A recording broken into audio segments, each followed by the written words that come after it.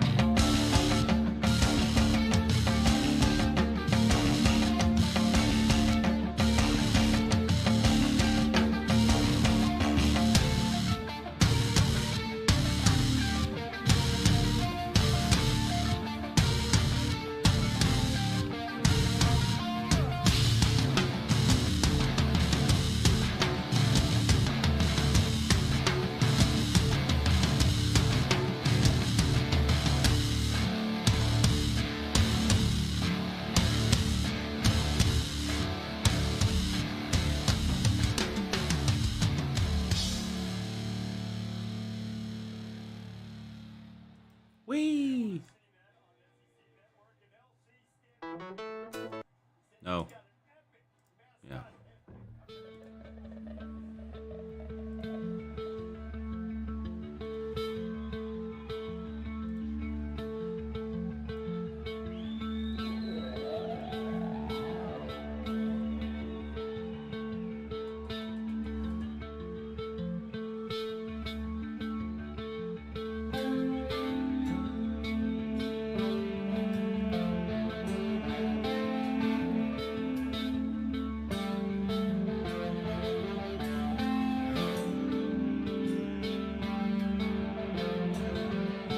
Of course I'm watching game day.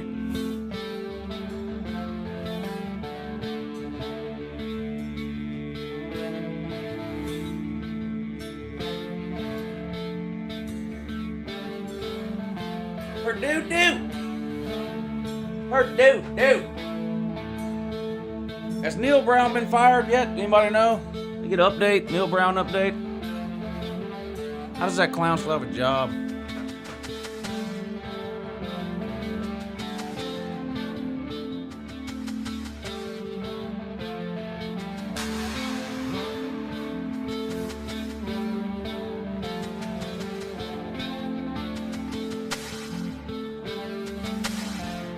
I took Penn State, which means, yeah, you probably should bet on Purdue.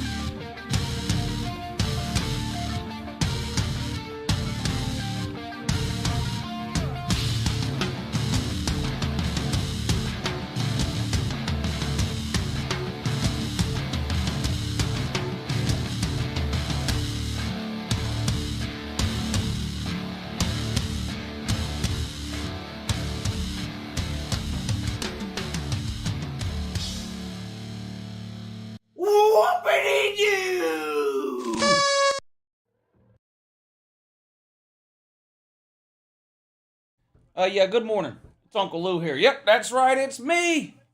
Uncle Lou live on YouTube for you.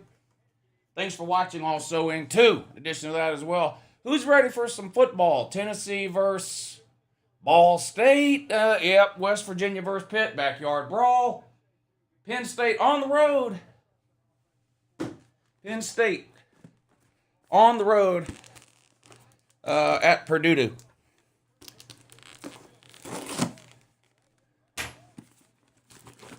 Facts.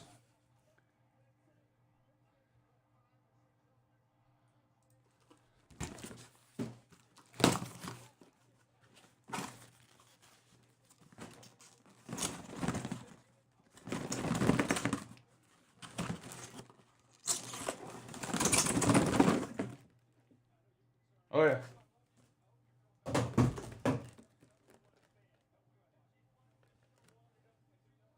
Purdue. Purdue. There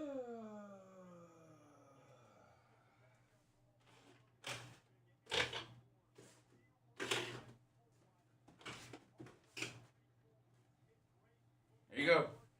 Purdue added to the wall. How's everybody doing? How's everyone doing? Everyone doing all right? Can y'all hear me okay? Let me know if y'all can hear me okay. Oh, you should be able to hear me just fine. Yep, should be able to hear me just fine. Who's here? Let's get this roll call. Savage Dog, Hoghead, Steve Jones, though. Bama fan, very original, sir. Lugnut Larry, Joshua Toporek, Ferris, Senor Dog, Edward Marzette. Yeah, how you momming them? Average Joe, okay. Matt Dummett. Let me fix this.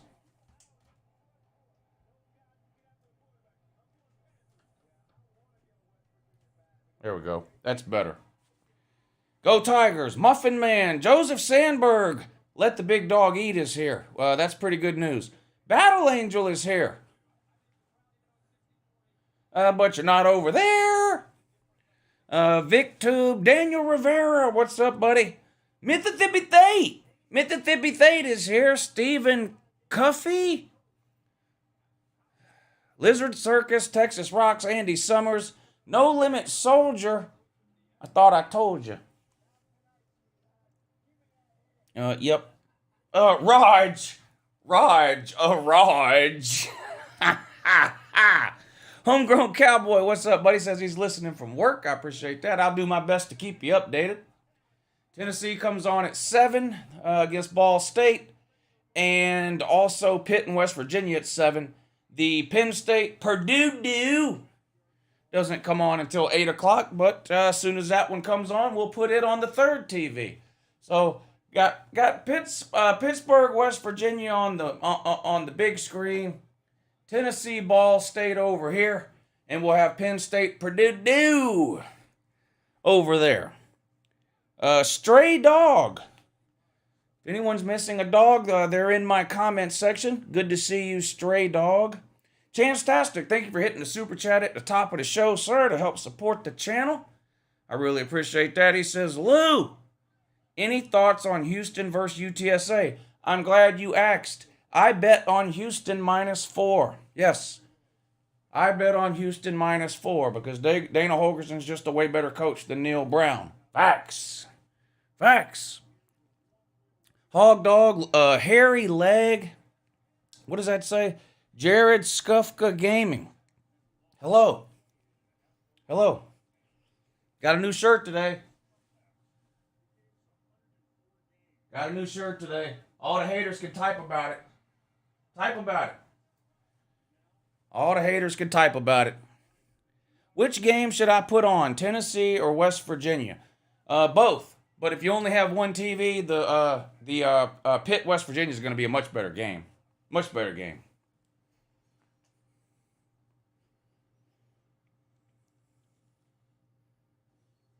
Yeah, type. That's a good idea. Don't forget to type. Everybody hit thumbs up. We're just a few minutes away from kickoff here. What time is it? 7 o'clock. So we're getting ready to kick off. Tennessee and Ball State in Knoxville. Pitt versus West Virginia. The rekindling of the backyard brawl after an 11-year break. Getting ready to get started at Pitt. Heinz Field. Yes, it's still Heinz Field. I don't care what insurance company name they changed it to. It's Heinz Field. So next week when Tennessee plays there, it's still going to be ketchup versus mustard. I don't care. Acrisure Stadium. I'm Acrisure. I don't give a fuck that they changed the name. Yep. Brandon Wyatt, thank you for the super chat, sir. He says, I hadn't been able to join many live shows since starting my teaching job, but I'm getting my woo fix.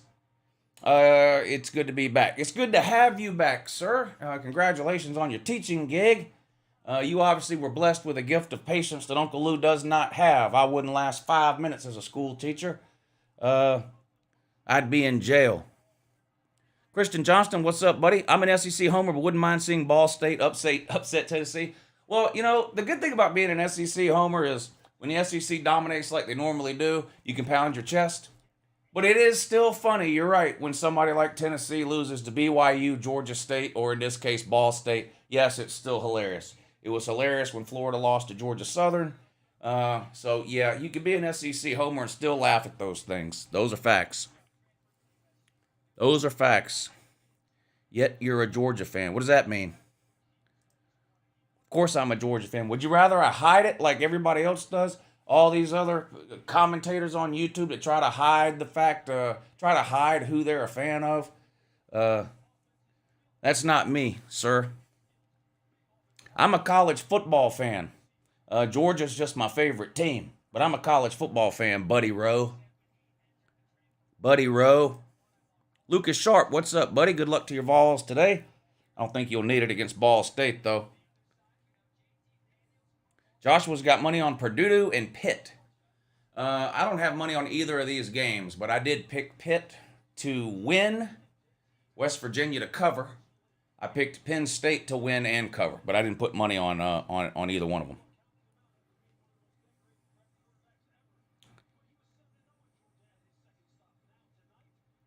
We won a national championship 8 months ago. I don't know if you've been in a coma or just mentally retarded or both.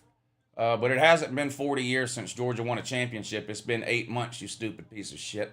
It's been 8 months. 888. Hashtag 2021.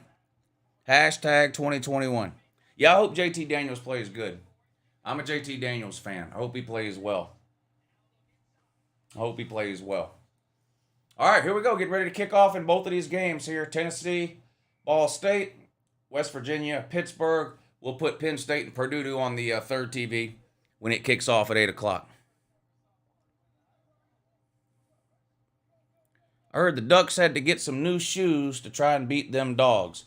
They better get some new something. They better get some new something.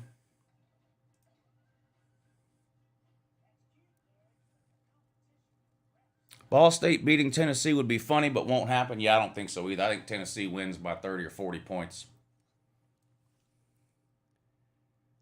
Tennessee probably win by 30 or 40 points. Well, just when they get ready to kick off, you know they got to take another commercial break. So we're in a holding pattern here. We're in a bit of a holding pattern.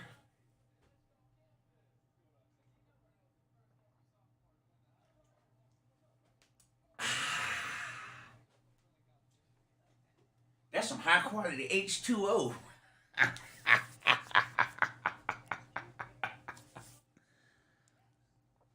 Are rivalries your favorite aspect of college football? Is one of them. That's one of them for sure.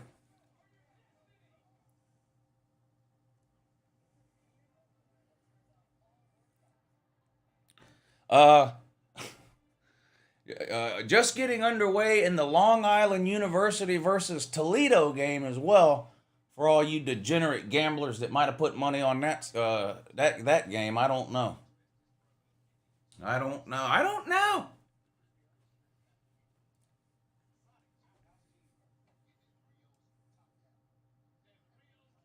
Auburn going 3-9 this year?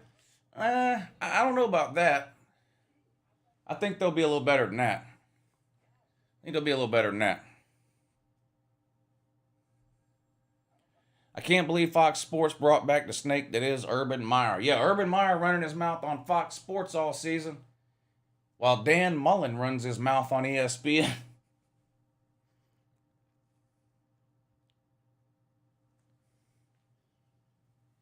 All right. Tennessee game here. Let's go. Tennessee is going to kick off to start the game. Ball State will receive.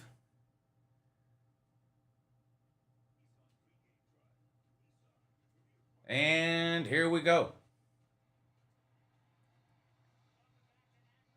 Taken out 1 yard deep in the end zone to the 15, out to the 20, the 25, tackled out of bounds around the 26 or 27 yard line.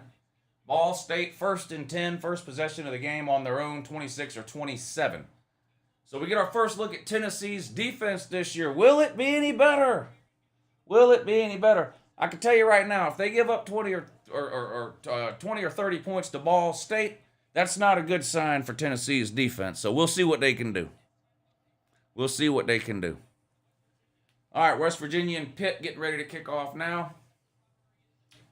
1st and 10, Ball State. They line up in a pistol formation on 1st and 10. Reverse. Oh, flea flicker reverse. Intercepted.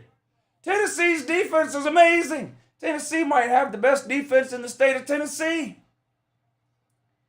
Ball State tried a reverse flea flicker and then threw it right to the Tennessee defensive back. Intercepted first play of the game for the Tennessee defense. Tennessee defense is no joke. They're going 100-0 now. Tennessee's going 100-0. All right, West Virginia got the ball first. It looks like a touchback. I wasn't paying attention. I was looking at the Tennessee game. So we'll get to see JT Daniels here on offense. 1st and 10 for Pitt on their own 25. Tennessee is going to have the ball 1st and 10 following that interception. And let's see, where are they? They are on the Ball State 23-yard line.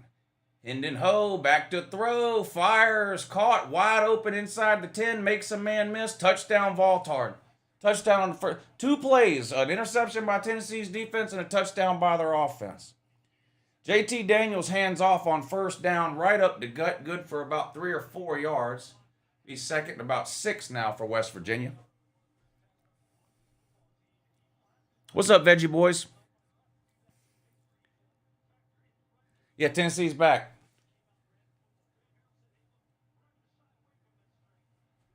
2nd and 7 now for West Virginia. JT Daniels in the shotgun. Ball is snapped. He's going to throw this time. Caught on an out route. Good for a 1st down. Needed 7. Picked up about 10 or 11. Moves the sticks. Nice throw by JT Daniels on the out route. Put it on the money. Wide receiver number 13, James, makes the catch. 1st and 10, Mountaineers. Yeah, Tennessee's back. It's official. They're beating Alabama and Georgia, going 15-0. Beating, let's see, they'll beat, who will they beat in the first round? They'll beat Clemson in the first round of the playoffs, and then Ohio State in the national title game. They'll be 15-0. Uh-oh, bad snap. JT Daniels running around. Gets rid of it. Oh! Wow. What a catch. JT Daniels bobbled the snap. I couldn't tell if it was a bad snap or he just dropped it, but he got a lucky bounce. Oh, he just dropped it. Lucky bounce right back into his hand, scrambled out to his left, and makes a perfect back shoulder throw along the sideline. Good for about 20 yards. Moves the sticks again. West Virginia's on a roll. 1st and 10, Mountaineers in Pitt territory, right around the 40. JT in a shotgun, back to throw, looking, swings it out to the running back, tries to make a man miss, can't, going to be upended for no gain. 2nd and 10 now for West Virginia. JT Daniels, Christ, is on a roll. Pitt is slow.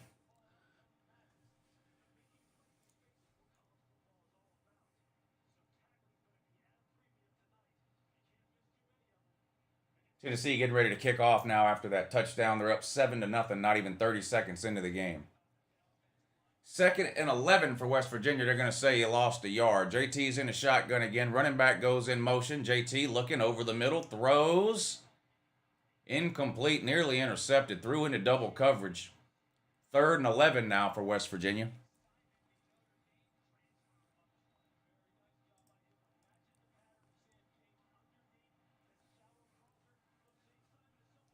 First and 10 now for Ball State after the Tennessee kickoff. Ball State got the ball to start the game. They threw an interception on their first play.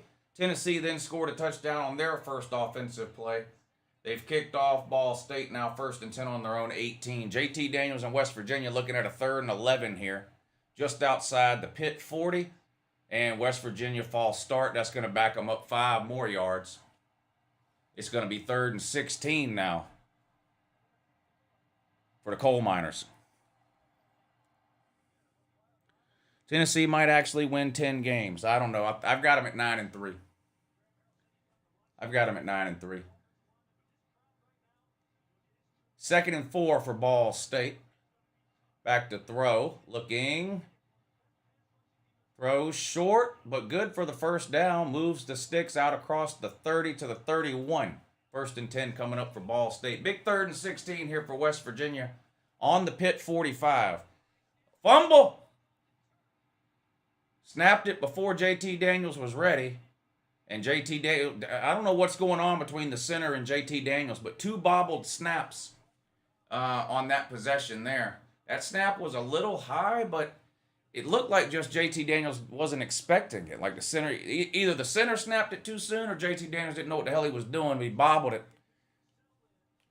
Luckily, West Virginia fell on it, and they're going to have to punt now on 4th and 18. So a promising drive for West Virginia stalls out and actually goes in reverse for the last couple of plays, and now they're going to be forced to punt it away. The kick is away. It's going to be fair, caught at the 11 or 12 yard line. Pitt's first possession will start there, 1st and 10 for the Panthers. 2nd and 9 now for Ball State. They're going to hand this one off up the middle, makes a couple of guys miss, spins, and falls forward for a couple of yards. 3rd and long, though, now for Ball State.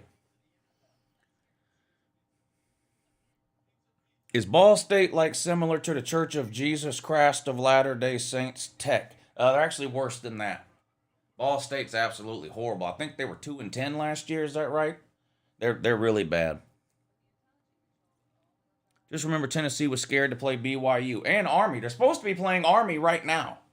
Tennessee's supposed to be playing Army right now. They backed out of the game because they're chicken shit. Scheduled Ball State instead because they're one of the worst teams in America. That's just a fact.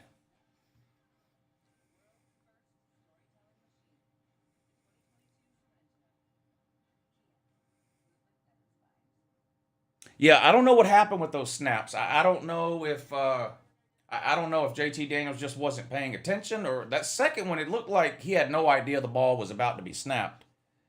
So I don't know what's going on. If it's maybe they can't hear, or if the center is messing up, or if JT is just bobbling a snap. I don't know. It's hard to tell. 1st and 10 for Ball State, trying to get to the outside. Can't really get around the corner. Does fall forward for a couple of yards. Looks like 2nd and 8 now for Ball State.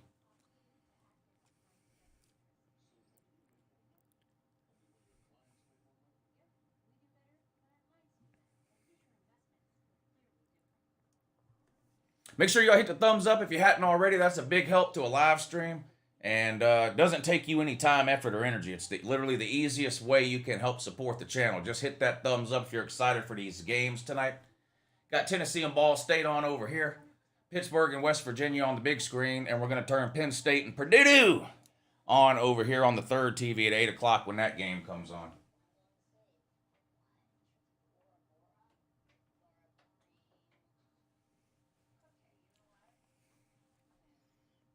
Thank you, Chiquita. Score for the Penn State-Purdue game. I'll let you know the score when it starts.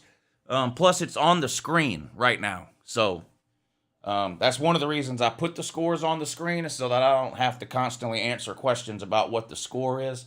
But since the game doesn't start till 8, the score is currently 0-0. Oh, score prediction for the game. I don't know. I took Penn State -3. But that game could go either way. Aiden McConnell is no joke at quarterback, and if Purdue can find a couple of wide receivers to replace what they lost from last year, and Penn State's not able to get any pressure on him, if they let Aiden McConnell sit in the pocket, Purdue will pick them apart. But we'll see. But I did pick Penn State. 1st and 10 for Ball State in Tennessee territory now. Incomplete pass on 1st down. They've got the ball on the Tennessee 38. 10:06 to go in the 1st quarter. 2nd and 10 coming up for Ball State. So, nice little drive here for Ball State. Yeah, I'm pulling for JT this season, too. I hope he has a good year. All right, here comes our first look at Pitt's new offense. Of course, they got Keaton Slovis, transfer quarterback from Southern Cal after Kenny Pickett left for the NFL.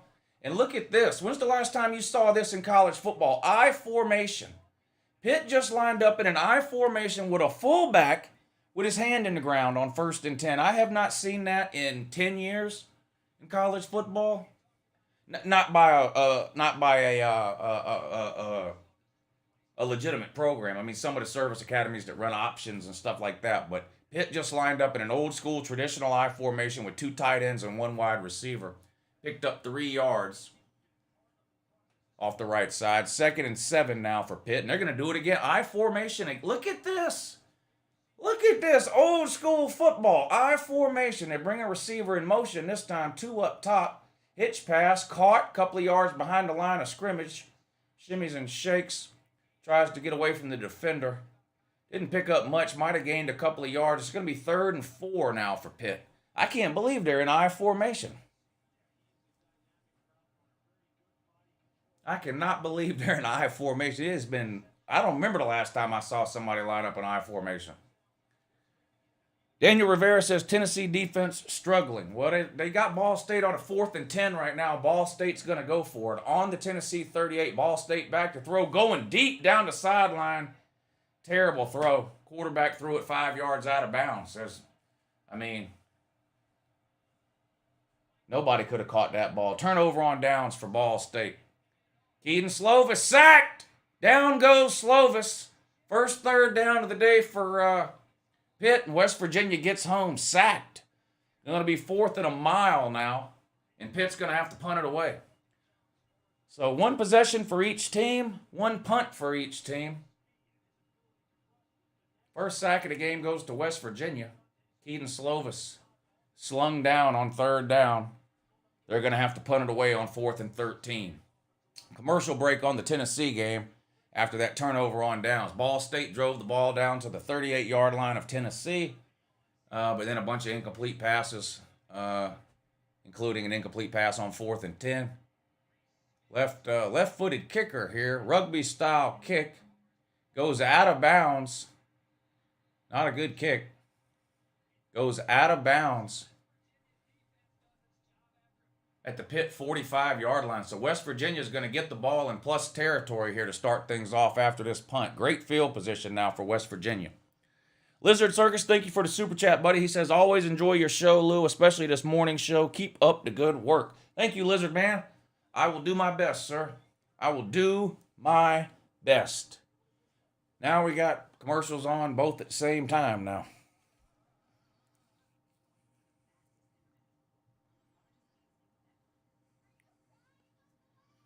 Where's your mustard bottle? Well, it's right on top of the Tennessee helmet. Where else would it be?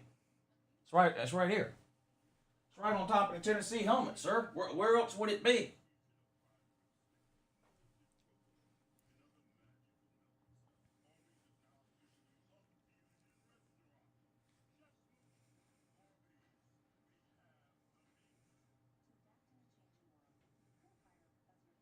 Penn State's going to lose tonight, says Carson. They could. This could be a good game. That should be a great game, actually.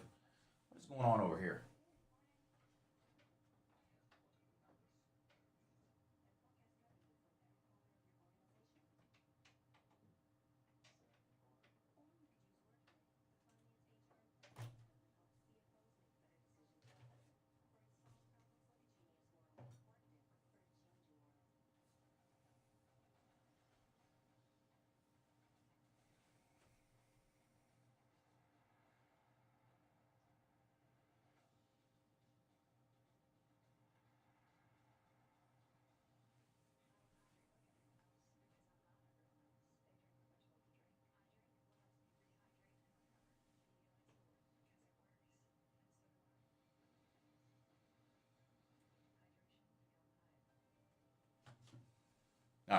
There we go.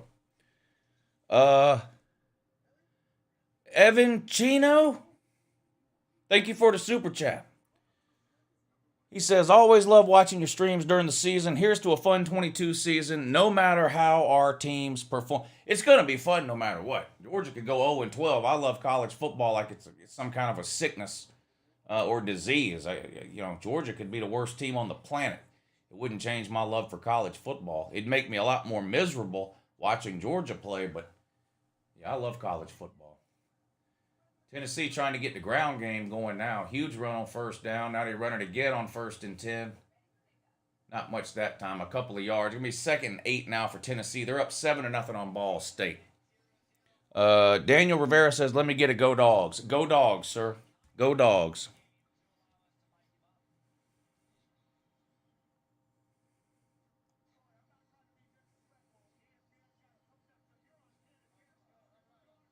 What's up, Big Dog Bob? Good to see you in here, buddy. Make sure y'all subscribe to the channel if you're not. I post pointless, barely watchable college football videos almost every single day of the year, year-round. So hit the subscribe button if you're new around here. We have a lot of fun with these game streams. I do a bunch of live streams every week, call-in shows, all kinds of stuff. Make sure you subscribe if you're new. Hang out with us.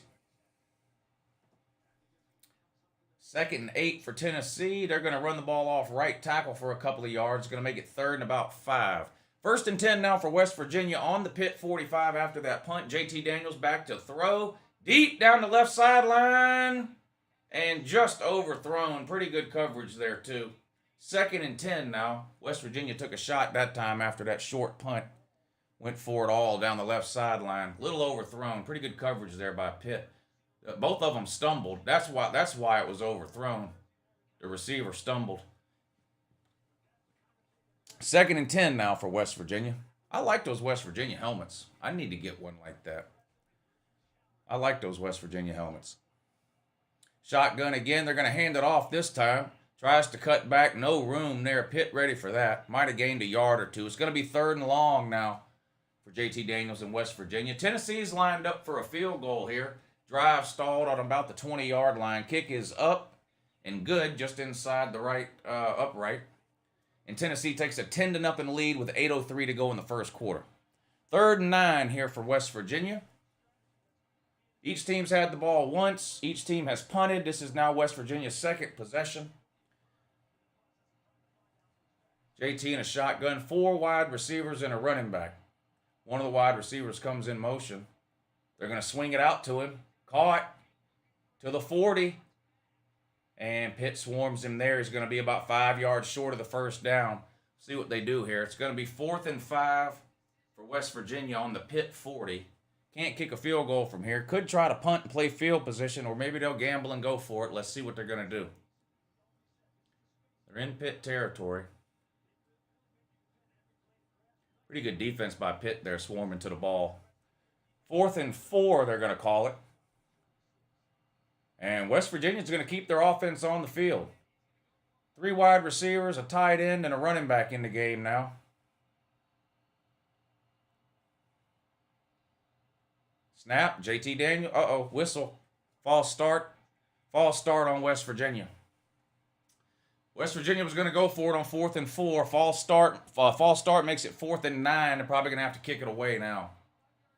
I would assume they're going to have to punt now. Dogs Fan Senior, thank you for the super chat, buddy. He says the artist formerly known as Stephen Roberts has changed his name. Oh, Stephen Roberts. Good to see you, buddy. Talking too much on other channels. New name, same asshole. I hear you. I hear you. Team asshole for the win, sir. Team asshole for the win. Yeah, West Virginia's going to punt it away now. 4th and 9. Disappointing drive for West Virginia there after getting that great field position. Blew it. Couldn't do anything offensively. Now they're kicking it back to Pitt. Pitt's going to let this one drop. Whoa. Wow. Down at the inch line. I mean the inch line. Not the 1 yard line. Down at the absolute inch line. Wow. Look at the backspin on this ball when it hits. Boom. Wow.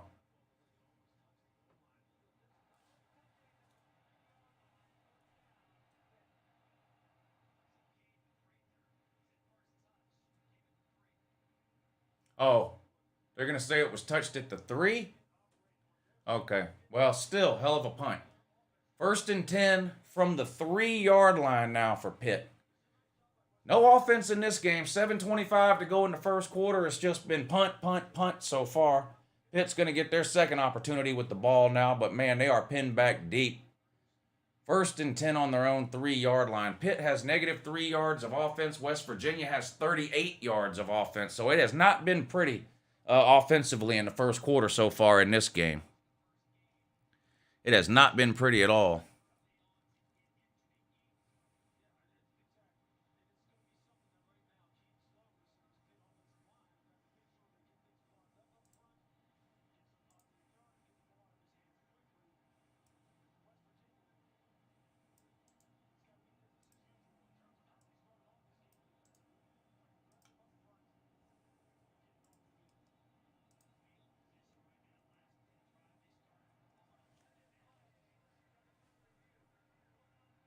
Oh, man. See, this is why college football games take 4 hours to play. Now they got to do a 10-minute review on where to spot the ball following this punt. I mean, this is just ridiculous. Just line up and play ball. This is insane. This is absolutely insane.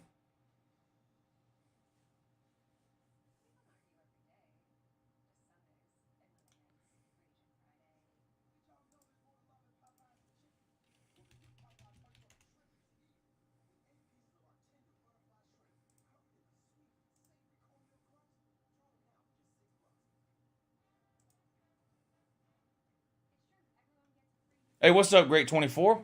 Trevor, Ryan Jordan, Decline, Muffin Man, Keith, Average at Best, Ryan Jordan, Colby Bumgarner, Sports Come Up, Donovan, Joe Doman, Pastor Dave. Holy moly, good to see you in here, Pastor Dave. Ballin' with AC, what's up, buddy? Corey, Joseph Sandberg, Liam. Good morning, Liam. Good to see you in here, buddy.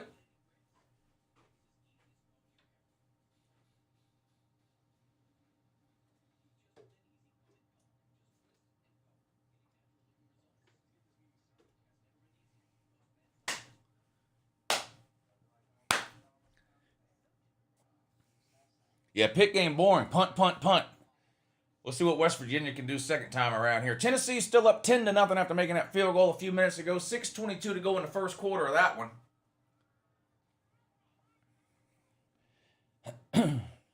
It's football season and we're the reigning champs. Feels like money, says Keith. Yep, we are the reigning champs. Georgia is your national champion for now. We'll see what happens this season. On to the next one now, though.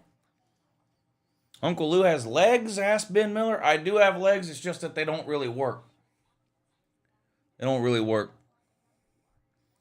Uncle Lou, have you received that lawsuit from Ohio State yet? Still waiting. Still waiting. They claim they own the word "the." Well, I'm the Uncle Lou, so drag me into court if you want to.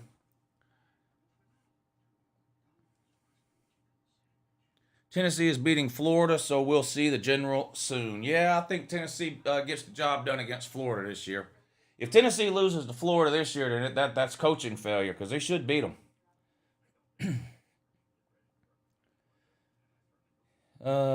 Uncle Lou, is Bo doing figure eights Saturday? Oh, yes. Yes, that's his game plan for every game he's ever played. Talking about Bo Nix. Yeah, he's going to be running around like a chicken with his head cut off like he has the other 3 times he played Georgia and toted giant L's.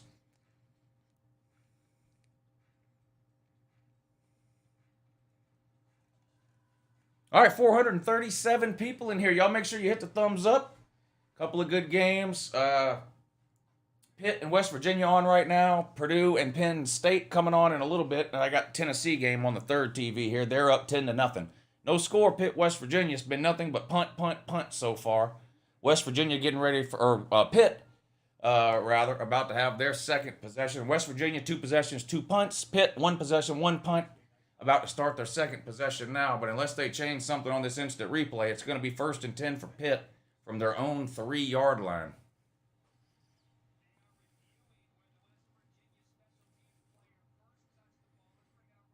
Central Florida up 14-0 over South Carolina State. Oklahoma State and Central Michigan tied 7 apiece. Central Michigan actually beat Oklahoma State a few years ago. All that, and they put the ball right back where they had it to start with. Just, they do this just for extra commercials. Slovis under center this time. 1st and 10. That's going to be a false start on Pitt. Back them up 1.5 yards. Half the distance to the goal line. They're on the 3. I'm not a scientist, but I do know that half of 3 is 1.5. 3 minus 1.5 is 1.5. So it's going to be 1st and 11.5 for Pitt from the 1.5 yard line. And hopefully that makes perfect sense to everybody. Liam says, good morning. I'll be in the Bend Saturday. Go Dogs. All right, man. Have fun. I'm sure you will. Get us a win. Get us a win. I'll be right here in my mom's basement working all day Saturday. I formation again. Boy, Pitt is killing me with this I formation. Run up the middle to the fullback this time for about 4 yards. Gets it out to around the 5. Oh, it's going to be 3rd and about 7 or 8 now. For, second and about 8. 2nd and 8 now for Pitt.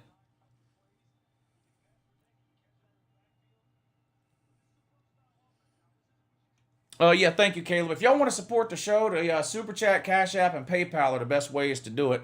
Super Chat's right below the comment section. I'll post here's the PayPal link. Where is it? Here's the PayPal link. And here's the Cash App link. If you have PayPal or Cash App and you want to support the show, that's a great way to do it.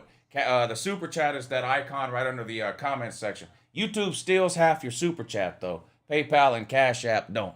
You can attach a note, a question, comment, troll attempt, whatever you want to any of those, and I will be happy to read them and respond accordingly. Yes, I will respond accordingly. Believe that. If you're looking for attention, I will give it to you. Sir UJ, thank you for the Cash App. He says, Pitt wipes their ass with West Virginia football jerseys. Yeah, these two teams hate each other. And not just the two teams, like the two schools themselves don't even like each other.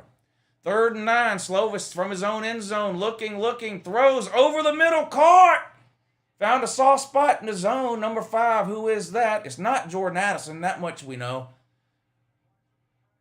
All day to throw, sat back there 5 yards deep in the end zone for an hour or so, made a ham sandwich, ate it, digested it, shit it out. That gave the wide receiver plenty of time to find a soft spot in the zone about 20 yards downfield, and that's Pitt's best offensive play of the day by far. Gets them out of the shadow of their own end zone. 1st and 10 now for Pitt on their own 24-yard line. Slovis under center again. Play action pass, back to throw towards the sideline. Another wide open receiver makes the catch about 15 yards downfield. It's going to be another 1st down. I don't know what West Virginia's doing with this soft coverage, but they better figure it out quick, fast, and in a hurry. Quick, fast, and in a hurry.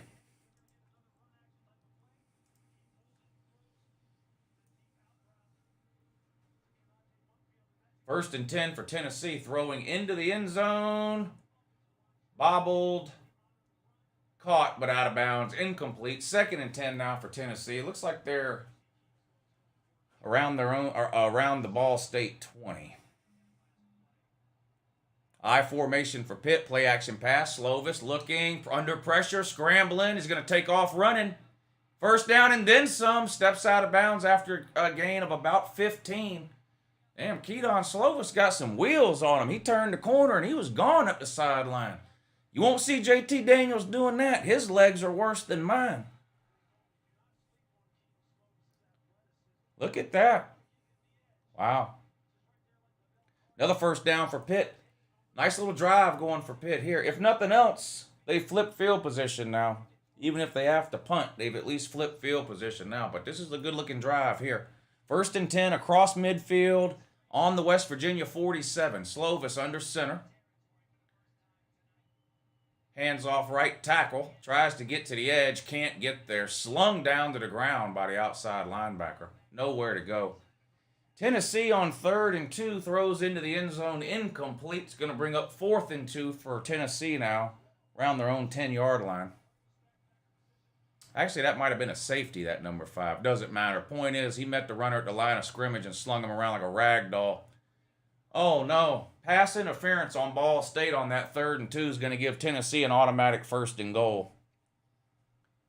Ball State shooting themselves in the feet there. 2nd and 9 for Pitt. Slovis in a shotgun all by himself in the backfield. Bunch of wide receivers this time. Snap, back to throw, sits in the pocket. Wide open over the middle again. These West Virginia wide receivers are running around these Pitt wide receivers are running around like there's nobody there. I don't know what West Virginia's doing with this soft coverage. I mean, these defenders are 10 and 15 yards off the wide receivers. This guy, there was nobody in the same zip code. Soft-ass West Virginia defense. Kleenex defense. Touchdown, Tennessee. Is that Hendon Ho? I believe that was Hendon Ho on a quarterback keeper. Yeah. Hendon Ho with a quarterback run. It's 16-0 Tennessee with the extra point coming up. 1st and 10 for Pitt on the West Virginia 31. By far the best drive of the game from either team here. Slovis back to throw on 1st down. Scrambly. Oh, hit and drop. Dangerous hit, too. Looks like he's okay. He got hit kind of low and from behind, but he bounced right up. But, man, that could have been bad news for Pitt. Not a dirty play. It's just that, Slovis didn't see that coming, and he got hit kind of on the outside of his knee there. But he bounced right up, no problem. 2nd and 13, 3-yard loss with that sack. Nice play by West Virginia that time.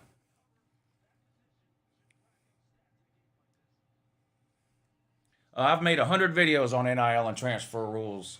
Right now we're talking about actual football games. Hand off, right tackle, nice hole. Closes up pretty quick, though. Gained about 4 or 5. Going to be 3rd and long now for Pitt. Around the West Virginia 30. So we'll see what happens on this 3rd down, if Pitt can keep the drive alive or what they're going to have to do. Ball State toying with the ball. Stop it, man. Ball State's horrible. Horrible. Pitt and West Virginia have a lot of small players on offense and defense, says Sir UGA man. Gator fan here for week 1. Only on Uncle Lou's channel. All you guys are awesome. Thank you, Jimmy. You're not so bad yourself, buddy. You're not so bad yourself. Hey, what are y'all eating on while y'all watch these games? Guess what I made today? I'm so proud of myself. I made homemade chicken and dumplings today. God, they were so good, too. They were so good. I might go make a bowl and bring in here and show y'all in a little while. Oh, my God, so good. And when I make chicken and dumplings, I don't give a shit what the recipe says about how much dumplings to make. I double everything. So it says whatever it says, 2 cups of Bisquick and 2/3 cup of milk. I do 4 cups of Bisquick and a cup and a half of, I make twice as much dumplings. I did 3 chicken breasts and twice as many dumplings as you're supposed to. And my God, it's so good. It's so good.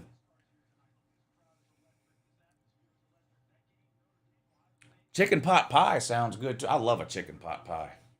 I love chicken pot pie.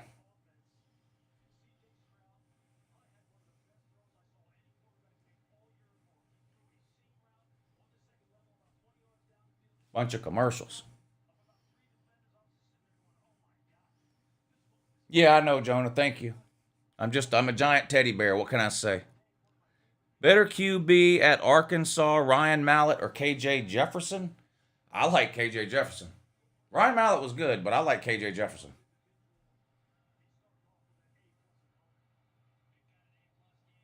3rd and 8 for Pitt now on the West Virginia 29. Slovis in a shotgun by himself. Back to throw. Sits in the pocket. Fires. Caught, but well short of the 1st down. It's going to be 4th and about 4. I believe they're in field goal range. Yeah, here comes the field goal crew. We might actually see some points in this game. I don't know. We might actually see some points.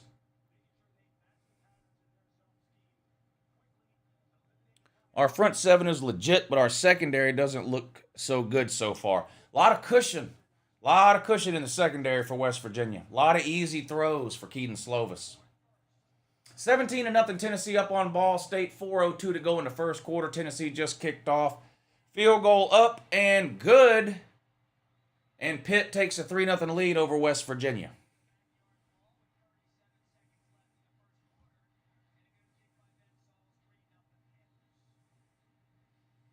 Nothing like $1.25 Progresso soup. You know what?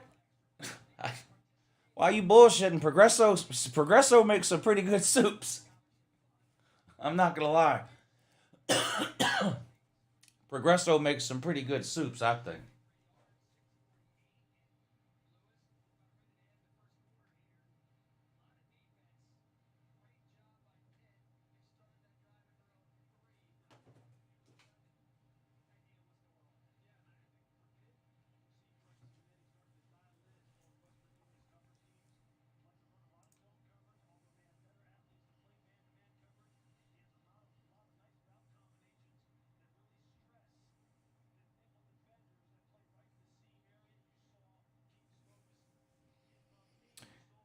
Yeah, Campbell's is usually what I buy because that's what I was raised on, at Campbell's soup. But Progresso does make some good soup.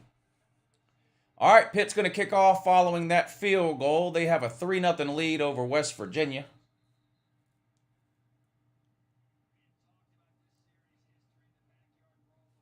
That was a 97-yard drive. Well, not a 97-yard drive. They didn't score, but Pitt started on their own 3-yard line, got all the way down to the West Virginia 29.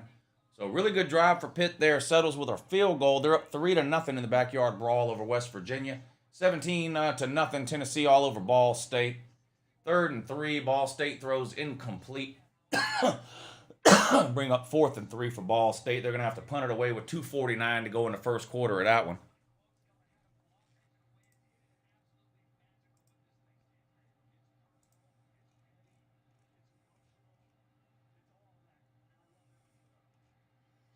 Terrell G, thank you for hitting the PayPal link, sir, to help support the channel. I really appreciate that. Thank you, Terrell.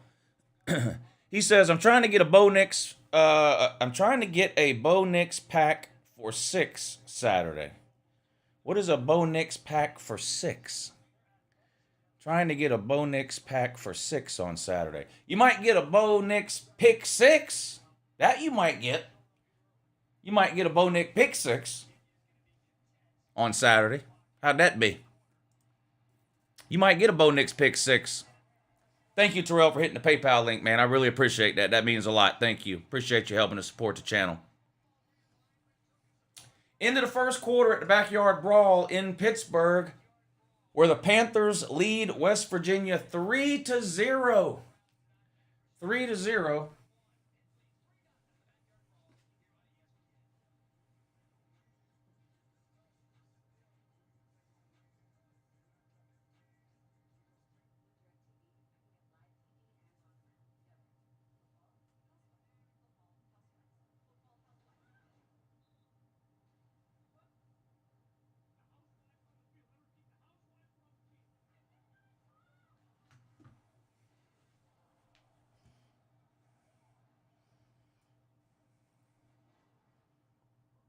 Blow Dick's pick 6. It could happen.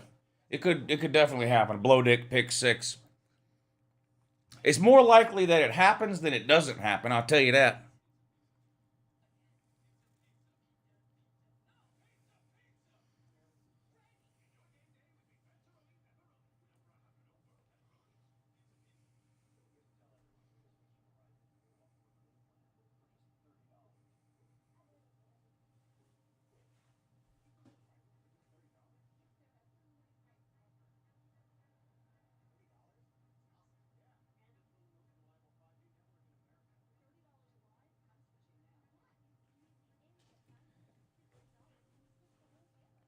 Bo Nick's been hit harder than the economy. Damn. Oh. Is that true? That's terrible. That's true. Well, it probably is true. It probably is true. Now that I think about it, it probably is true.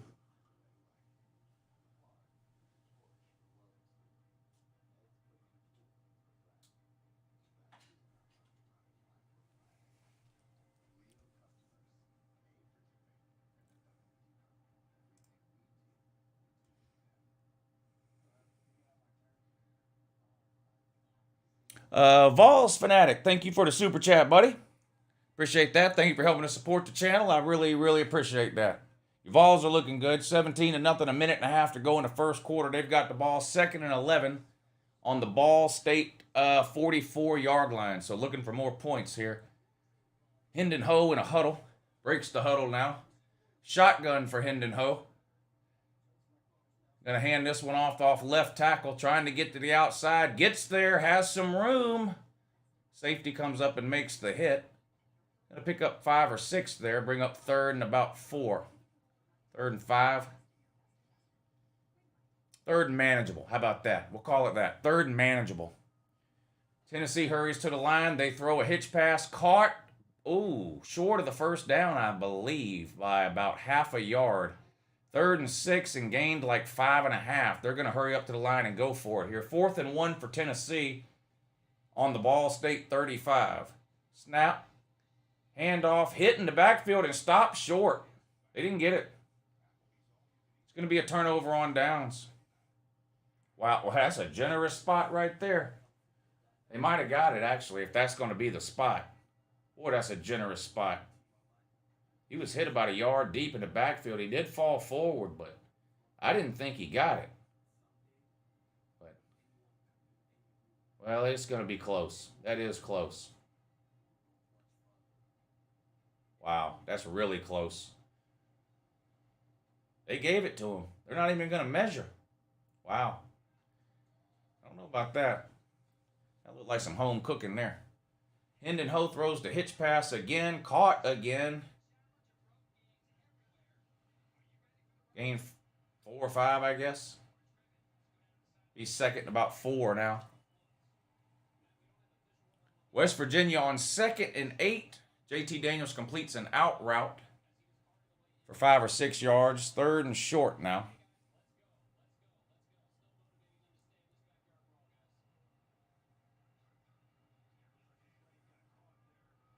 Third and 3 for West Virginia. On their own 32-yard line, they trail 3-0. JT Daniels Christ in a shotgun. That might be on Pitt. I don't know. The right tackle moved, but he might have been drawn off. I don't know. I don't know what they're going to call here. It's either going to be a false start or offsides. Let's see. Oh.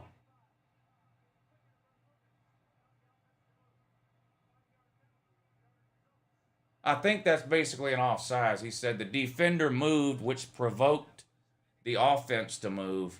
Yeah.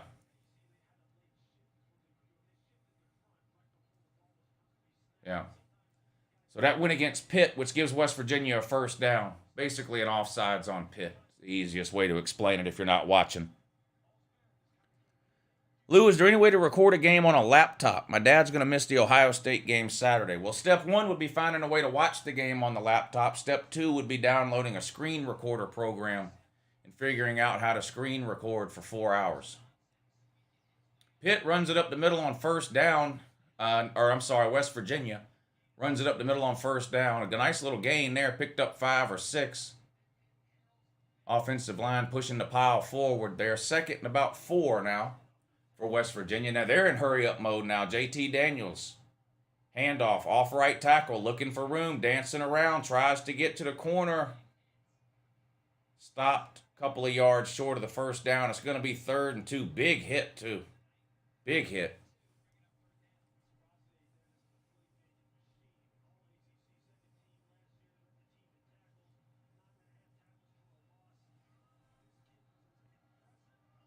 Hey, what's up, Kurt?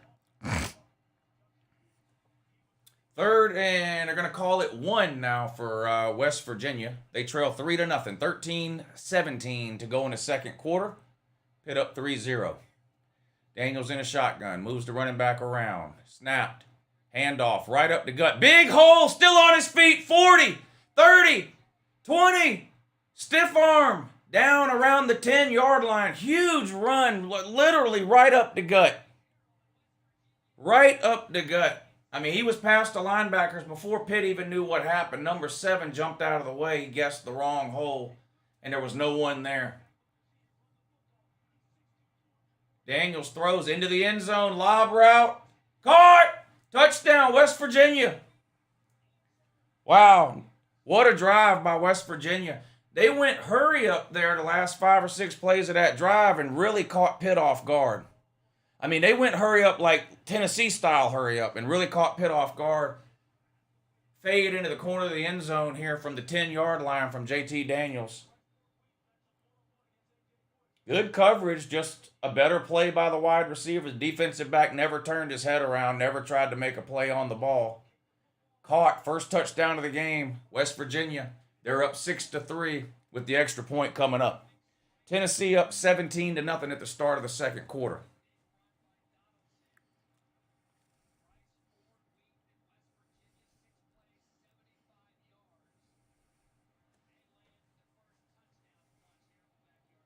Here comes the extra point. West Virginia's lined up. Snap, hold, kick, right down the middle. And West Virginia's now up 7-3. And Tennessee just scored again. No, first and goal. First and goal. Yeah, first and goal for Tennessee. They're up 17-0.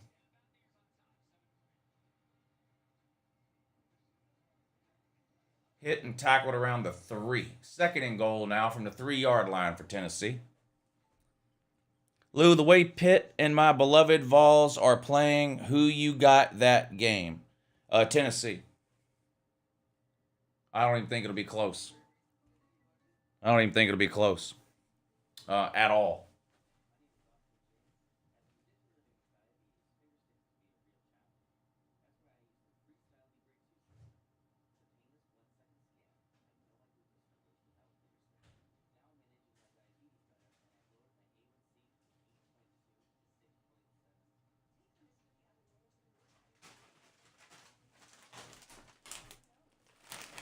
Okay, Stacy's bagel chips.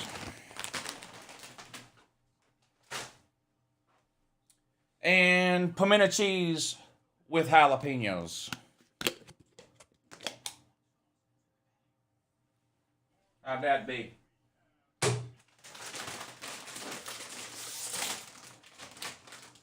I'll let you know in just a second how that be.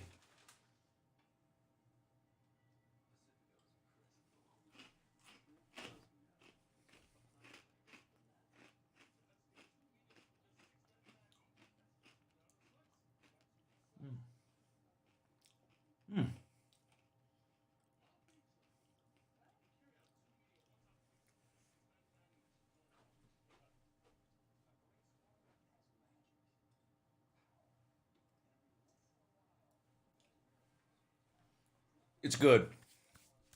It's good. It's real good.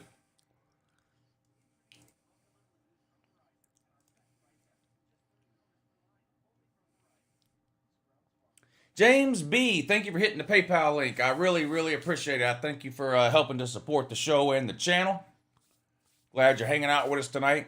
He says, support the show. I agree with James B. Thank you, James. I appreciate that. And Wyatt R., thank you as well, sir. He says, good morning, Lou. Love your content. I got 2 questions. 1, what are the odds the Gamecocks lose week 1 in your honest opinion? I don't think they're going to lose. I think they're more likely to cover the 13 than they are to lose. They're 13-point favorites. I don't think they're going to lose. Now, I think you're losing in week 2 and week 3, to be honest with you. I think you got to play week 2 on the road at Arkansas. I think you lose that one. Week 3 at home to Georgia. I think you lose that one. Number 2, who do you think is an overlooked team that could make a shocking trip to the playoffs? Miami. I have Utah 4th in my ranking right now. It would be shocking to me if any Pac-12 team made it. So Utah, Miami. I don't know. I think those are the 2 most likely shocking teams that aren't one of the like just usual teams that gets in every year. You know. Thank y'all for helping to support the show with that PayPal. I really appreciate that.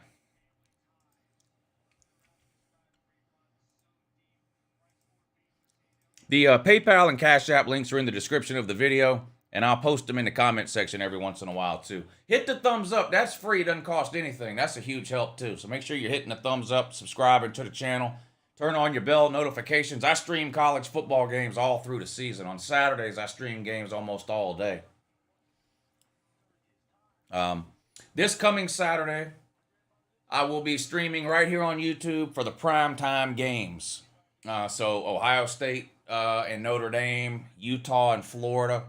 At 3:30, I'm streaming, but that's on my Patreon page. So if you want to check out the Patreon page, the link's in the description of the video. But I always stream one time slot every Saturday on my Patreon page, and then sometimes I'll stream a second time slot on YouTube, and that's what I'm doing this Saturday. So live stream this Saturday at 3:30 on Patreon, and prime time right here on YouTube. I'm also streaming the Florida State LSU game Sunday night. 1st and 10 now for Pitt, trying to answer that West Virginia touchdown. They trail 7-3, 12:40 to go in the second quarter. Slovis in a shotgun. He's going to hand this one off. Up the gut. Wow. Wait, Jesus. Ran that West Virginia player over. He had him on roller skates. Nice gain on 1st down. Picks up 7 or 8 yards. It's going to be 2nd and short now for Pitt.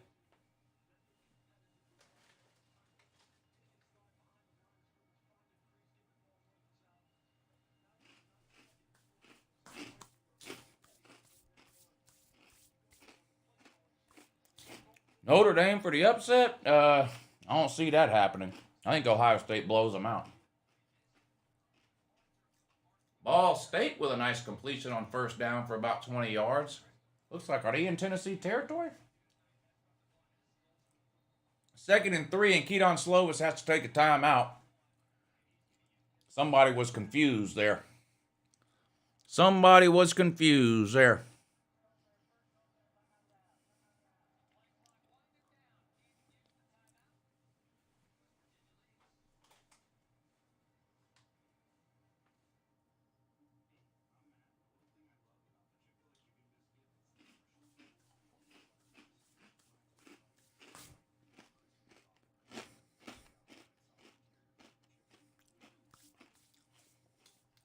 Your TV is way behind. No, YouTube is on a delay, sir. Or maybe you're living in the future. I don't know. 2nd and 6 for Ball State.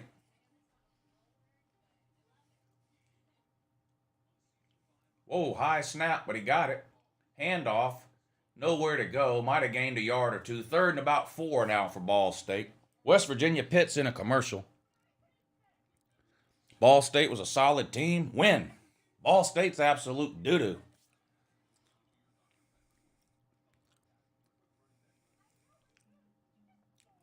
Of course, Nate.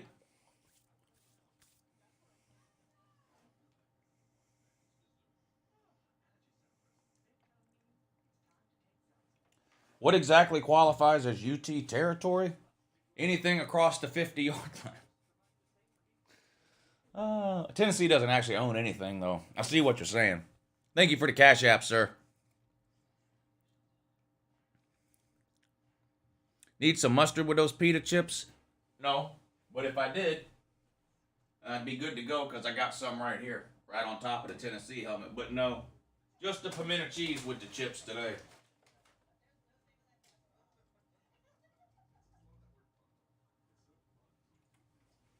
Let me go get a napkin.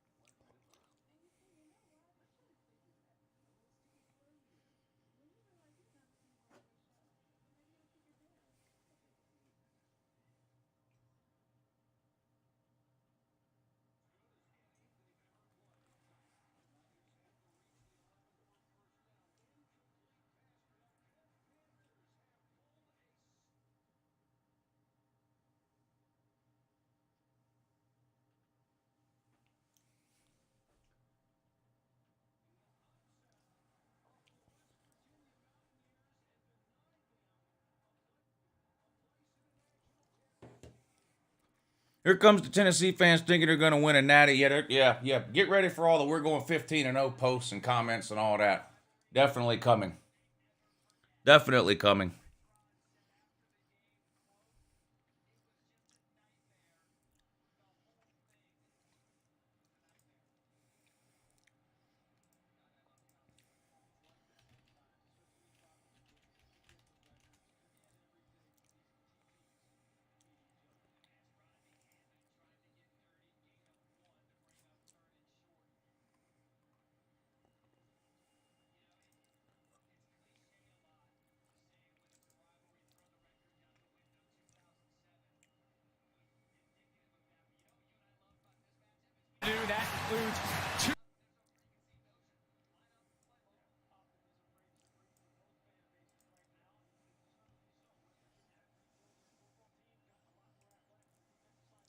Penn State and Purdue getting ready to kick off, too.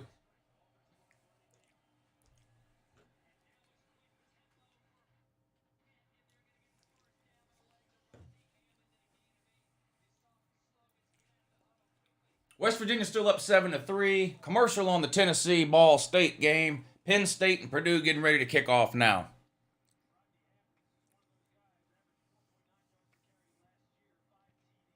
Yeah, Bo Hutton, I think 9-3 would be a great year for Tennessee. A great year. Thoughts on line Alabama, Utah State? I don't like playing lines that are that big. I mean, Alabama can beat Utah State by as much as they want, but you just don't know what's going to happen in the second half and the fourth quarters of those games when you start putting the backups in. Oh, intercepted, but he was out of bounds, I think. Yeah, intercepted by West Virginia, but out of bounds. Not a good decision to throw that ball by Keaton Slovis. Not a good decision at all. At all.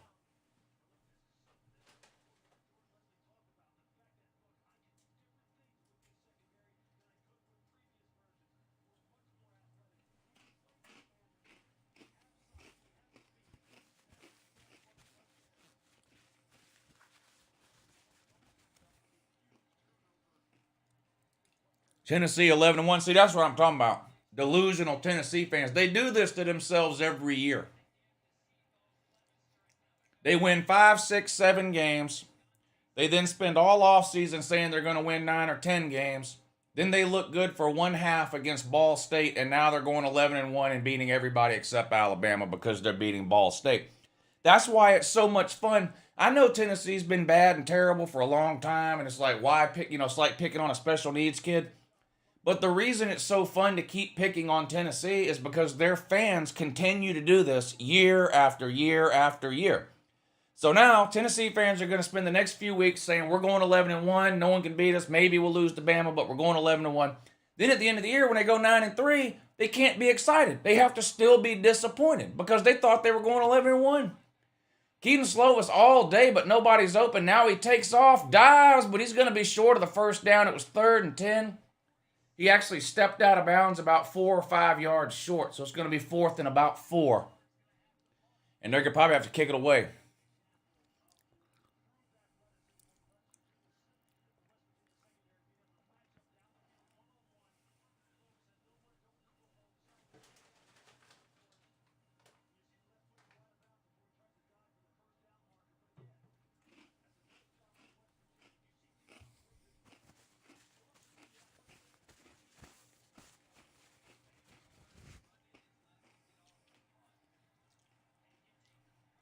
Great punt. Great punt down at the 1-yard line. So West Virginia's going to take over 1st and 10 from their own 1-yard line. 24-0 Tennessee up over Ball State with 9:25 to go in the second quarter. West Virginia still up 7-3 over Pitt. And Purdue and Penn State just getting ready to start.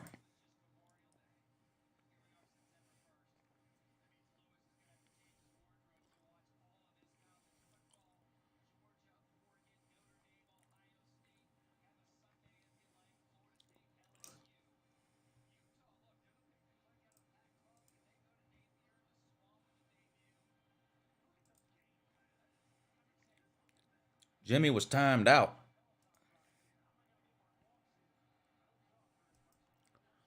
You really a bitch-ass phone selling fraud. Someone timed you out, Jimmy. Bitch-ass phone selling fraud. You need a phone or something?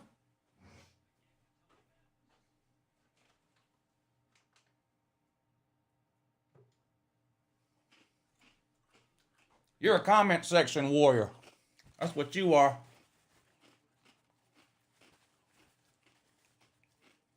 You're invincible when you're drooling all over your keyboard.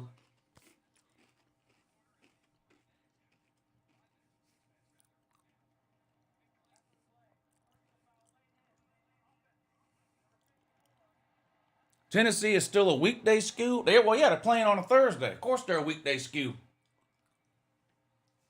2nd and 10 for Tennessee. Pass was complete for a few yards. It's going to be 3rd and 6. 3rd and 5 in a shotgun. Hendon Ho back to throw deep down the left-hand sideline and overthrew it by 14 yards. Saw that 1,000 times last year. I don't have the volume on the Tennessee game. Can anybody tell me what what number is Brew McCoy?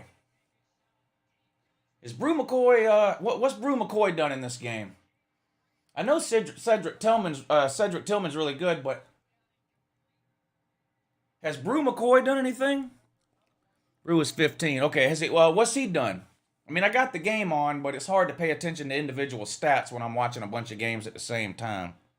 Has he done anything? Penn State Purdue is underway. 1st and 10, Penn State. Purdue kicked off to start the game. Penn State now has the ball after a touchback. 1st and 10 on their own 25. First play of the game is a handoff right up the gut for about 2 or 3 yards. It's going to be 2nd and 8. He does have a catch. Well, this is a mess in this Pitt, West Virginia game.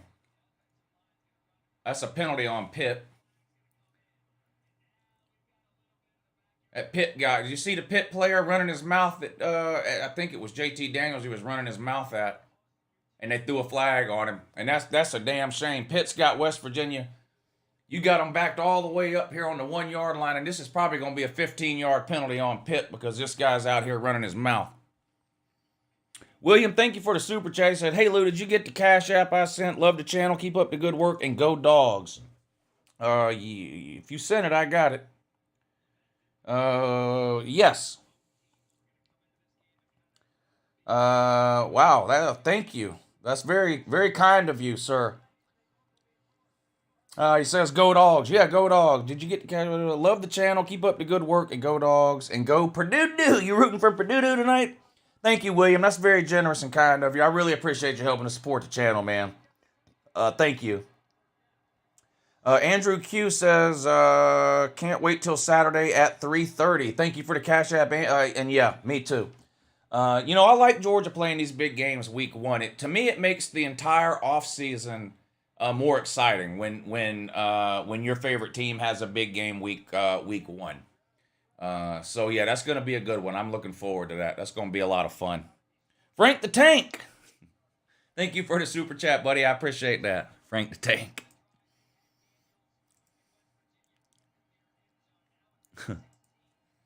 First and 10 after that penalty now. West Virginia going deep on 1st and 10. Oh, had a receiver hit him in the hands and he dropped it. Probably should have been caught. Pretty good throw by JT Daniels. Christ.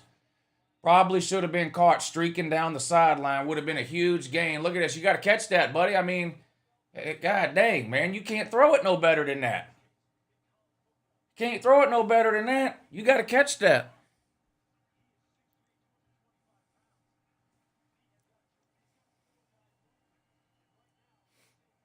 Purdue with the ball now. Penn State punted. And Purdue is up around their own 40 or 45. Tennessee still up 24-0. Incomplete pass on 2nd and 10 makes it 3rd and 10 for West Virginia now. Aiden McConnell in a shotgun for Purdue. 2nd and 2, 13.5 minutes to go in the first. No score. Back to throw. Slant. Caught. Good for a first down right at midfield. Purdue driving up near midfield, their first possession of the game. 1st and 10, Purdue. I know you are favoring Ohio State without even asking, but I love your humor. Biggest game opening week by far, Ohio State, Notre Dame. Yeah, that's a huge game. Two of the biggest brands in all of college football. Incomplete on 3rd and 10, way down the left-hand sideline. So Pitt defense with a pretty good stand there after that stupid penalty they had in the end zone. Forces West Virginia to punt. So Pitt's going to get the ball back with about 8 minutes to go, and they trail 7-3.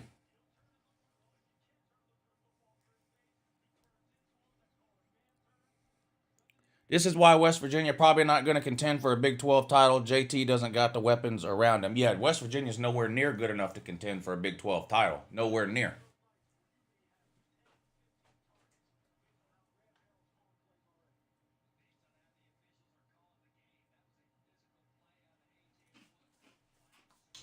I mean, West Virginia's barely good enough to compete for a bowl game. Woo!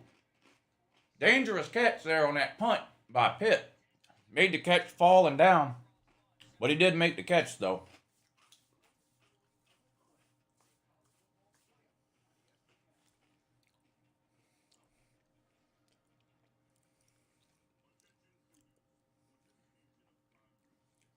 How's Tennessee playing? They're good. Offense is about what you thought it would be.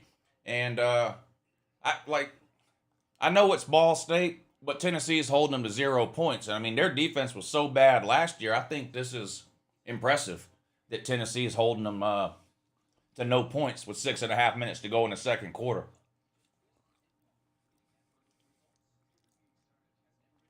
I mean, I'm not trying to, Tennessee's not going to have a top 20 defense or anything like that, but after the defense they had on the field last year, this is not bad.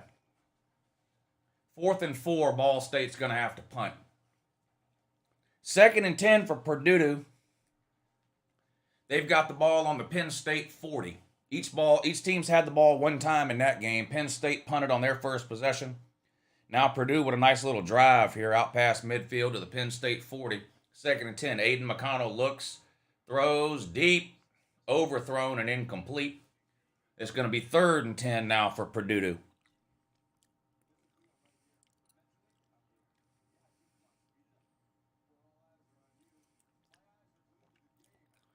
Yeah, if you want to cry about politics, you can go do that somewhere else. No one cares about your Biden derangement syndrome. We're talking football today. You're the exact kind of person that bitches, whines, cries, and complains about how people need to leave politics out of sports. And then you show up in every fucking sports stream you can find and start crying and wiping your pussy about every political complaint you have.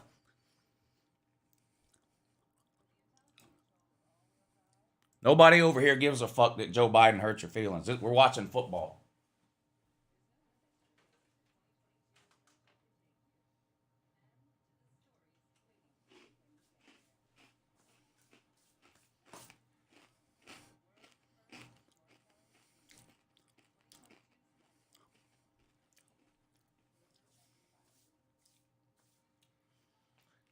Purdue forced to punt after driving the ball down to the Penn State 40. Kick is up.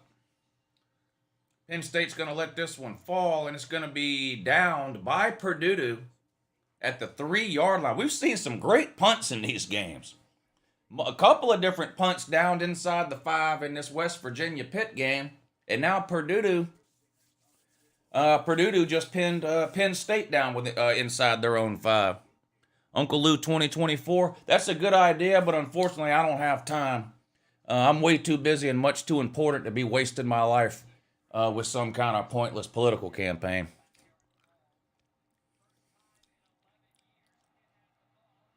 Big ups to Richard. Did he sell his Mustang?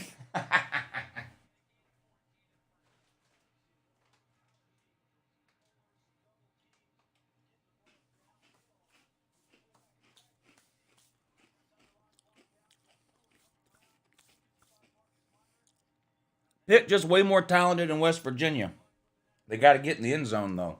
Yeah, it doesn't do any good to be more talented if you can't score any points. Pitt's offense has been pretty bad. See what they can do here with pretty good field position. 1st and 10 for Pitt on the West Virginia 41. And here come more flags and another false start. Boy, there's been a lot of penalties in this game. Already a lot of penalties in this game. You ready for them Ducks on Saturday? Of course.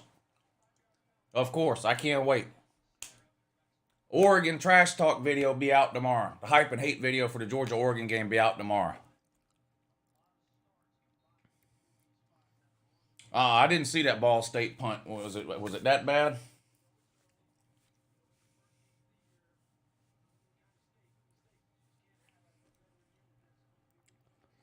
Can't wait for Ole Miss to hire Kirby Smart as DC. I hope you're a patient individual because you're going to be waiting a long time for that to happen. Slovis back to throw. Caught. Oh, he put it on the ground. West Virginia ball. Man, the Pitt guy caught the ball, like squeaked through 3 West Virginia defenders, had nothing but green grass in front of him, and literally just dropped the ball for no reason. Wow. Turnover. West Virginia ball. Would have been a big play for Pitt. Instead, it's a turnover. And West Virginia's going to have the ball. Look at this. Look at that. What are you doing, son? Wow, look at that. Jeez. Not good, Pitt, man. Not good. 706 Dog, thank you for the super chat. He says, I got a feeling General Voltar will be back this year, Tennessee-Florida game. I have the same feeling, sir. I have the exact same feeling.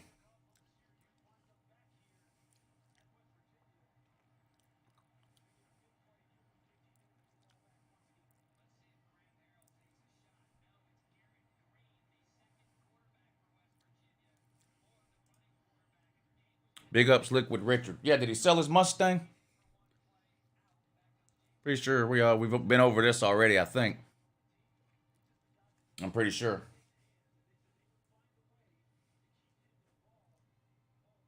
Tennessee threatening to score again in the red zone. Pass complete around the 10-yard line. Out of bounds around the 7-yard line. It's going to be 2nd and about 5 for Tennessee. Inside the 10-yard line. 2nd and 5 for West Virginia now. They lead 7-3. Hitch pass complete. Looks for a blocker. Oh, now he fumbled the ball. Now Pitt's got the ball.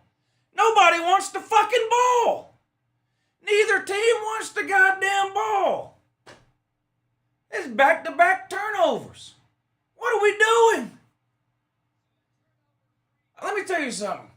These are 2 sloppy-ass offenses right here. These are 2 shitty offenses. I don't know how else to say it. These 2 offenses are absolute dog shit. Wow.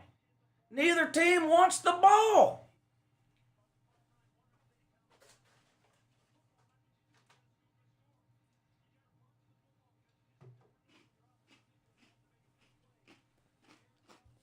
Damn. Pitt's going to have great field position again. Let's see how they figure out to squander it this time. Tennessee scored again, 31-0, 4.5 minutes to go till halftime.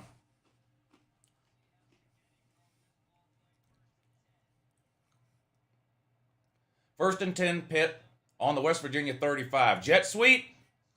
Didn't fool anybody. Might have gained 2 yards. West Virginia was ready for that.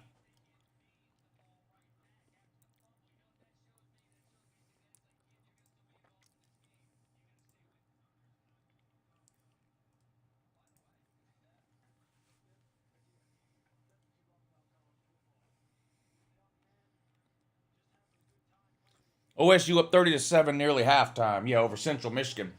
Central Michigan beat them last time they played a few years ago. 2nd and 8 now for Pitt. No score in the Penn State-Purdue game, by the way. 9.5 minutes to go. 2nd and 8 for Pitt. Play action pass. Slovis looks all day to throw. Fires towards the sideline. Caught, but I think it was out of bounds. No, they say he got a foot down.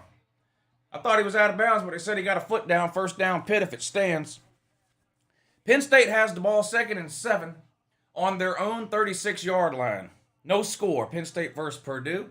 8:56 to go in the first quarter. Handoff off left tackle, good for a couple of yards. It's going to be 3rd and about 4 or 5. So 3rd down coming up for Penn State around their own 40-yard line. 1st and 10 for Pitt in the red zone on the 18. Best scoring opportunity Pitt's had so far today. Handoff has a hole to the 10. Upended and down around the 6 or 7 yard line. It's going to be 1st and goal for Pitt. They trail West Virginia 7-3, 4:50 to go till halftime, and the clock is running. 3rd and 4, pass falls incomplete for Penn State. They're going to have to punt the ball back to Purdue. Daily Diesel says this game is so ugly, Lou, that it's a shame someone has to win. Yeah. Can they both lose? 1st and goal for Pitt on the 6.5 yard line. I formation.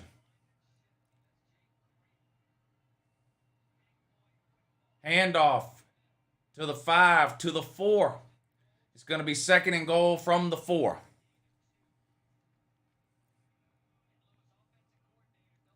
Lou, are you concerned with FIU right now? Why would I be concerned with FIU? Are they playing or something? I don't know. Why would you ask that? Why the hell would you ask me that? What do I care about FIU? What is FIU? Is this FIU? No, that's FAU. I'm not concerned about them either, though. Why would you ask me about what the hell is going on here?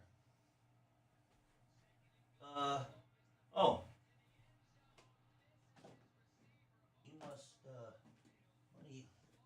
You got some kind of an issue with FIU or something? I don't understand. What did FIU do to you, sir? What's the problem? Why would I be concerned with FIU? No, I'm not concerned with FIU. I'm concerned with your well-being, that you're making comments about FIU. That's what I'm concerned about. Concerned about your mental stability and your well-being.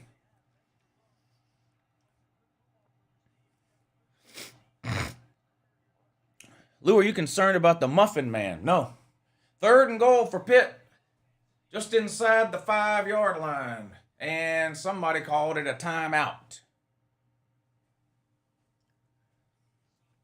Commercial on Penn State Purdue. About to be a commercial here, probably because of this timeout. 3rd and goal for Pitt. Boy, they need to score here. 31-0 Tennessee still up over Ball State. Yep.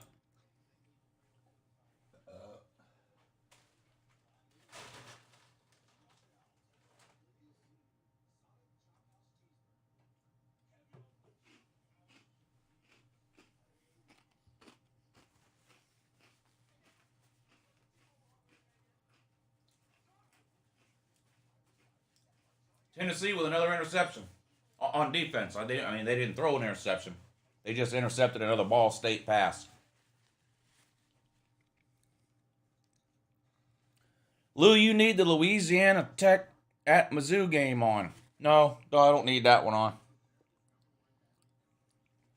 I don't need that one on.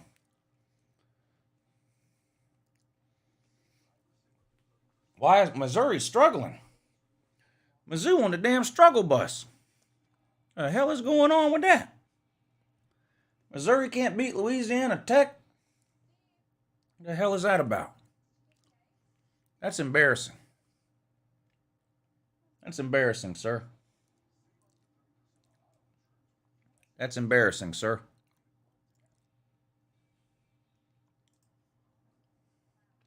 Did you know you can open a safe with a sledgehammer? I did know that. I actually did know that. Thank you. Thank you for the super chat, but yeah. I actually did know that. Yeah, Nebraska should definitely fire Scott Frost. The guy's terrible. Absolutely horrible.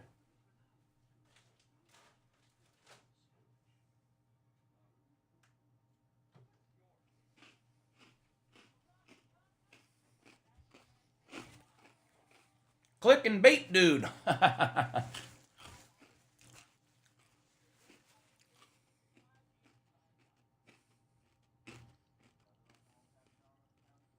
I'm waiting for a Golden Blue Dude meltdown video after this game.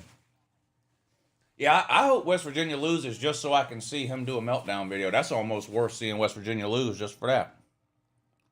Rumor is Urban to Nebraska. You need to check your sources. You need to check your sources.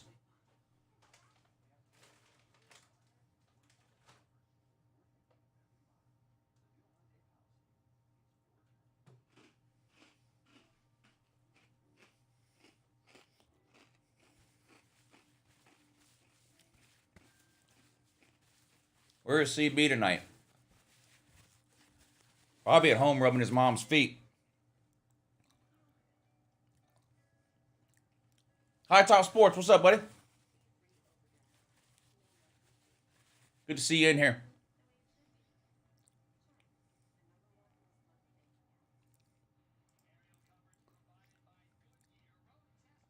Did you see that, Lou? Did I see what? I'm watching 3 different games. You got to be more specific. What do you think about JT Daniels tonight, Lou? Is he playing well? He's not playing bad, but God, I mean, West Virginia's receivers have hands like feet. He's made some good throws that have been dropped. That one down the left-hand sideline, that wide receiver should still be running. He should be halfway back to Morgantown by now. But he dropped the damn thing. All right, here we go. 3rd and goal for Pitt, just inside the 5. They trail 7-3, 3.5 minutes to go till halftime. Man in motion, snapped, hand off, hit, pushing him forward into the end zone. One of those deals where he gets stood up at the 1-yard line, but then the offensive linemen push him in. And Pitt gets their first touchdown of the day. And they're back on top 9-7 with the extra point coming up. Hooker? You talking about Hendon Ho? What'd Hendon Ho do? I know he's got a bunch of touchdowns. 3rd and 9. Hendon Ho back to throw. Looking. Fires. Incomplete, and a penalty flag comes down. What is that? Might be offensive pass interference. Who is that? That might be offensive pass interference. Extra point good. Pitt takes a 3-point lead, 10-7 with 3:23 to go until halftime. Still no score, Penn State and Purdue. Purdue has the ball up near midfield. 5:58 to go in the first quarter of that one. UJ fan, thank you for the super chat, buddy. I appreciate that. He says, it doesn't make a difference, but can we turn the Nebraska helmet upside down off of GP? Upside down off of GP.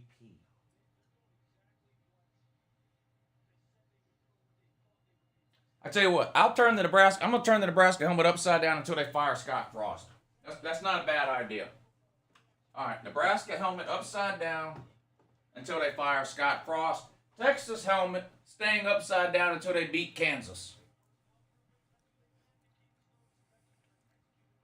That was actually a good idea. Whoever said that. UJ fan. Yeah, that actually was a good idea. Neon Knight Rider. Good morning in that. He says, Texas Tech fan here, how you think they will do in 2022? Not as good as they will do next year and the year after. I do like that new coach. Unfortunately, there's just not a ton of talent on Texas Tech this year. To me, they're like West Virginia with a different uniform.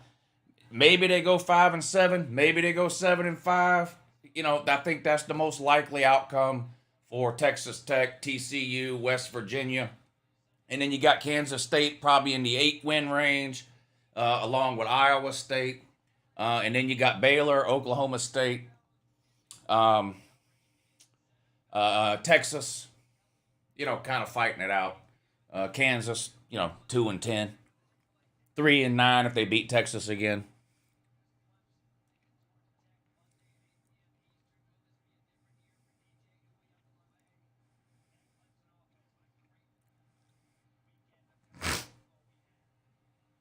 What game are you streaming on YouTube Saturday? I'm streaming primetime on YouTube on Saturday. So I'm streaming at 3:30 on my Patreon page. As soon as the 3:30 games end, I will end that stream, and I'm going to start a primetime stream right here on YouTube. If you're not on the Patreon page, y'all are missing out. If you haven't watched me stream a Georgia game, I don't know. There's nothing I could tell you that could prepare you for what you see. But plus, the Patreon page is just a great way to help support the church. Without the Patreon page, I wouldn't be able to do this for a living. I'm not going to lie. The Patreon page is about the only thing that keeps me fed in the off season. I'm going to be honest with you. So all of you that are on the Patreon page, I love you all. Daniel Rivera says, if Auburn fires head coach, they go after Baylor head coach. That would be the first phone call they should make. And then I don't know if Hugh Freeze is allowed back in the SEC or not. I think he's human garbage and just completely inept of morality. But he is a good offensive mind. And there's a lot of Auburn people who wanted Hugh Freeze when Harsin was hired. Aranda's a weirdo. Hey, so he's a weirdo who's one of the hottest names in coaching right now.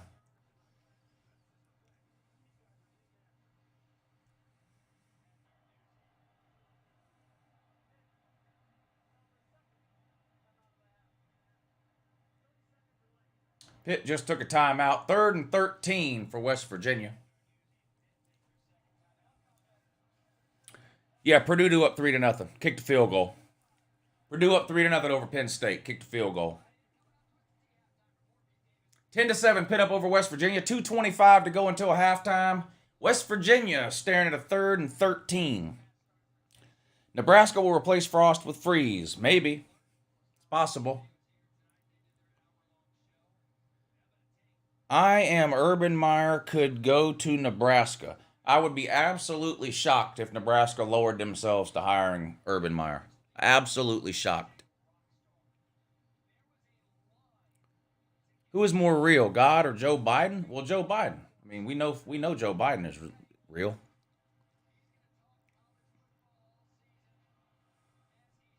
Dark Brandon got a lot of y'all worked up these last couple of weeks, though. Urban Meyer wouldn't go there. Yeah, I don't think so either. Urban Meyer's,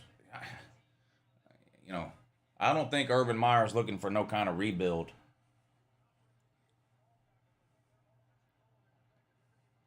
Third and 13, JT Daniels throws up a prayer. Was that caught? The hell? Pitt ought to be ashamed of themselves. 4 Pitt defenders standing around with their thumb up each other's butt. And let the West Virginia player, who's shorter than the rest of them, go up and get it. And I don't know what kind of throw that was by JT Daniels. Christ, I don't know if he got hit as he was throwing it or what, but that was horrendous.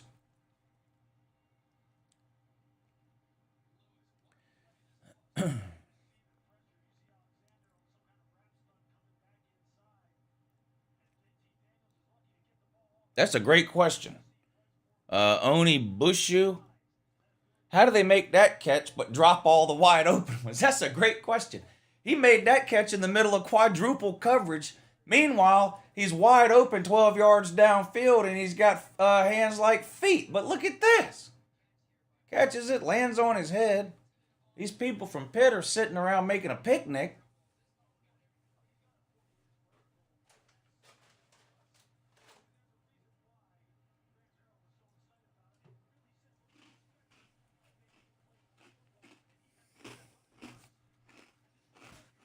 No. Stubby says that's exactly how they drew it up. Yeah. Right? Exactly how they drew it up.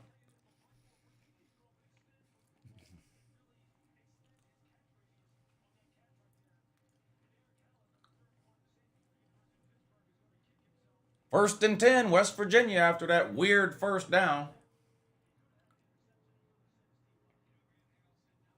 2:14 to go now until halftime.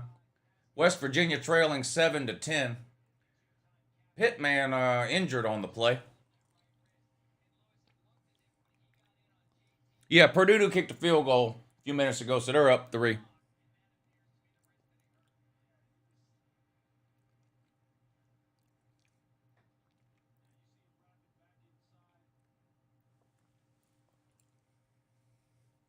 Penn State record prediction: if they lose tonight, 8-4. If they win tonight, 9-3.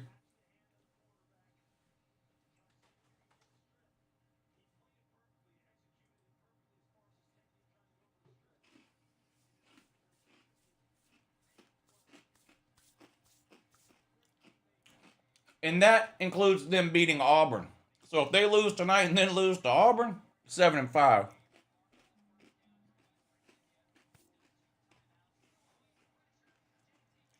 Uh-oh, big play, West Virginia. Good for a first down. Same guy that made that catch a minute ago. No wonder they haven't played the BYB for a decade, or the Backyard Brawl. Yeah, it's a close game, but kind of a boring game. Daniels almost got sacked, escaped, tried to make a throw to a receiver coming back to the ball, but falls incomplete. 2nd and 10 now for the Mountaineers. They're down 3 with 1:48 to go until halftime. Which of the Florida programs do you think will become competitive first? Miami. They're competitive now. Miami's competitive now.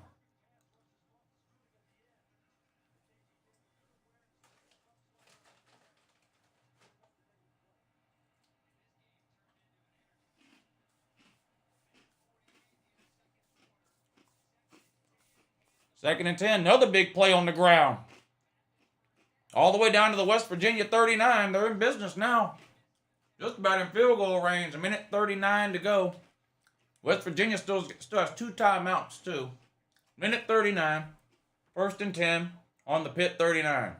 Another handoff. Uh-oh. Bouncing around. Nowhere to go. Going to lose yards this time. Ran basically the same play. Nowhere to go. Tried to bounce it to the outside. Didn't work. Going to lose 4 or 5 yards there. 2nd and long now for West Virginia. JT misses that UJ offensive line. Yeah, that has to be the concern if you're a West Virginia fan. We know JT Daniels can sit in the pocket and throw for 400 yards. But if you get pressure on him, he can't really move around that well. How close are Miami and USC to being powerhouses again? I'm not sure what you mean by powerhouses. I mean, either one of those teams could win their conference this year. I don't think either one of them could win a national title this year, but I think either one could win their conference. What's up, Law Tide? How about these games tonight, buddy? I don't know if you heard, but Tennessee's going 15-0 as of about 15 minutes ago.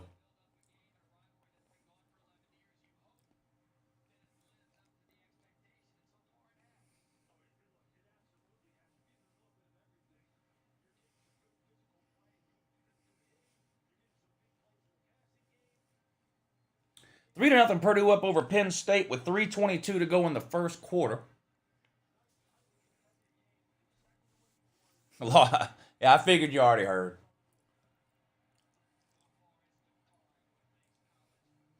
West Virginia 2nd and 15. JT Daniels in the pocket, throws out to the flat to a wide open running back. Gets back to the original line of scrimmage, so it'll be 3rd and 10, maybe 3rd and 9.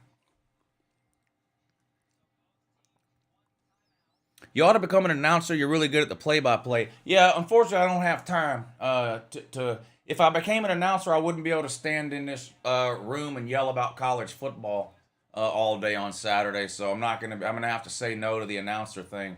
But I agree with you. I would be really good at it. Plus, I would probably get fired in the first game because I say a lot of things that would never be allowed on TV. Like referring to Hendon Hooker as Hendon Ho constantly. Huge play by West Virginia. Down to the red zone. Huge play. Huge play. Streaking down the sideline. 1st and 10 just outside the 10.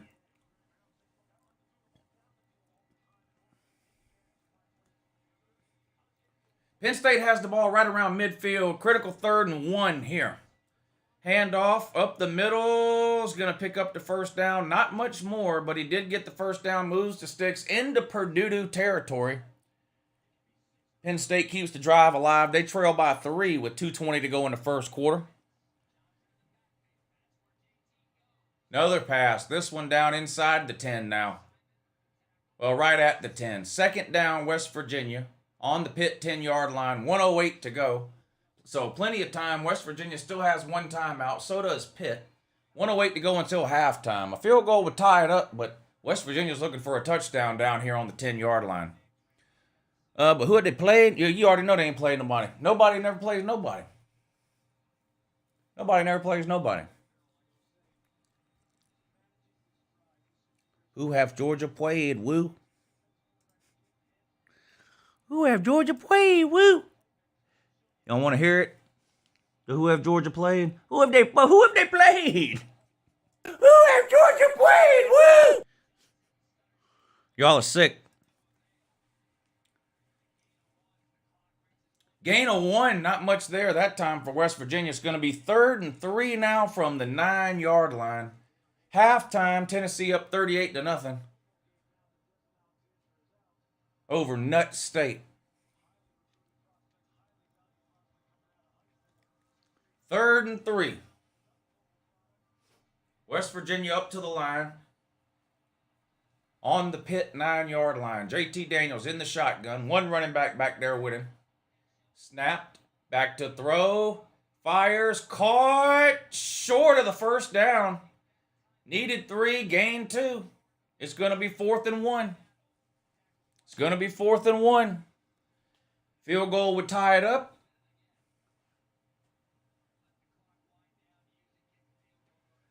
Probably what they're going to do is kick the field goal here.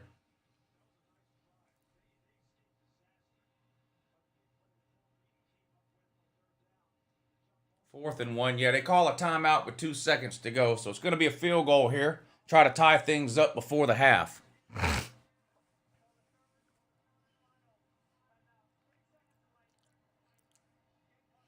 Honestly, pretty happy with this game. It's been sloppy, but very even. It's a great game. I mean, we're going to go to halftime tied at 10. I mean, you know, it doesn't get much better than that as far as just a good game.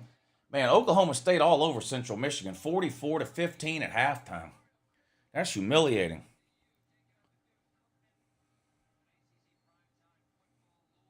Yeah, that college football playoff prediction that Desmond Howard put out is about ridiculous. Hugh Freeze makes sense, didn't being Nebraska's next head coach, but Urban Meyer does not because we have standards at this school and Urban Meyer does not meet them. Yeah, I agree. There's a lot of schools I honestly believe that wouldn't touch Urban Meyer with a 10-foot pole, especially after that documentary on it comes out on Netflix in January or February, whenever it's coming out. You know, Netflix is doing a documentary about the 2008 Florida Gators where 40% of that team ended up getting arrested, including you know the whole Aaron Hernandez thing, and half the team ended up being career criminals.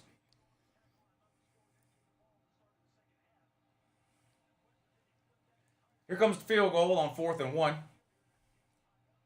4 seconds to go, so probably the last play of the half. The kick is up and good, and we're all tied up. 10 apiece at halftime. So halftime, West Virginia 10, Pitt 10. Halftime, Tennessee 34, Ball State 0. Purdue up 3-0 over Penn State with 14 seconds to go in the first quarter.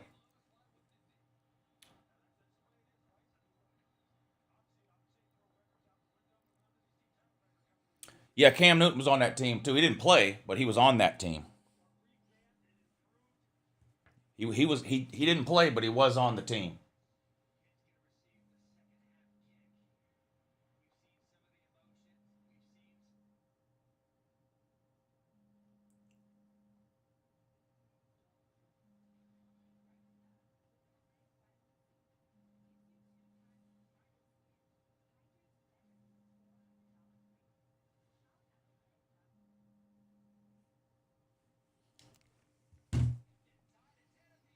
Yeah, I don't know what's going on with Mizzou. They driving a struggle bus though. They're losing. The hell? What? I swear. Mizzou. Vandy's gonna beat the shit out of Mizzou. Vandy's gonna beat the absolute bejesus out of Mizzou. Now that's humiliating. That's humiliating.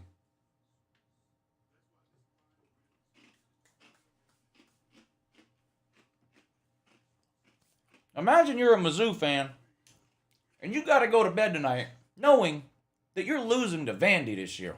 That's bad. That's bad.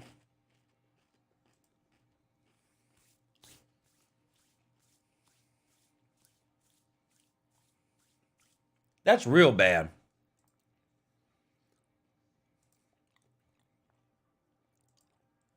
Hey, let me take a second and thank everybody for hanging out with me tonight to watch these games. There's over 500 of you in here. That's amazing. I hope y'all are enjoying these games. The Tennessee game is a blowout, but the other two appear to be pretty good games. You got a tie ball game at halftime between West Virginia and Pitt, rekindling the backyard brawl. First time they played this game in 11 years. And you got Penn State and Purdue in a Big Ten game. Purdue's up 3-0 at the end of the first quarter in that one. So at least we got a couple of good games going on. And Missouri is shitting the bed, so everybody can make fun of the SEC for that. So it's pretty much a win all the way around tonight so far. Do you think Auburn will give Beaker his job back after they fire their coach this year? No, they're not. No, and I don't think Gus Malzahn would take it. But Beaker. I do think Harsin gets fired this year, though. Yeah, I appreciate y'all all hanging out with me. This is a lot of fun. I'm going to do this again on Saturday. I'll be here on the YouTube channel around 7 or 7:30 Saturday night to stream the primetime games. I'll be streaming the 3:30 games over on my Patreon page. Link in the description if you want to check that out. I'm going to stream the Florida State LSU game right here on YouTube Sunday night. So if you guys and girls are going to be watching that FSU LSU game, come hang out with me Sunday night for that one. Make sure you hit the thumbs up too if you hadn't. That's a big help. And it's literally the easiest thing you can do to help a channel out. Hit that thumbs up. So y'all hit the thumbs up. If you're not subscribed, subscribe. I post, I do a lot of live streams year-round, call-in shows. All college football, and I post pointless, barely watchable college football videos almost every single day of the year. There is no off season around here. I do this year round. I don't have a quote-unquote real job, which somebody will point out in the comment section at some point tonight. This guy ain't even got no real job. Yeah, unfortunately, I have to talk about college football 365 days a year as a job. What a shame. What a shame.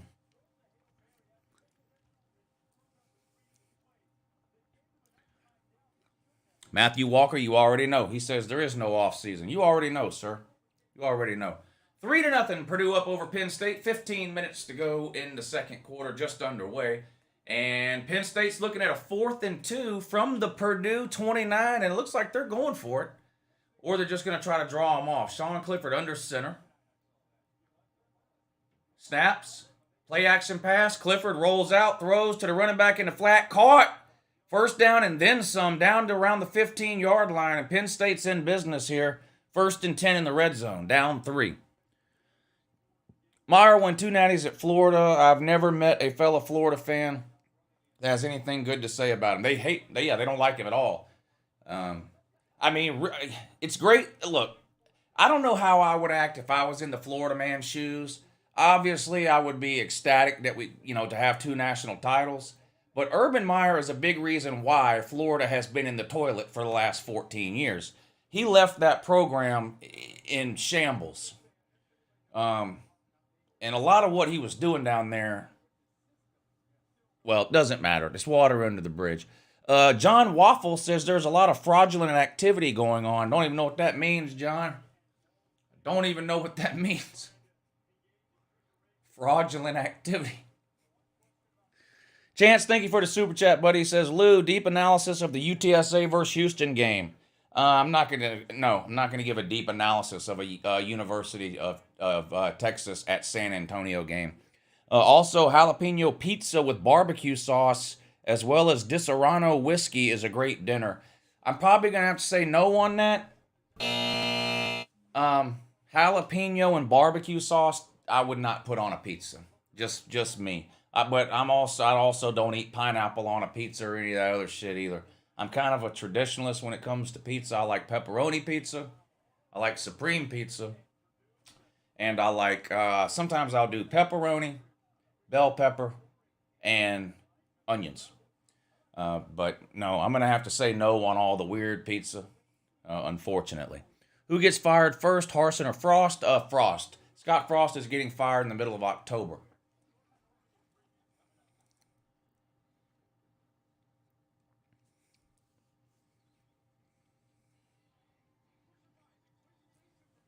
Penn State just scored 6-0, or 6-3 now. Penn State has the lead over Purdue with 13:09 to go. First touchdown of the game, and Penn State takes the lead. What happens here? Let's see. Here's the replay. Sean Clifford in a shotgun. Back to throw. Hits the tight end on a crossing route at about the 10-yard line. Actually, that's a wide receiver, and he basically walks into the corner of the end zone for a touchdown. So here comes the extra point now. It's going to be 7-3. Penn State up on Purdue.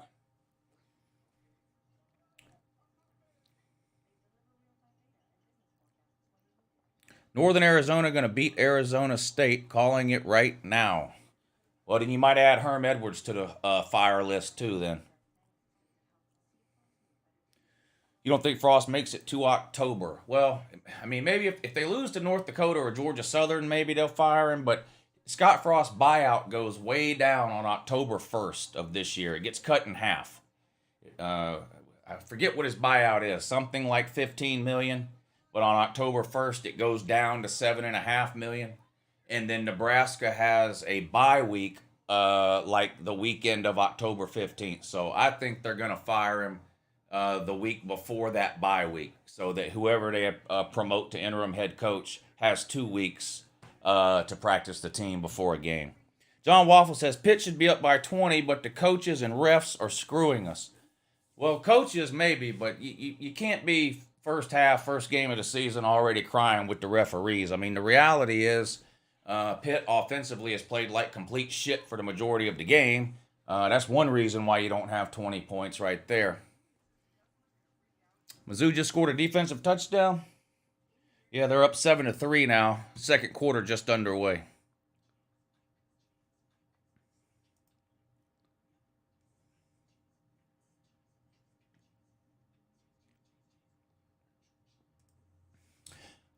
Two of the games are on halftime, and the Purdue-Penn State game is on a commercial.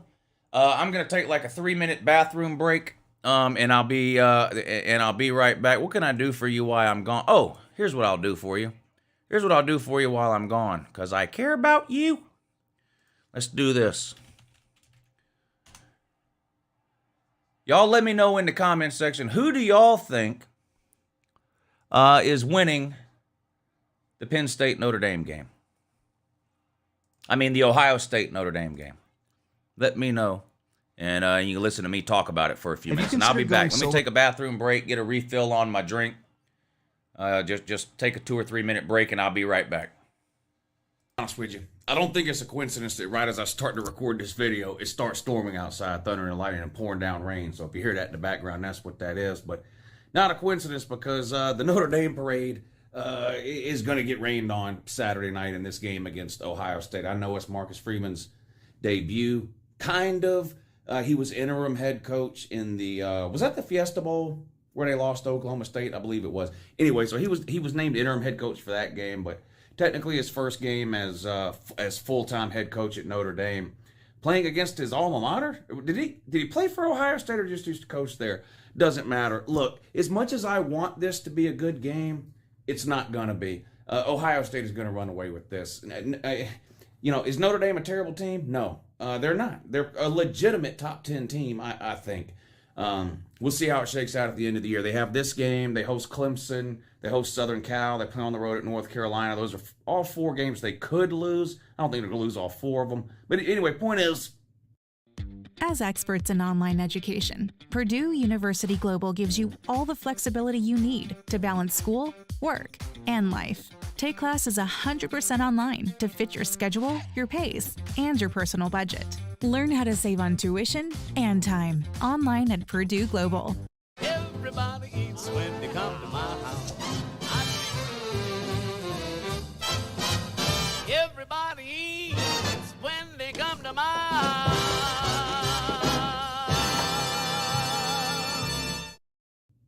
Point is, I think they're a pretty good team. They're just not going to win this game. Ohio State offensively is just going to be too much. Just forget Ohio State's defensive issues for a second. Just pretend they don't have any. Or you can pretend their defense is terrible if you want.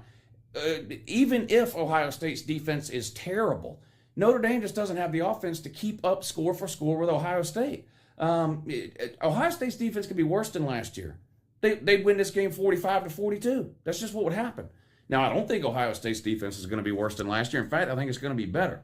But let's talk about Notre Dame for a second. Well, Ohio State's a 17-point favorite. 17, according to DraftKings, right before I got ready to record this video Thursday afternoon. So, 17-point favorite. This line started at 13 and has just gone steadily up in Ohio State's favor. And I wouldn't be surprised if by the time this game kicks off, it's at 17.5 or 18.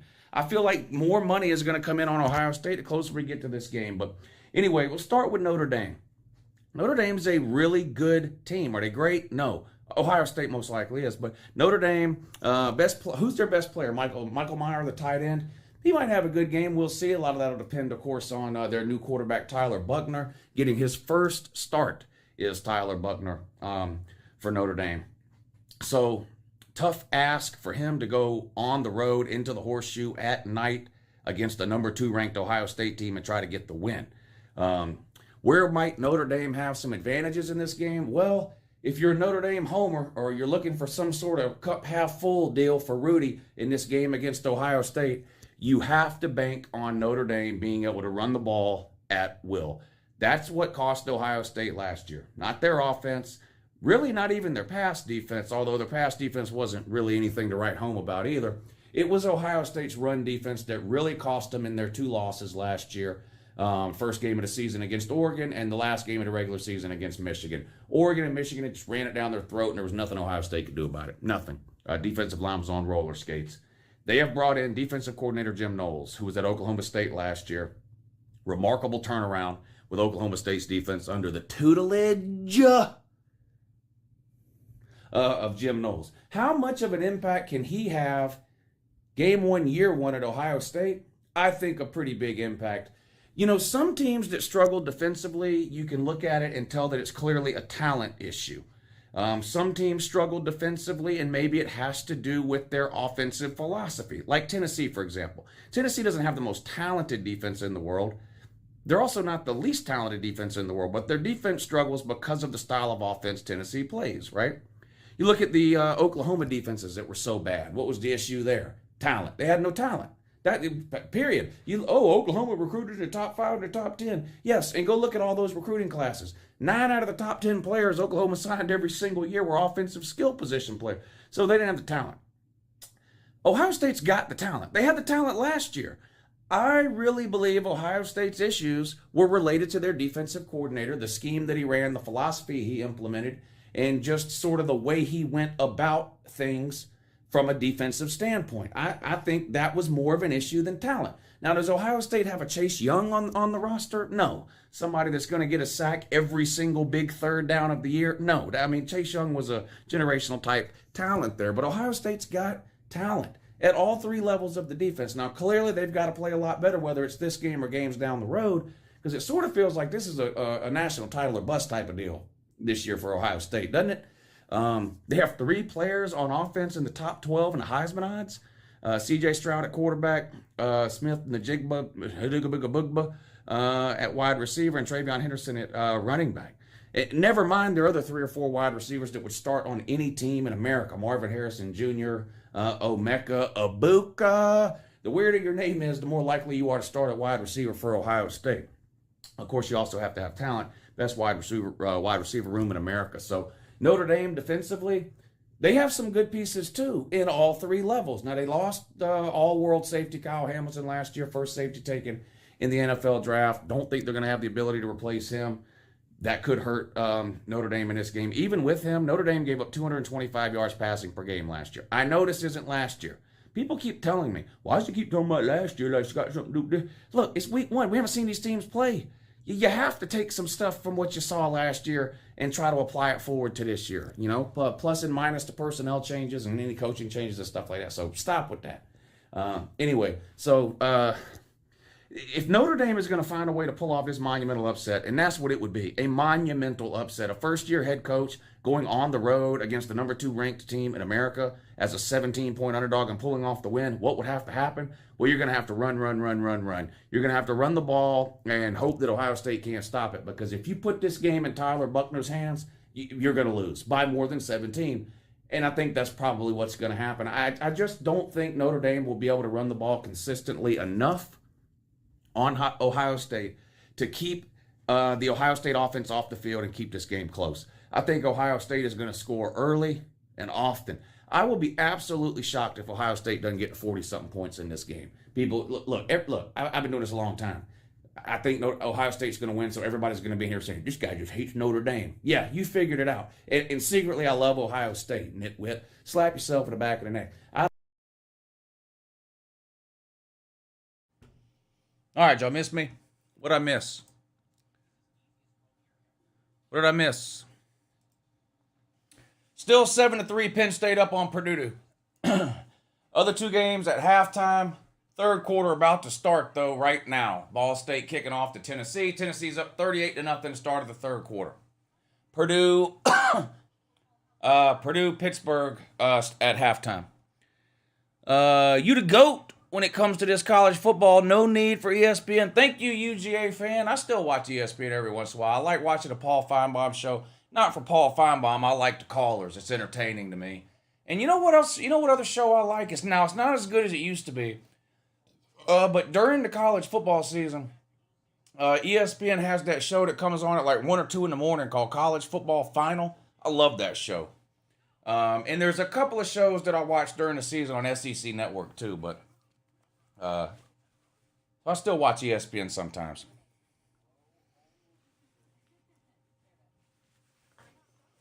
There was a super chat I saw while I was out there. Let me read that. Lane C. Lane C, thank you for hitting the super chat to help support the show. I really appreciate that. He says, here's more income for your fake ass job. But then he says he's just kidding. Thank you, Lane. I appreciate you helping to support the channel, buddy. I really do. That means a lot. That means a lot.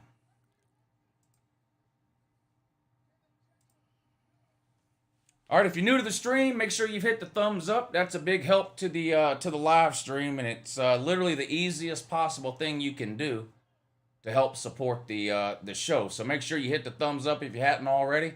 We've got 2 really good games going on here. The Tennessee game is a complete blowout, of course, but this Penn State-Purdue game is a good one, 7-3 in the second quarter. Penn State on top. We're at halftime in Pitt, with the game tied at 10 apiece. Backyard brawl, West Virginia and Pittsburgh.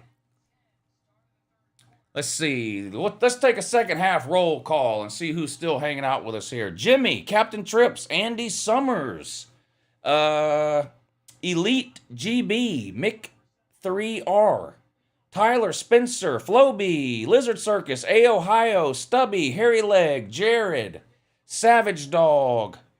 Okay, whoa, that's going a little too fast. Daniel Rivera, Stingray, Phenomena Unit, Smoking Dog, Pro Potato, my God, a literal professional potato, good to see you. Wet Blanket, Ned Turner, Rescue 22, J-Dub, Daniel D, Tennille is in the house, Sports Come Up, Sprite Man, who has Billy played? Sunbelt Billy ain't played nobody. Purdue just scored. Purdue with the touchdown. Now up 9-7 with the extra point coming up. Shout out to Purdue. Chance-tastic, thank you for the super chat. He said, Vol fan bragging about shutting out Ball State. Come on, man, Peanut Factory Intelligence. Look, considering how bad Tennessee's defense was last year, I think it's impressive that they're shutting out Ball State. I don't think they're going to have a top 25 defense. That's not what I'm saying. But compared to what they were putting on the field last year, I mean, I don't blame them for being excited. Now, the ones who are running around talking about, like was in here earlier, talking about they're going 11-1. But no, I mean, and that's my point. It's those type of Tennessee fans that make it so easy to continue to laugh at Tennessee year after year after year. That's why it never gets old. Never gets old because of those types of fans. Cinnamon06 says, how do you see OU and SEC long term? Well, impossible to know how anybody in the SEC is going to do long term. But I think when Oklahoma comes in immediately in the next couple of years, I think they'll be competitive right away because they're a top 10 program right now. So I think they'll be competitive right away. What does that mean? Depending on the schedule from year to year, we don't know. The SEC is going to change up how they do scheduling when Texas and OU come in. They're going to go to the 3-6-6 model. So on a given year, it would depend who Oklahoma played, right? If Oklahoma plays, they're probably going to play Texas every year and whoever else. So, I don't know, let's say they beat those 3 teams. But then the rotating 6 teams that they have to play, well, what if in the same year they have to play Alabama, Arkansas, Texas A&M, Georgia, Florida, and Tennessee? Well, that could be a 9-3, 8-4 type of year. If in a given year they have to play Vandy, South Carolina, Mizzou, Auburn, and Mississippi State, that could be an 11-1, 12-0 type of year. So it's going to depend a lot on the schedule from year to year, not just for Oklahoma, but for all the teams within the SEC. But I think Oklahoma will be competitive in the SEC right away. I don't think they're going to come into the SEC and go 6-6. I mean, that's not going to happen. Could Vandy finish better than last in the East? Right now, it looks like they could beat Mizzou. Mizzou's not looking too good. Mizzou's not looking too good. They're up 14-3 now. They were trailing 3-0, but so I don't know. Vandy versus Purdue seems like a pretty good game right about now. Vandy and Mizzou. Vandy and Mizzou seems like it would be a pretty good game, don't it? Yeah, it does. It does. Pitt goes 3 blocked punt! Wow. Pitt goes 3 and out on the first possession of the second half. They punt. West Virginia blocks the punt and returns it down inside the 5-yard line. West Virginia, golden opportunity to take the lead here at the start of the second half. Unbelievable.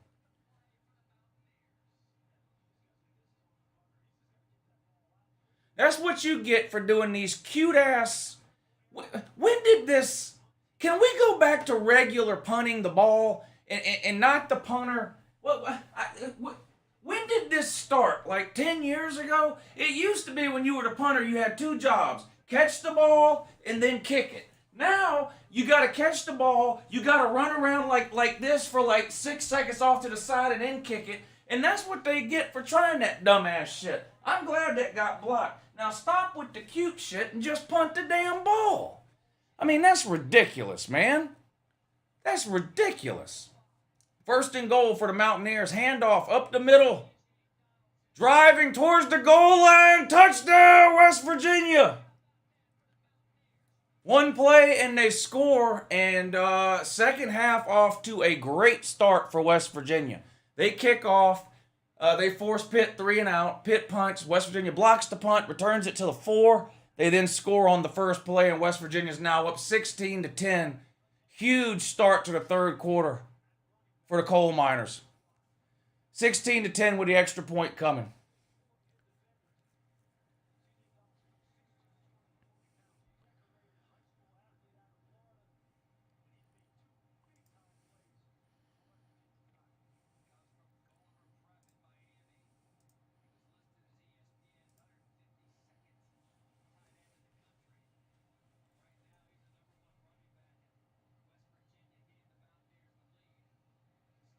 Extra point is good. 17-10, West Virginia up on Pitt. Expectations for Mullet Boy Ewers at Horns Down this year. The season rests on his shoulders. If he turns out to be what people thought he would be coming out of high school, I think Texas could go 9-3 or 10-2. If he's not, they're going to go 7-5, 8-4. UJ winning the Natty. People are sleeping on UGA, says Nicholas DePerno.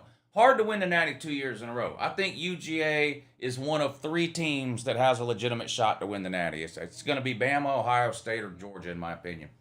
But it's going to be hard for UGA to repeat. It's just hard for anybody to repeat. Facts. Auburn's still going 3-9 or 4-8, running off with the bag. I don't think they're going to go 3-9 or 4-8, but 5 or 6 wins is a possibility. Penn State still can't run the ball. Yeah, that's the problem. You know, last year Penn State didn't have a single running back run for 100 yards in a game. And so far this year, like you said, it's not looking much better. It's not looking much better. Mizzou fumbled in the red zone and Louisiana Tech jumps on it. Well, turnover from Mizzou then.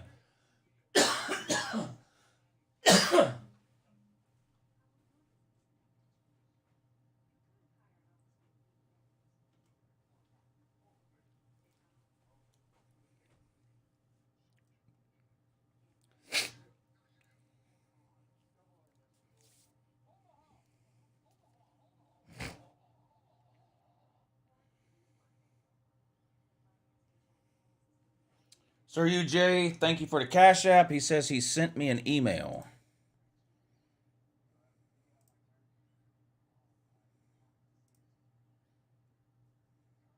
Oh, look at you. Wow, that's nice. That looks good. He sent me some pictures of his man cave. That looks good, man. That looks good. I like the lighting. Tennessee kicking off up 45-0. Scored again. 11:52 to go in the third quarter. Ball State going to be a touchback. They'll take over to 25. Could Purdue be a trap game for Ohio State this year? Well, it depends where it falls on the schedule. A trap game is a game that you overlook because you're looking forward to a big game the following week. So who does Ohio State play the week after Purdue? I mean, it also depends on what Purdue's record is when they play. I mean, if Purdue is a top 20 team, top 15 team, hard to imagine somebody overlooking that. Trap game is usually a bad team before you play a good team. Georgia's an elite team headed back to the playoffs. Well, it depends. If Georgia goes 12-0 in the regular season, they're going to the playoffs, regardless of what happens in the SEC championship game. If Georgia goes 11-1, then they're going to have to win the SEC championship game against most likely Alabama. So I don't think it's a guarantee that Georgia makes the playoffs. I think it's a guarantee they make at least a New Year's Six game.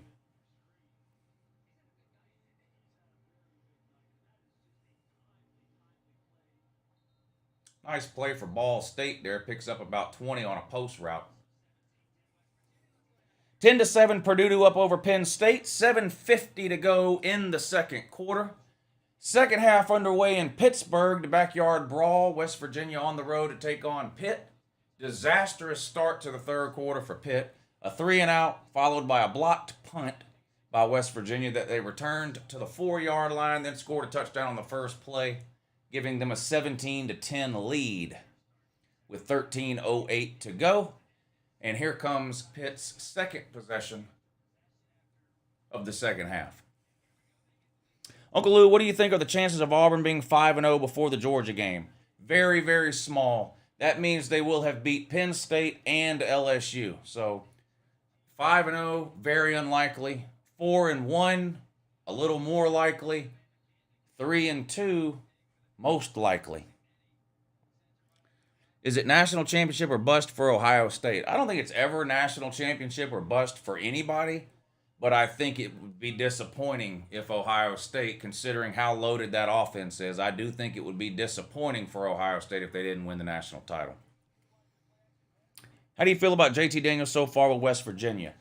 The receivers are terrible. I haven't looked at JT Daniels' stats, but I know they're not great because I keep seeing all these wide receivers drop balls, but he's still not very mobile. Going deep, wide open. Oh my God! See, Pitt can't catch either.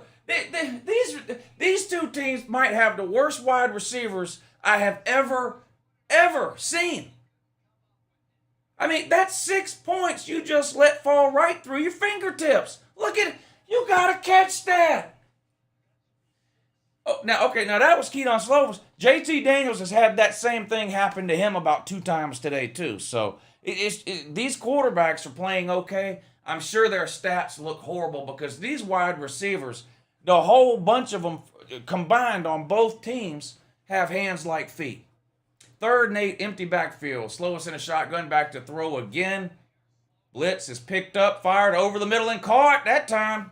It's amazing what happens when the receiver catches the ball. 1st down, Pitt up near the 40.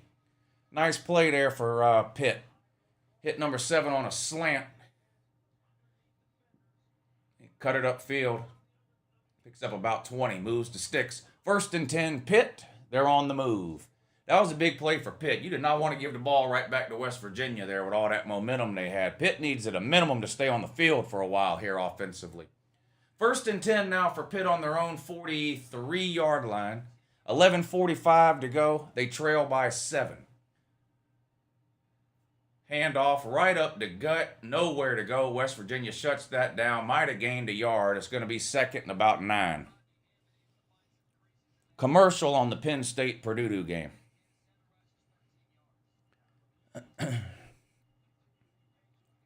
All right, Caleb, thanks for hanging out, buddy. Good to see you in here. Hey, Slim Shady, what's up, buddy? If the ball touches the hands, you must catch it. P.S. Missed my last super chat. How far up do I have to go to find that? Oh, there it is. New wanted glasses better than old wanted glasses, and Miami going 111-0. Also, tomorrow off to watch football and get the U on me permanently. Oh, you getting a tattoo? Play action pass on 2nd and 9 all day to throw deep down the middle. Oh, what are we doing? There's 2 wide receivers running the same fucking route. One wide receiver was covering the other. You guys remember the Florida play from a few years ago? Look at this. You guys remember the Florida play from a few years ago where the 2 Florida offensive linemen were blocking each other? One Pitt receiver was covering the other Pitt receiver. That's the weirdest thing I've ever seen. And it was good coverage, too. What is going on? Pitt needs a wide receiver coach or something. They can't catch, and they got 2 guys literally right next to them. I don't know what's happening here. Oh, God, he almost bent that guy in half. How did he hang on to that, but he can't catch the easy ones? 4th down now for Pitt. Picked up about 8, but needed 10. Look at this hit. Boom. How do you hang on to that, but you drop the wide open ones? This shit's getting weird. Ball State just scored 45-7 now. Tennessee on top. Can you get pass interference on your own team?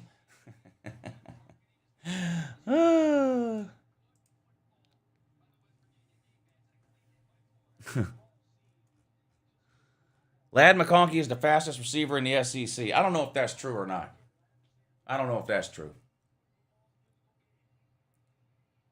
Pitt has to punt it away. Fair catch called and made at the 7. 1st and 10, West Virginia will take over on their own 7-yard line with a 7-point lead. They're up 17-10 over Pitt. 3rd quarter. Dan Mullen works for ESPN. He's a studio analyst.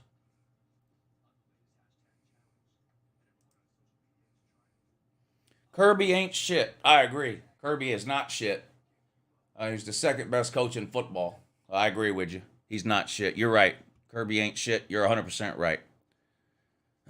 Touchdown, Minnesota. Whee! Row, row, row your boat gently down the stream. Merrily, merrily, merrily, merrily, life is but a dream. Minnesota.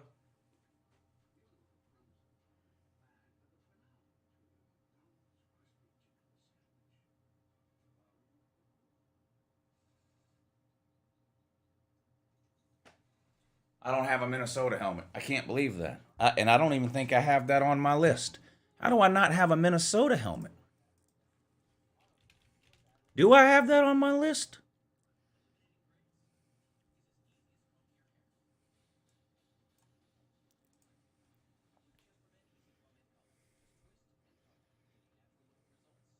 Nope. I got to add that to the list.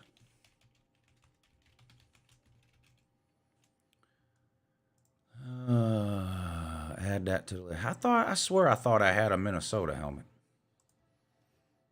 No, apparently I was wrong.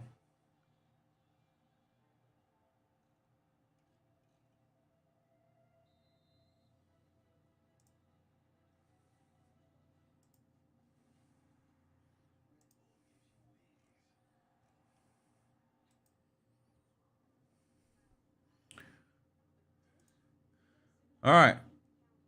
So here's the updated list. Here's the Power 5 helmets I don't have. I don't have Minnesota. I don't have Cal. I don't have Virginia. I don't have Boston College. I don't have Oregon State. And I don't have Houston. Those are the only Power 5 helmets I don't have now. Those are the only ones I don't have.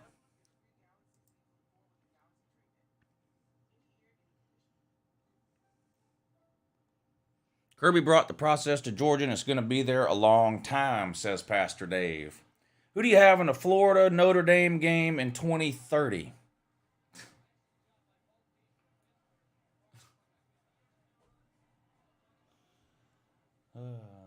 What's sad is that you might be serious.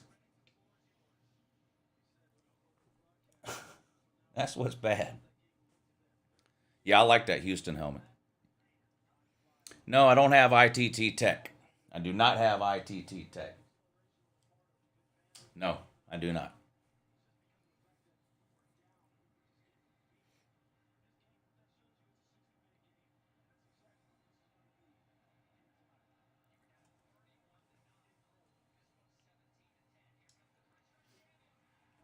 JT Daniels fumbles.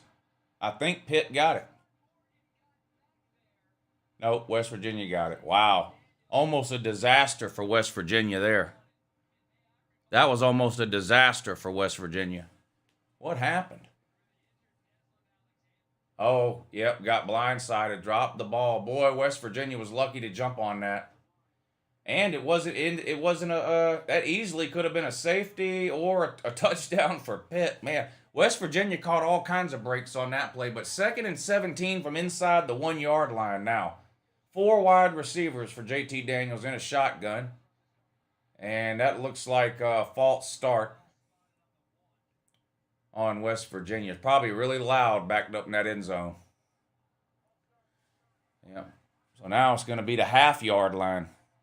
Big Paint, thank you for the super chat. Sir, he says, "Hey Lou, been watching since 2019. I rarely catch you live, but I always rewatch the streams. Keep up the great work. You make the off season fly by and the season so much more fun." Thank you, Big Paint. All of you in the comments and hanging out with me on the live streams and all during the off season, y'all help the off season go by fast for me. West Virginia runs up the middle out of their own end zone up to the 5 yard line. It's going to be 3rd and about 13, 3rd and 12, 3rd and 13 for West Virginia. So we'll see what they do here. Aquaman, thank you for the super chat. He says, "Let's go JT Daniels." Thank you, sir. JT Daniels throws. Oh my God, wide open wide receiver. It looked like the defender fell down. Not only that, I think JT Daniels was hit as he threw the ball. And the ball just kind of floated out there, but it looked like the Pitt defender fell down. Yeah, he was hit as he threw, and look, Pitt man laying on the ground. Huge play for West Virginia to get him out of their own end zone there. 1st and 10, run off the left-hand side, doesn't gain anything. Going to be 2nd and 10. That was a big play for West Virginia there. Big play. Cinnamon says, "Do you see LSU or Tennessee getting serious probation?" No, I don't. The NCAA just doesn't have any power or authority anymore. So I don't think so.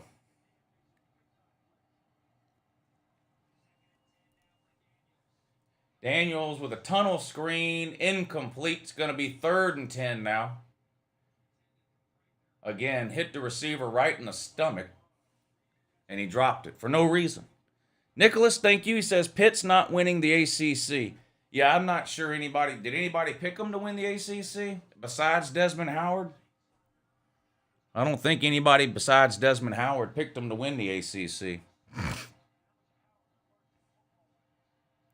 This Penn State offense reminds me of UGA with Hudson Mason. Oh my God, is it that bad? Oh, Sean Clifford just got hit in the knee. Is he okay? Oh, God. Knee all kinds of... Uh-oh. Already had a brace on... Oh, ow. Oh.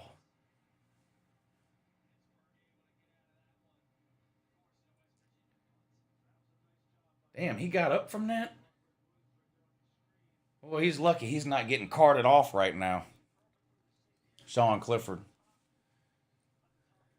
4th and 10, West Virginia's going to have to punt it away. Still 45-7, Voltard's up on Nut State.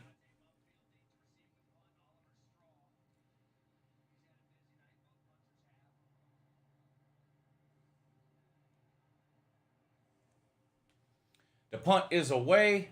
Fair catch called and made around the 34-yard line. So Pitt, still down by 7, is going to have the ball 1st and 10 with 7.5 minutes to go in the third quarter. 10-7, Penn State still trails Purdue. But Penn State has the ball inside the 5-yard line, 2nd and goal. From the 3-yard line.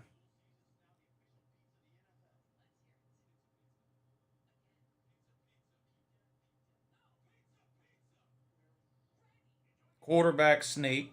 Did they push him in? It's going to be close. Touchdown. Touchdown, Penn State. So they're going to go up 13-10. Onside kick. Extra point coming up. I must have been thinking of Nebraska.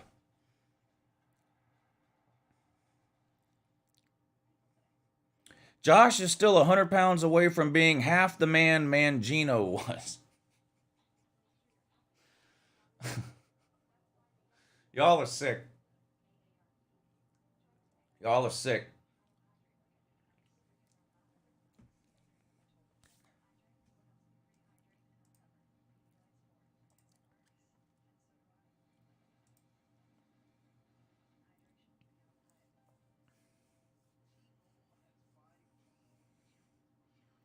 Auburn 45, Penn State 17. Yeah, that's not going to happen. That's not going to happen. There's no way Auburn is beating Penn State 45-17. Auburn is a dumpster fire. I'm not saying they can't win, but they're not beating Penn State 45-17. Lou, how many sacks does Will Anderson have Saturday?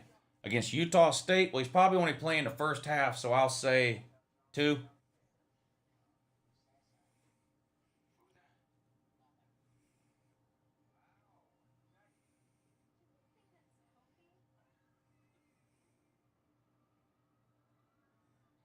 I keep thinking that's Tillman Hall in the background above the helmets. What is that?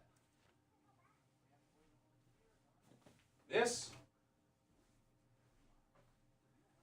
This is a tiki that somebody made and sent me.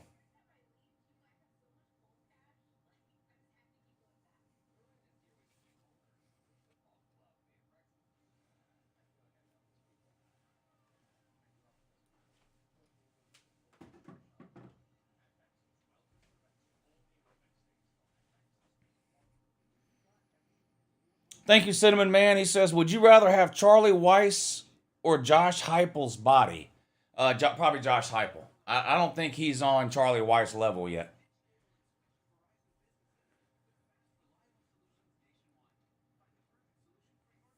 Yeah, a totem. That's right. That's the word I was looking for. Thank you. South Carolina lining right up week 2 for that hoggy spanking next week. Yeah, I think Arkansas will beat South Carolina. Will Urban Liar get another college job? There's probably always going to be at least one team desperate enough to hire Urban Meyer, unfortunately. I wish he would disappear. I wish he would disappear and we never had to see him or hear from him again, because I think he's human garbage, but somebody will probably hire him.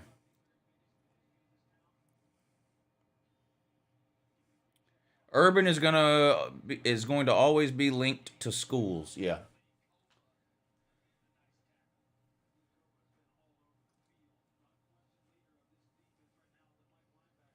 Second and 10 now for Pitt. Nowhere to go on that first down run.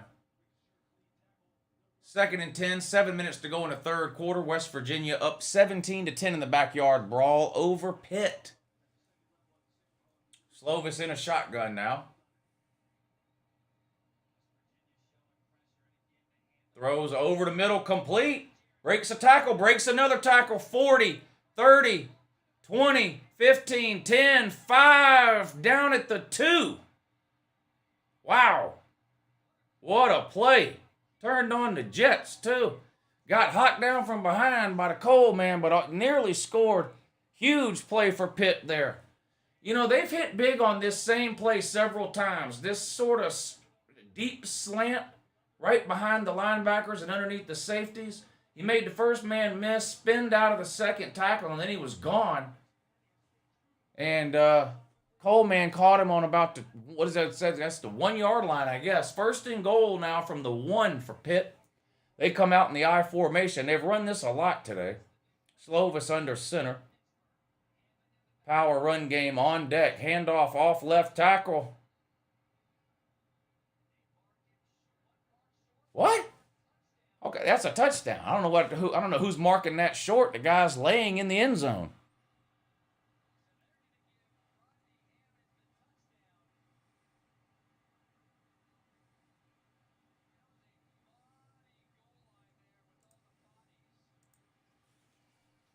Looked like a touchdown to me.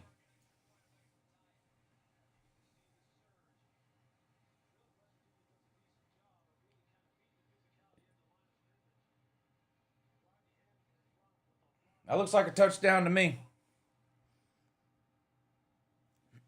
Huge play by Purdue down to the Penn State 33-yard line. They trail 14-10. Penn State's on top.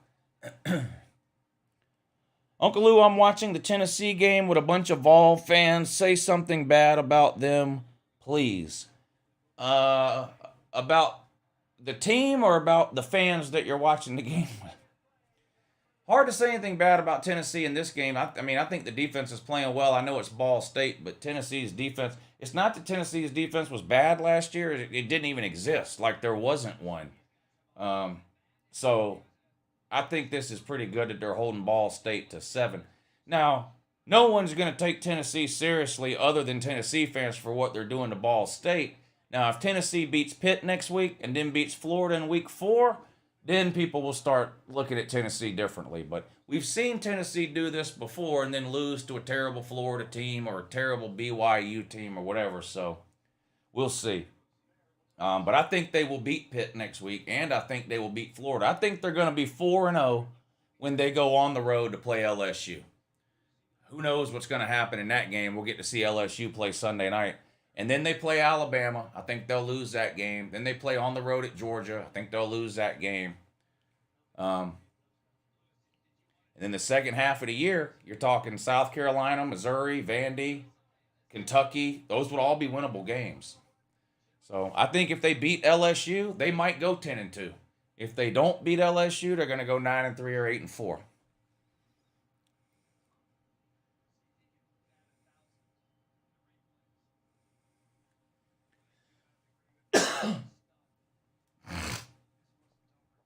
Urban to Auburn confirmed. Well, it's not confirmed. Well, it's not going to happen. Urban Meyer's blackballed from the SEC, in case you didn't know.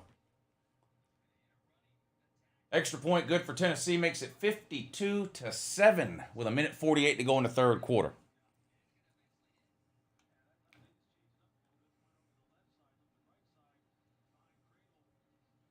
Defense optional in Oklahoma State game. Yeah, 51-22. Central Michigan beat Oklahoma State last time they played, so Oklahoma State probably said they'll take this. I'd love to play that fraud Urban every year. How in the fuck did Tuberville win a Senate seat? You have to remember the vast majority of the... Look, what is it that... George. Here's what George Carlin said. You can decide if you think it's true. George Carlin said, I want you to think about how dumb the average person is, and then realize that half the population is dumber than that. That's how some of these people get elected.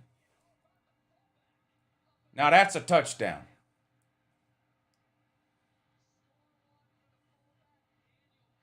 Uh-oh.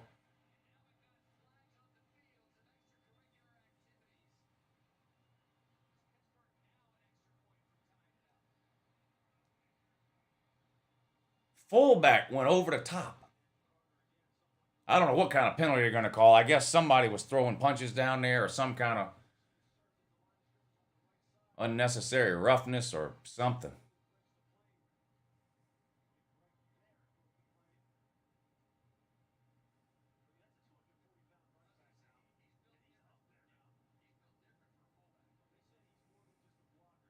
That gets them within 1 point with the extra point coming up.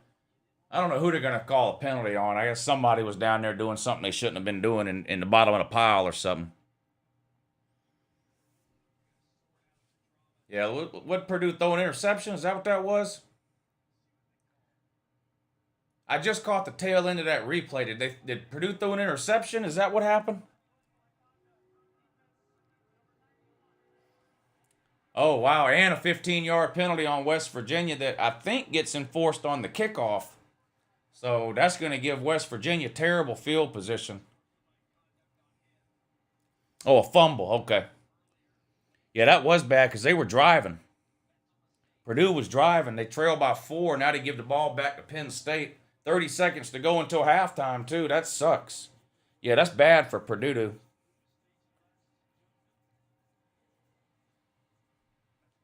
Extra point is good. All tied up 17 apiece. 550 people in here. Make sure you're hitting the thumbs up if you hadn't already. It looks like we're going to have a game come down to the end here. 5 minutes to go in the third quarter. 17-17. Back and forth type of game. Not a whole lot of offense. Penn State, Purdue. Pretty good game. 14-10. Fixing to head to halftime in that one. Missouri up 21-10 now over Louisiana Tech. Hey, Cody, thank you for the super chat, buddy. I appreciate that. Thank you. West Virginia playing sloppy, getting penalties, somehow still in this. I think JT Daniels is a big reason. Hell, Pitt playing sloppy, too. I mean, neither one of these teams know how to catch. There's just been some weird offensive stuff in this game. Neither one of these offenses appear to be very good.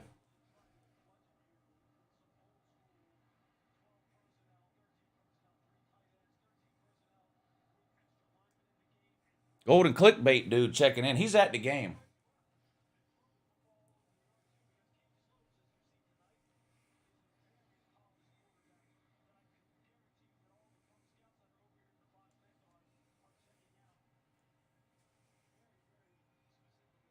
West Virginia with the return.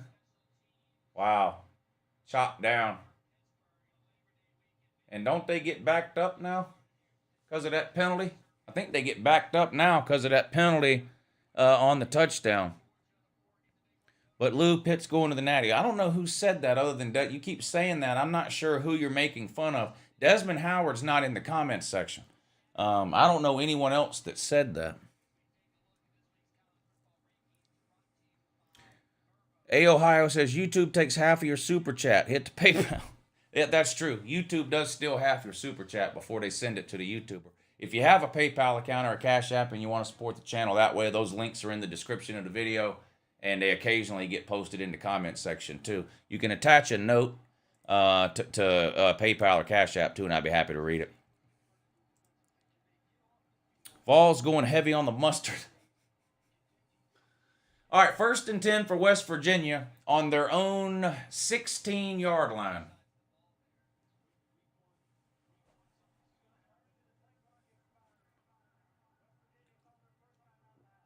Damn, that's bad when you got to take a timeout on 1st down after a kickoff. That's bad. That's real bad. Oh, I'm sorry. I didn't know you couldn't see the. I'm sorry. I didn't realize you couldn't see the Pitt and West Virginia score. Let me fix that. There you go. I'm sorry. There you go. Sorry about that.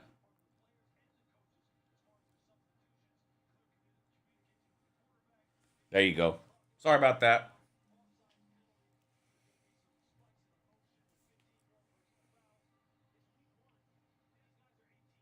William R., thank you for hitting the Cash App to help support the show, buddy. He says, Lou, you good? Got a cough. It ain't COVID? No, no. It's just a cough. It ain't COVID. It's not COVID or monkeypox or anything else. Look at this. Nobody on either of these two teams can catch a fucking pass. This is unbelievable. Unbelievable. I don't think I've ever seen both teams be this bad at catching the ball. You see this from one team sometimes in a game. I'd be curious to know at the end of this game how many dropped passes there were. We've got to be into double digits at this point. It's got to be in the 10 to 12 range drop passes already halfway through the third quarter. This is embarrassingly bad for both teams. JT Daniels going to hand it off this time. Running back dancing around, nowhere to go. Barely gets back to the line of scrimmage. It's going to be 3rd and 10 for West Virginia. Golden Doo-Doo was in here a minute ago, but he's at the game.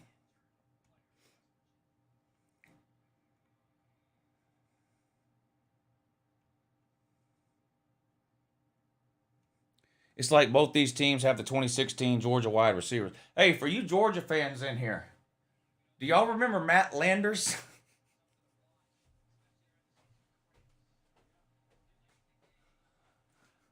Do y'all remember Matt Landers? Speaking of hands like feet and can't catch. Y'all remember Matt Landers? Word on the street, I don't know if this is true. We're going to have to watch this Saturday and find out. But word on the street is that Matt Landers is lighting it up in camp at Arkansas. Believe it or not, he's still eligible. He came in the same time as Stetson Bennett did.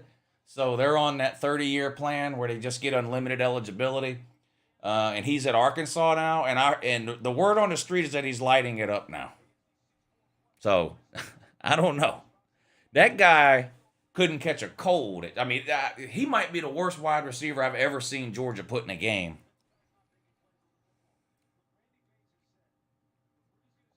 Yeah, he had potential. I mean, he was tall. His arms are 1,000,000 miles long. He's fast. He can jump out of the gym. But, I mean, the guy... I don't know if I've ever seen anybody with worse hands. I mean, maybe something's happened, and he's improved, but I'm going to have to see it to believe it. He was so bad.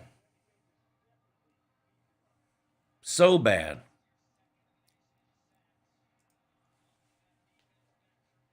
(21-10). Uh-oh, Penn State scored. 21-10. They just kicked off to Purdue. 21-10, Penn State pulling away, but yeah, Auburn's beating them 45-17. Where's the guy that said that earlier? Another drop pass.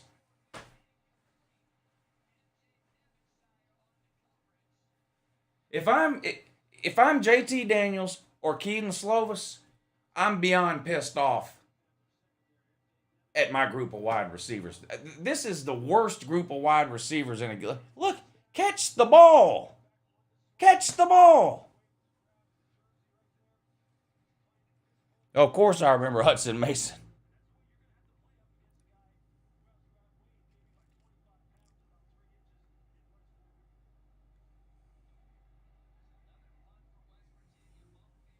West Virginia has to punt it away because nobody on their team knows how to catch.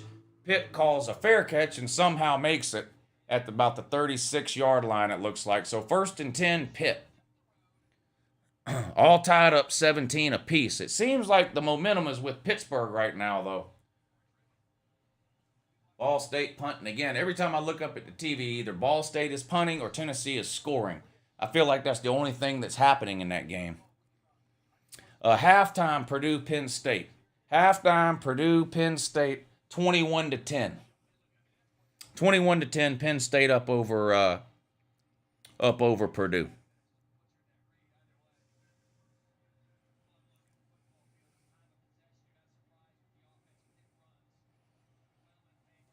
Yeah, Tyler Simmons was pretty disappointing too. When he tried to field that punt against Florida, like at his own 3 yard line, and of course he fumbled it.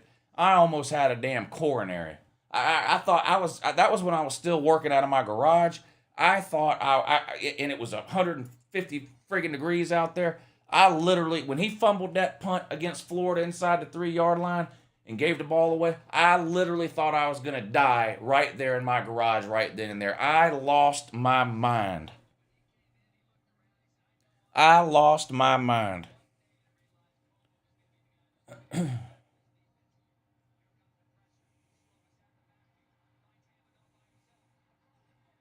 Uh-oh, big play, Pitt. 20, 15, 10. Huge play. Huge play for Pitt. Momentum is a hell of a drug. Pitt's got all the momentum right now. Slovis, nothing but a little hitch route. I mean, basically caught it at the line of scrimmage and then just ran 60 yards. Wow, untouched until he was tackled, too. Wow. 1st and 10 for Pitt in the red zone. Looking to take the lead. All tied up 17 apiece. 3:56 to go in the third. Slovis in a shotgun. Snap. Handoff. Off right tackle. Driving forward. Inside the 5. 4-3. Oh, my God. Oh, my God. West Virginia hit the weight room. West Virginia. They make weights, bro. They make weights. In fact, they've got entire rooms. All that's in there is weights. Look into it.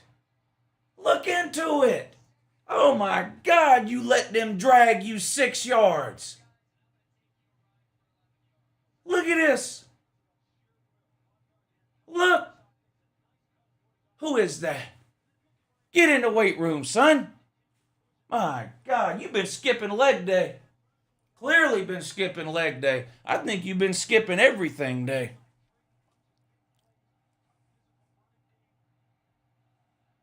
The ukulele is winning the Heisman. It's going to be hard to do when he's benched it by week 5. Hard to win the Heisman riding the bench.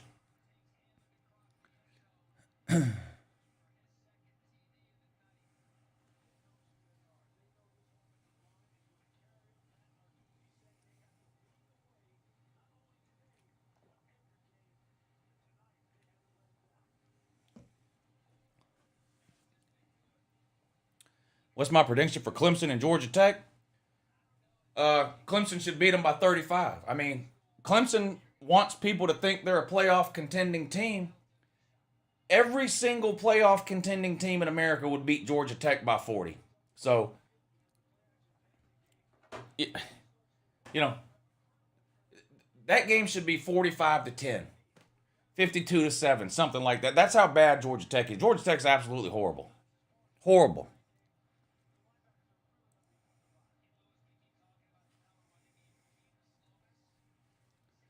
All right, 24-17. Pitt's on top. 3:42 to go. Huge pass play there for Pitt on the first play of that drive. Set that touchdown up.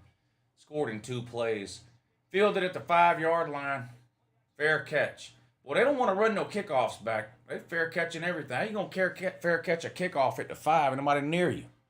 3:42 to go. West Virginia will take over on their own 25. They trail by 7. 24-17. Backyard brawl. First time in 11 years we've seen the backyard brawl, and so far, so good.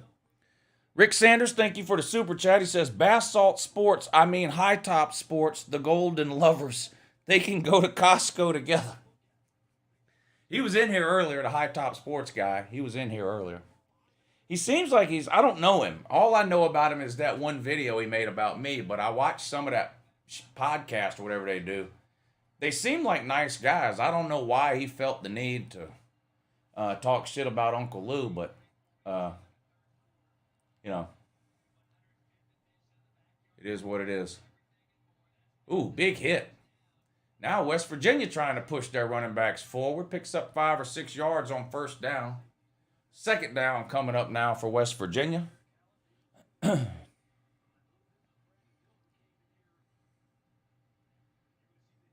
Yeah, West Virginia probably does need to score here. Pitt's got all the momentum right now. West Virginia had the momentum at the start of the third quarter. You remember the 3-and-out blocked punt, touchdown West Virginia, but since then it's been all Pitt. West Virginia needs to grab back this momentum here. 2nd and 4. Hand off up the middle.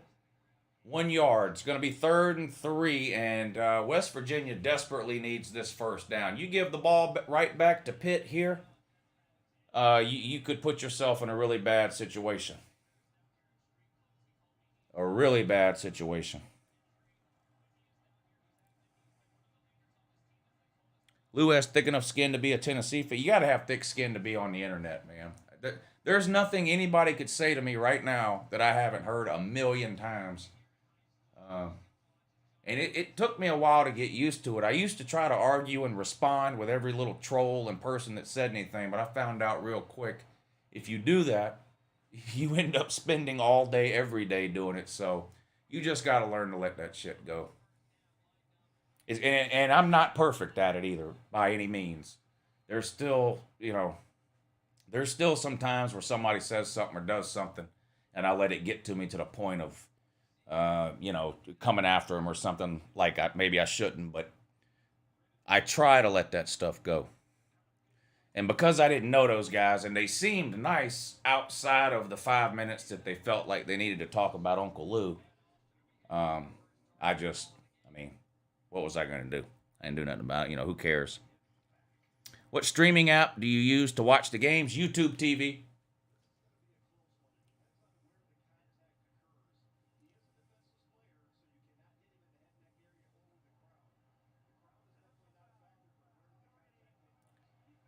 This targeting shit, man.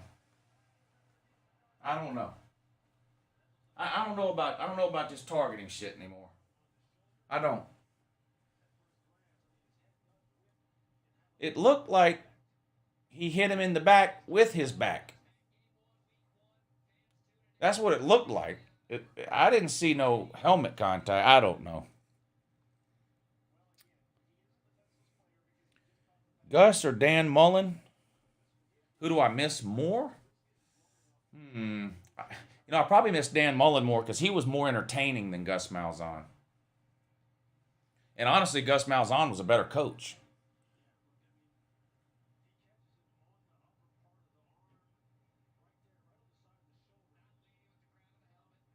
That's not targeting. That's not targeting. What, you can't hit a man in the back now?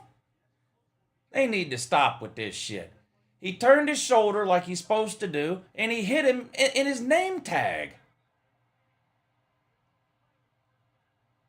Okay. That's good. They got rid of it.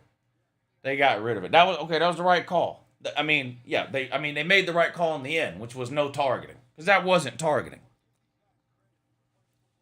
He didn't launch. He did not launch.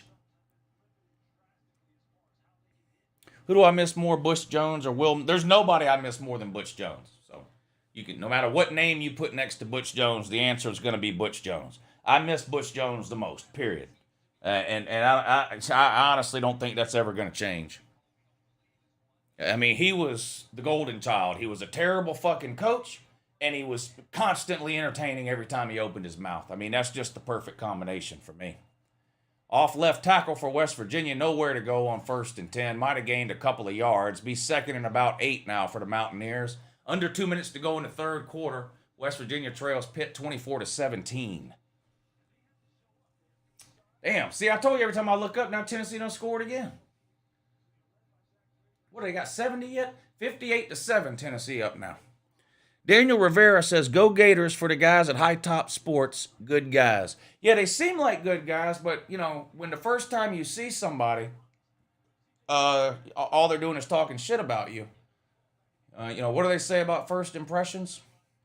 West Virginia running back tries to spin out of the tackle, not able to do it. Dragged down for no gain, and it's going to be 3rd and 8 now.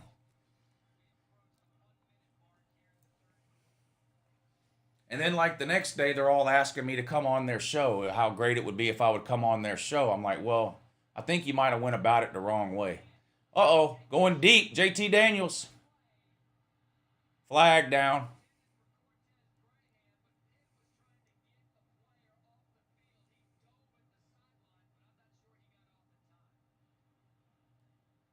Pitt, too many men on the field, it looks like.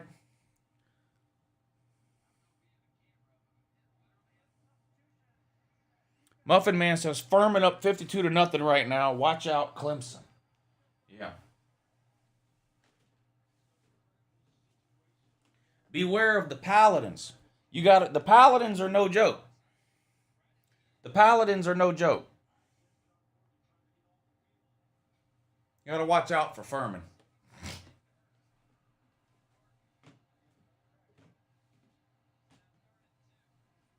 Watch out for Furman. Uncle Lou, what's your prediction for Tennessee versus Pitt? I think Tennessee beats the bejesus out of them.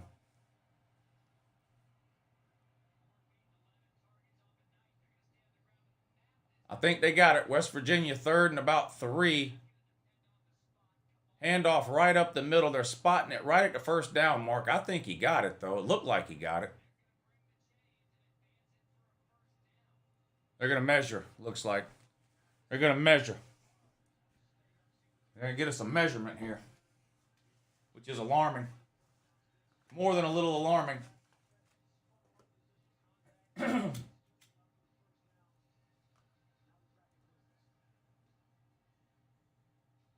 they gave him the first down. They gave him the first down. JT Daniels in the shotgun. Another handoff up the gut. Big hole. 40. Down at the 30. And I think they're going to call a face mask. So that's going to give them another 15 yards. They're going to be down inside the 20 if this is a face mask.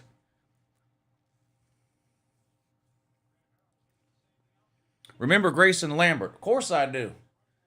Starting quarterback in 2015, which was Mark Richt's last year.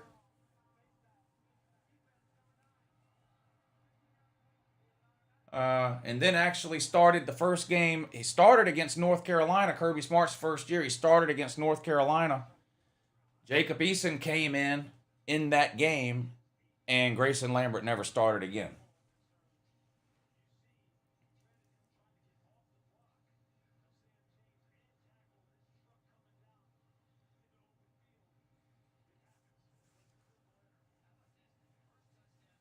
First and 10 for West Virginia now on the Pitt 17.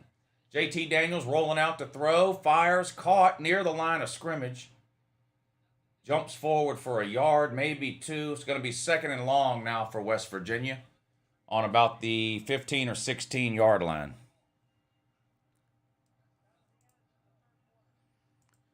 And that's the end of the third quarter.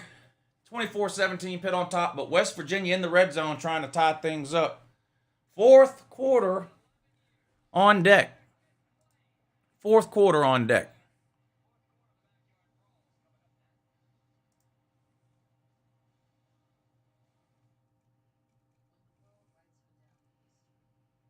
Davis P., thank you for hitting the PayPal link, sir, to help support the channel. He says, what's one Georgia player you're most looking forward to seeing this Saturday? Well, besides the obvious ones that played last year, I mean, Jalen Carter, Keely Ringo, if I was going to name like a new guy maybe to watch for, true freshman Michael Williams, outside linebacker, I'm hearing a lot of really good things about him. I think he's going to play a lot this weekend. A lot. So I would look for him, see what he can do. So I'll go with that for now. Thank you for the PayPal. I really appreciate that. We love you, Lou, says High Top Sports. Yeah, it was very easy for me to tell.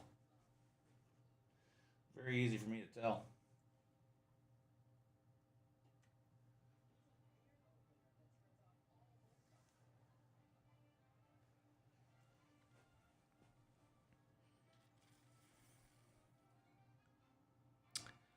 Atomic Shark says, I laugh every time you pronounce the ukulele's name, so please do it again. You mean pronounce it the right way?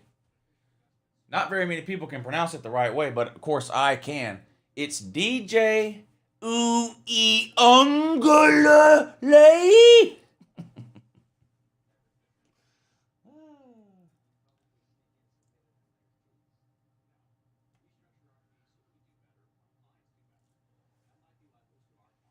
UnleLouHere.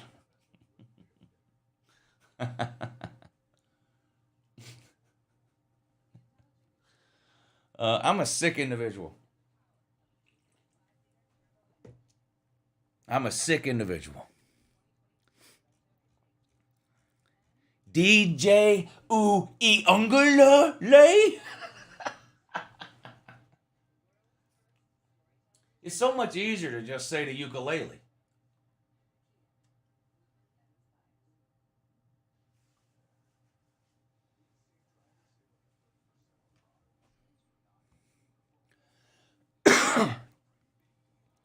High Top Sports mistreated Uncle Lou. Yeah, when I saw that High Top Sports video, here's what I was thinking. Stop mistreating Uncle Lou! Yeah, stop mistreating me. Brent, thank you for the super chat, buddy. He says, Meyer is back again. What a joke. Love these old videos you did about his fake health issues. Makes a bad day good again. It's amazing. Urban Meyer's been diagnosed with like 2 or 3 different life-ending ailments that caused him to retire immediately. And then every single time he's cured a month later. It's unbelievable. It really is unbelievable.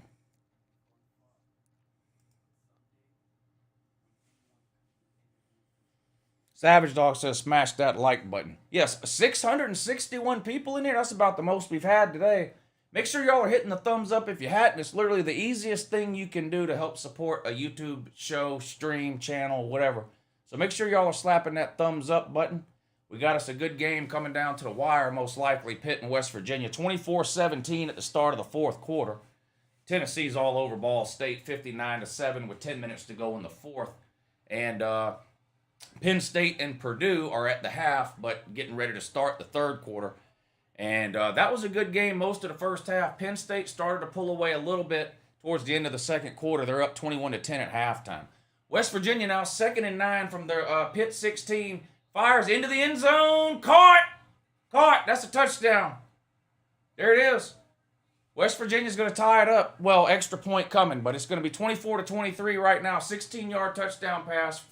JT Daniels Christ into the corner of the end zone, and somehow, some way, a West Virginia receiver figured out a way to catch the ball. Why is the Tennessee mascot at a West Virginia game? Did y'all see that? Guy dressed up like Daniel Boone? I thought that was a Tennessee thing.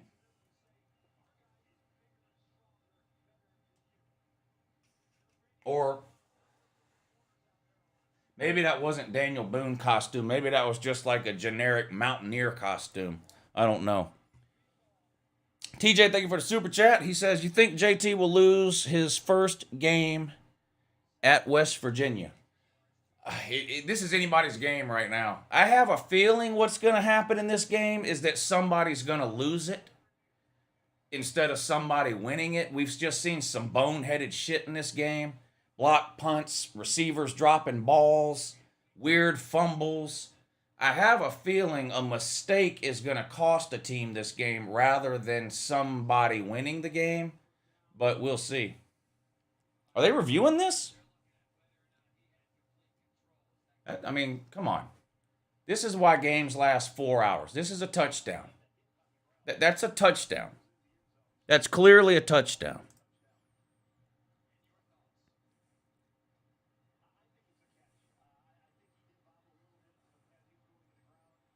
Lou better warm up that General Valtard voice. Yeah, the General Valtard will come back to life if Tennessee beats either Florida, Bama, or Georgia. And I do think they're going to beat Florida. So we'll see. That's 4 weeks away. So we may see the resurrection of General Valtard in 4 weeks. You say I better warm up the General Valtard voice? Listen what the General tell you now.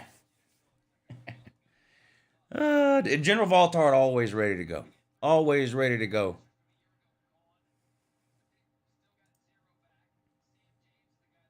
Florida is a shit show. No argument from me. No argument from me. Why are they still looking at this? This is a touchdown. I don't understand. This is why college football games are lasting 4 hours now. Duh. We knew that 5 minutes ago. I don't know. Y'all are up there thumbing each other's butt or something. It does not take 5 minutes to realize that was a touchdown.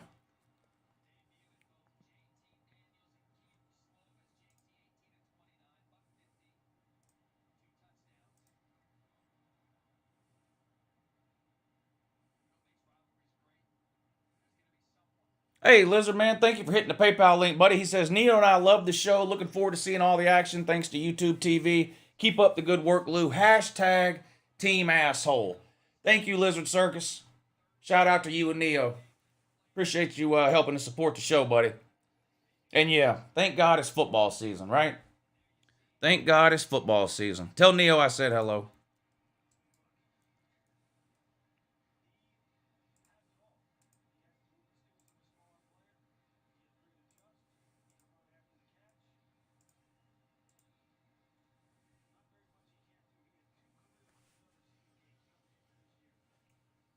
I mean, this is why college football games last 4 hours. Pointless reviews. Look at the targeting bullshit. We had to sit around for 5 minutes and wait on them to realize that that wasn't targeting. That was just a few minutes ago. Now it takes 5 minutes to tell us that the touchdown we know we saw that was obvious actually was a touchdown. It wasn't even close.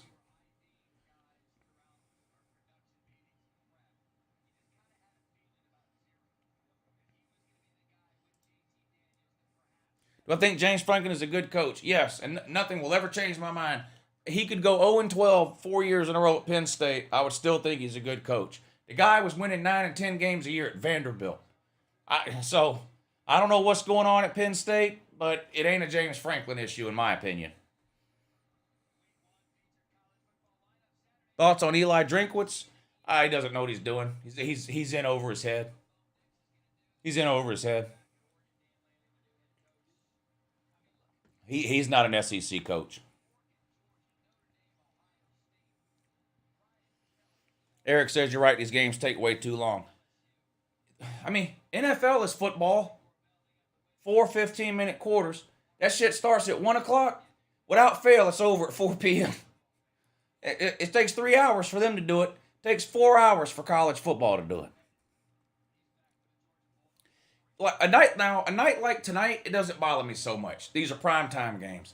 But what I hate is when game's supposed to come on at 3:30, but the noon game that's on the same channel still ain't over. So then at 3:30, you gotta wait for that silly ass scroll to come across the bottom of the screen that goes, the such and such game that is supposed to be aired at 3:30 p.m. on this channel is being temporarily moved to this channel.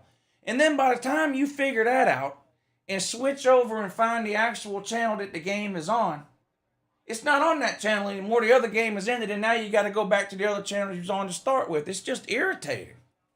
It's irritating. And like the primetime games that start at 7 or 7:30, forget it. If you're watching a 3:30 game and it's close at the end, you're going to miss the beginning of those primetime games. It's just a shame. It's just a shame. Lou, can you wish my Noles good luck? I'm going to see that game live, and I'd love to get the win. Yeah, good luck to your Noles, man.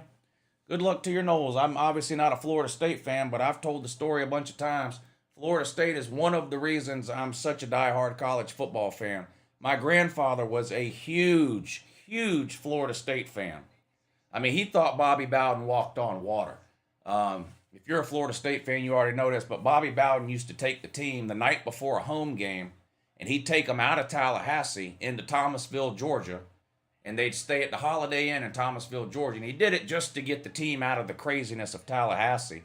My granddaddy used to leave his house Friday mornings in Augusta, Georgia, drive down to Thomasville, Georgia, check into that Holiday Inn, and he would just sit in the lobby all day and all night waiting to see Bobby Bowden walk in or out. He worshiped Bobby Bowden. And my grandfather is who got me watching college football. My dad was an NFL guy. It's not that he didn't like college football, but he was more of a Falcons guy. He was more of an NFL guy. I used to go over to my granddaddy's house on Saturdays and watch college football with him, and he was a huge Florida State fan. So I don't have any hatred or anything for Florida State. It just so happens they've been in the toilet for 6 years. But that doesn't mean I hate them. That's just reality.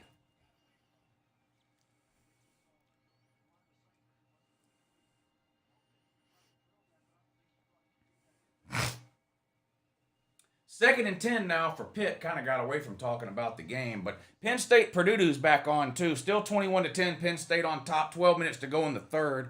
Purdue's got the ball and they're driving inside the Penn State 30 on the 28. 3rd and 3. Aiden O'Connell back to throw. Caught. First down, 20, 15. Tackled at the 11. It's going to be 1st and 10 on the 11. Purdue threatening. 2nd and 10 now for Pitt. Nowhere to go on the run there. It's going to be 3rd and long for Pitt now.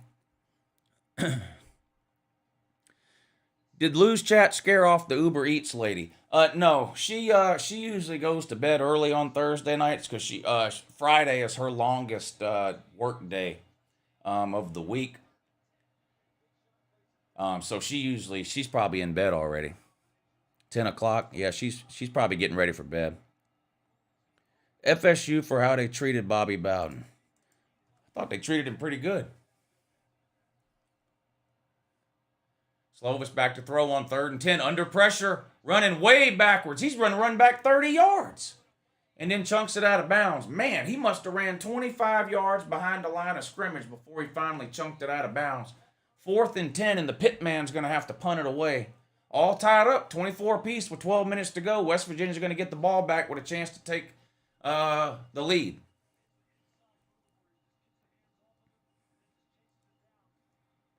Do you think Florida heading in the right direction? We have a top 10 class right now. Could get better. Well, one recruiting class, honestly, doesn't do much. Just being honest. I know you're a Florida fan, so you probably think Kirby Smart is terrible, but nice return for West Virginia up to the 30. So you probably hate Kirby Smart, but Kirby Smart's had 6 top 5 classes in a row. And he just won the Natty. So it's great that Florida's got the 9th or 10th best class. That's still 5th in the SEC right now. And if Florida comes, and I'm not saying this is going to happen, but if Florida comes out and goes 5-7 this year, you think they're going to have a top 10 class next year? Probably not. So the recruiting is okay right now, but Florida's got to find a way to win 8 or 9 games. God damn, man.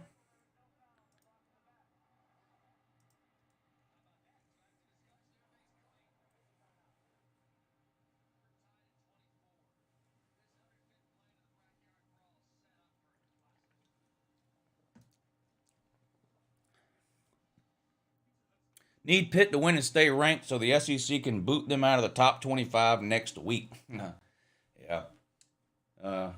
I picked Tennessee to win that game 6 weeks ago, but after watching Tennessee play tonight and Pitt play, Tennessee's going to boat race them. Boat race them. Who's your least favorite player other than Tim Tebow?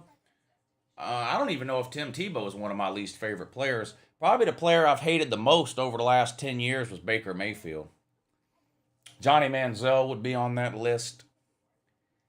There's not very many players that I don't like on a personal level, but Baker Mayfield and Johnny Manziel are 2 of them. How many stupid discussions do these refs need to have? Probably 5 or 6 more before this game ends. All right, Purdue's got the ball 1st and goal. They're down 11, 21-10, but they're 1st and goal on the 2-yard line. Let's see if they can get in the end zone here. Toss sweep to the right. Touchdown, Purdue. Touchdown, Purdue. That's going to make it 21-17. So we're going to have a 4-point game, Penn State and Purdue.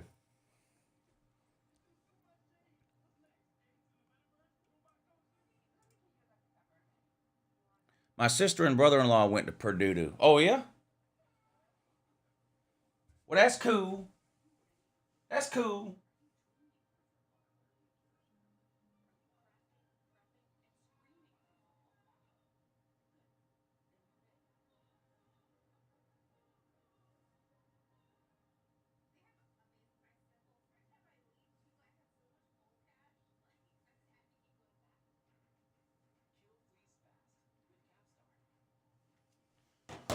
E-I-E-I-O. Because the Barner told me so. Or the barner here and a barner there. Here a barn, there a barn, everywhere a barn, barn. Y'all want a preview of tomorrow's hype and hate video? Well, we got 633 likes. If we get to 650 likes, I'll give you a very brief, I'm talking very brief, 5-10 second preview of tomorrow's hype and hate video. How many likes are there? There's 616 likes. That should be 650. Let's get it to 650. Baker was only the third best Browns QB of all time. Who was the best? Bernie Kosar?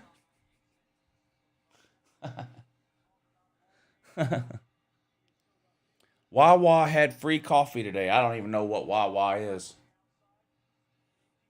Ain't got no idea. Ain't got no idea.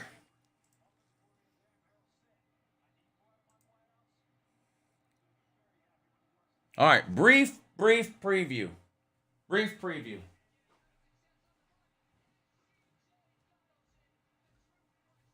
What happened? Big run by West Virginia.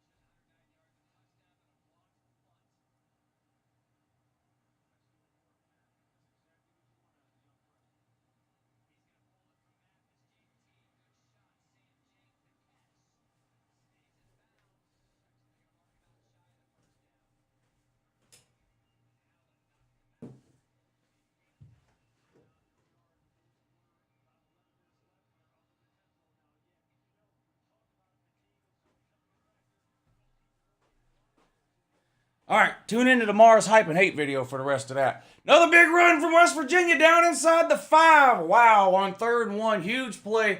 1st and goal for the coal miner, man. Thoughts on Watson being the highest paid QB in the NFL? Well, it's ridiculous. You already know. It's ridiculous. 1st and goal. JT Daniels, incomplete. Little fade route to the back corner of the end zone. Falls incomplete. 2nd and goal now for the coal miner man. Will Stetson Bennett put up Heisman-worthy numbers? I hope you're trolling. You have to be trolling. You have to be trolling NC State, man. No, Stetson Bennett will not put up Heisman-like numbers. Slim Shady says, Handy Manny D ain't doing too bad. Yeah, Penn State defense, not terrible. I mean, that Purdue offense is no joke. JT Daniels with a quarterback sneak. They say he got in. They say he got in. Touchdown, coal miner man.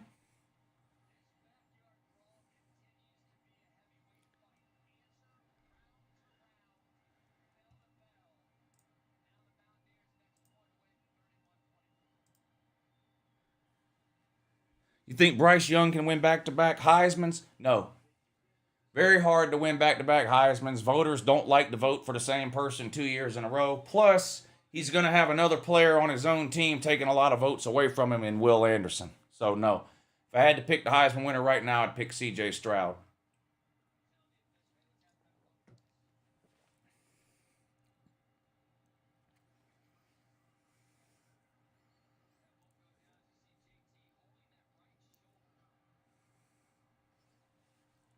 Here comes the extra point to tie things up. No, this will give West Virginia the lead. It was already tied up.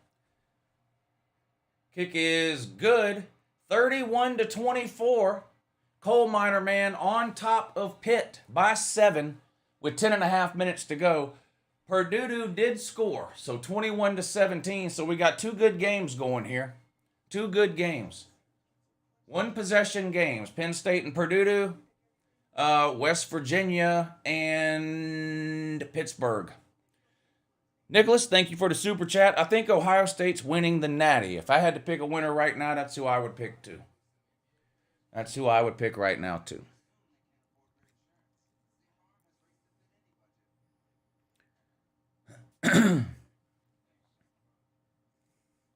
Gus Malzahn is the best coach in the South. What? Huh? Well, I don't know what kind of drugs you're on, but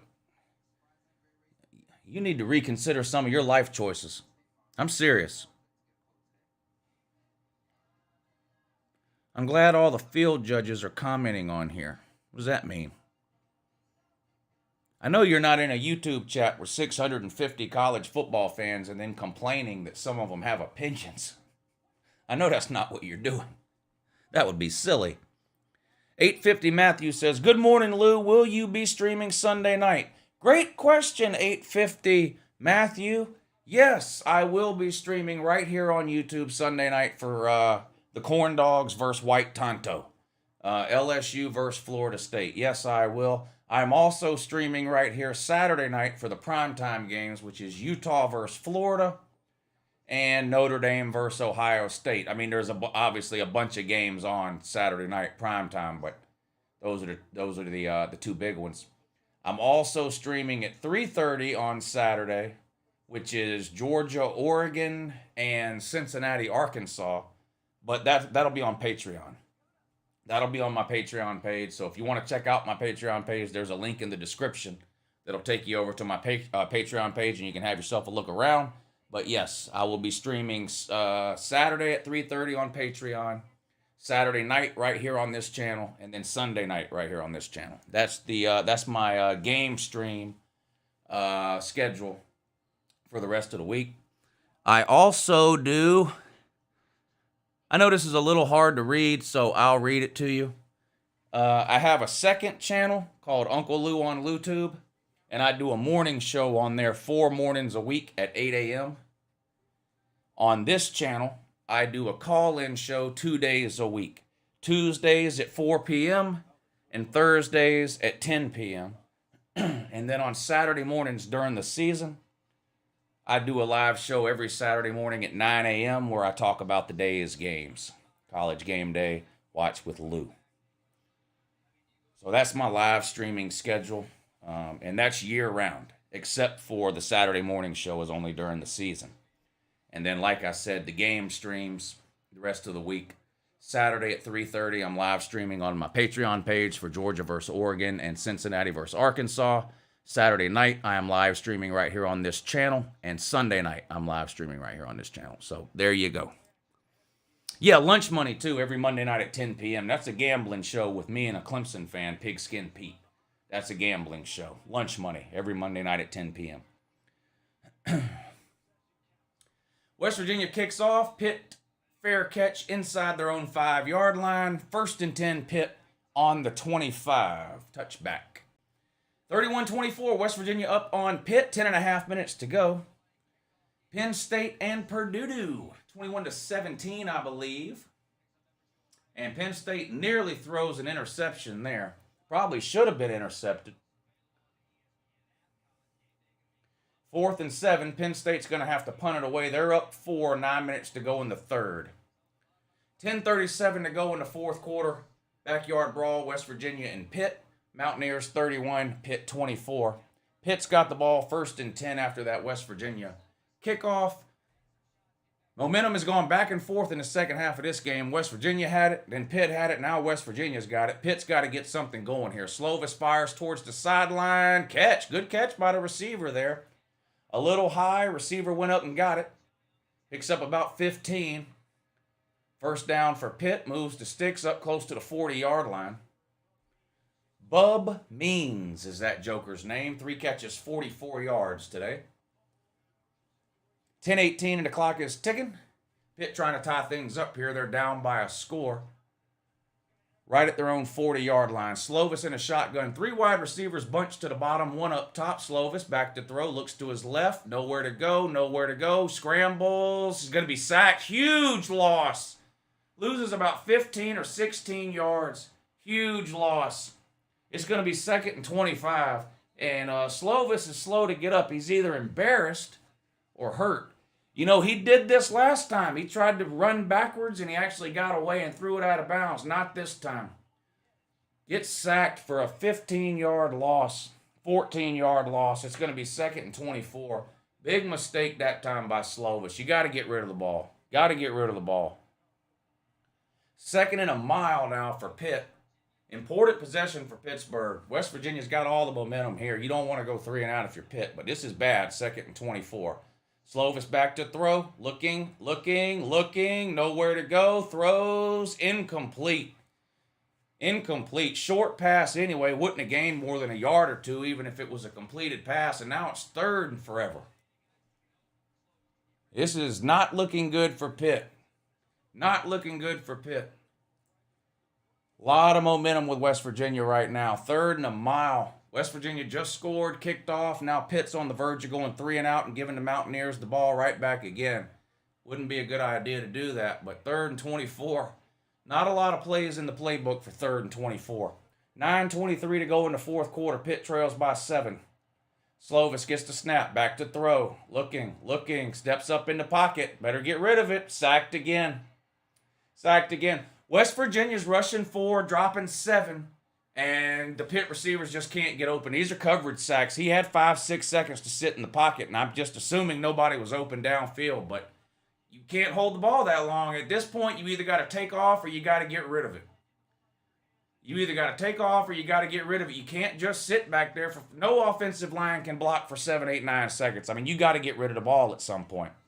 4th and a mile, and Pitt's going to have to punt it away. Punter standing on his own 5-yard line. 31-24. Kick is away. Fair catch called and made. West Virginia's going to have good field position at their own 42. 8:37 to go in the 4th quarter. West Virginia up 31-24.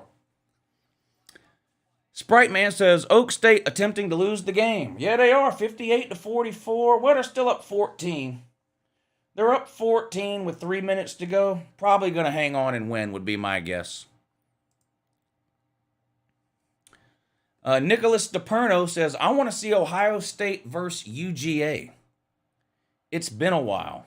It has been a while. Of course, Ohio State ain't never beat UGA. Ohio State really... Oh, big penalty on West Virginia on the kick, 15-yarder. Wow. So instead of having the ball on their 42, they're going to have it on the 27. Big penalty there against West Virginia. Backs them up 15 yards. Ohio State don't really like playing the SEC because they can't beat them.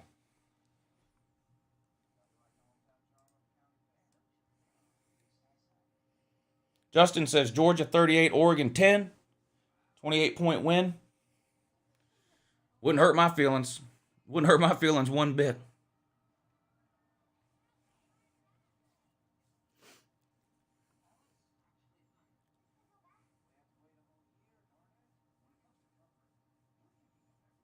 NC State Man says over-under on FSU player felonies this season. I'll put the over-under at 1. Brent says Ohio State is going to go 11-1. Notre Dame is going to be hard game, and maybe that game just like last year's. I don't see that happening. I think Ohio State's going to blow Notre Dame out.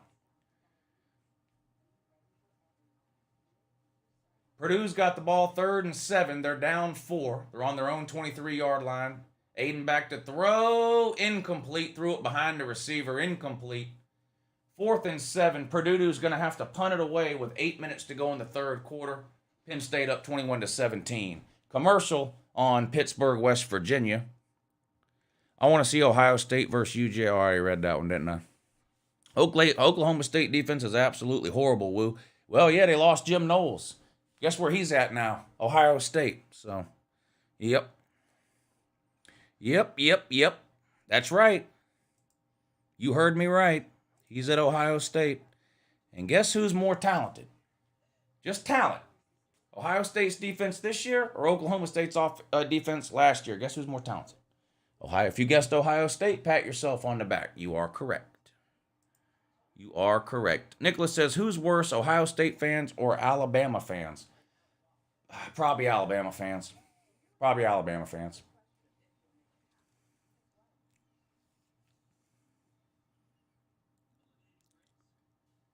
All right, Bo Hunting. Appreciate you hanging out tonight, man. We'll see you again soon. Ohio State 21, Notre Dame 0. I'd be shocked if Ohio State only scores 21 points. I'm thinking more like Ohio State 45, Notre Dame 27. Ohio State fans definitely worse than Bama. Well, I guess it depends on everybody's own personal experience, but to me it would be Alabama fans. Lou, you should took the over in spread for Tennessee Ball State game. I don't really take gambling advice from people who don't even understand what they're saying. You can't take the over on the spread. There's no such bet as taking the over on the spread. So I don't know if you're saying I should have bet the over or if I should have bet Tennessee minus 35. I don't know what I get the feeling you're trying to say one of those two things, but you're combining the two because you can't take the over in the spread.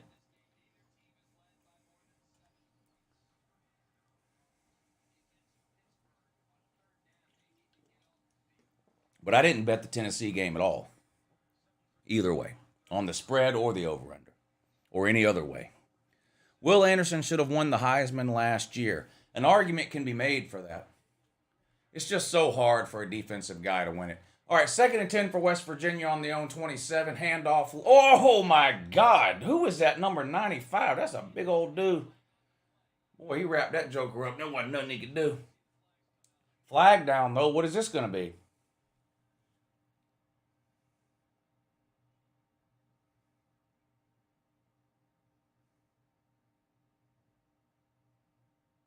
Every little penalty is a big deal at this point in the game. What is this? Takes them 10 minutes to... Somebody threw the flag. If you threw the flag, then you know what the penalty is. Say what the goddamn penalty is. Why do 4 referees have to have a 5-minute conversation? Somebody threw the flag. That means they saw a penalty. Tell us what the penalty is. Mark it off, and let's go. I don't know why there has to be some 5-minute powwow. Whoever threw the flag, that's who should tell us who the penalty is. Wait a minute. The defense just got a penalty for an illegal block? What are we doing? What are we doing here?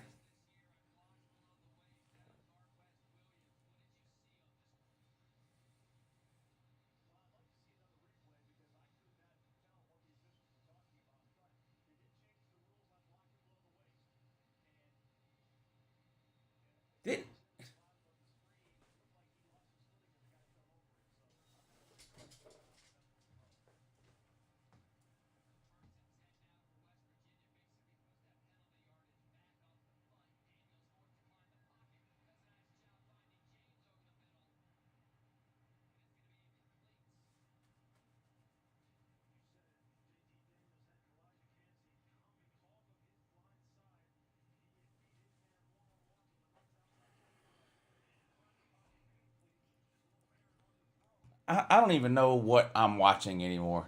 This just doesn't even look like football. Guy falls down. Another guy trips over him. Somehow it's a penalty on the guy that slipped. I don't know what we're doing here anymore. 2nd and 10 for the Coleman.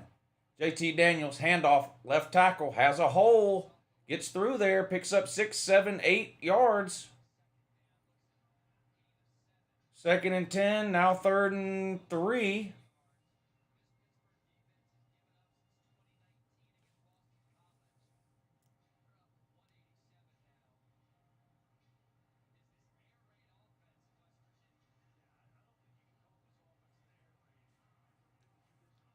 Third and 3.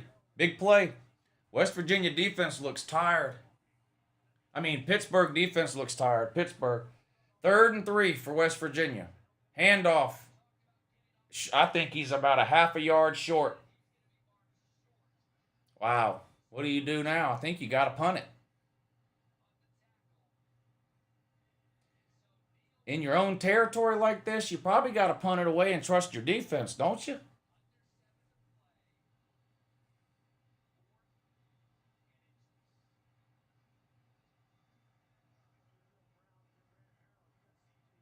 They're going for it. 4th and half a yard in their own territory. No, they're not. Okay, they're across the 50. Never mind. This makes a little bit more sense now.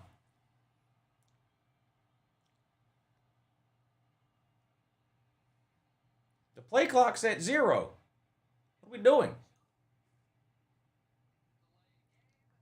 Oh, they took an intentional delay game. Now they're just going to punt the ball.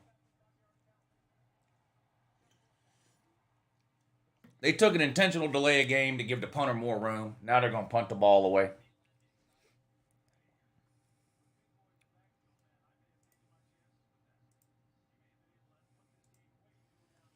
All right, don't forget to subscribe to the channel. If there's anybody new in here, hit that subscribe button, hit the bell, turn the notifications on. I post pointless, barely watchable college football videos almost every day of the year, year-round, plus a bunch of just ridiculous live streams like this.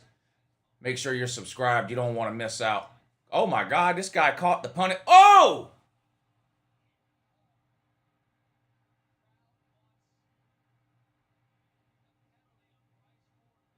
God, I thought he was going to rip his head off. No penalty, though.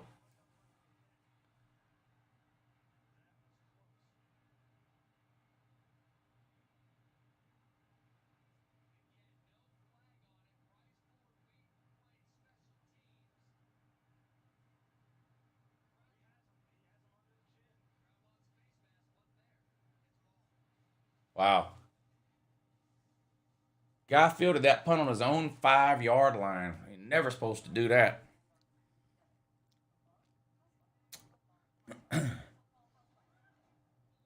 RKO out of nowhere.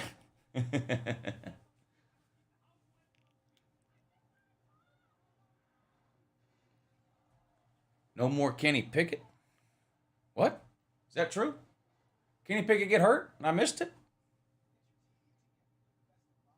Yeah, that wasn't a face mask. Just looked violent. Yeah, it wasn't a face mask.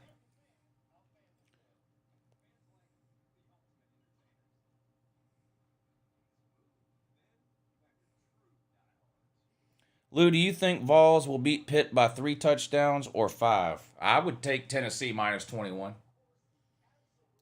Yeah, I don't know what the line's going to be. It's probably not going to be. It's probably going to be less than 21. But I think Tennessee is going to boat race them. Whenever that line, the minute that line comes out, no matter what it is, I'm taking Tennessee.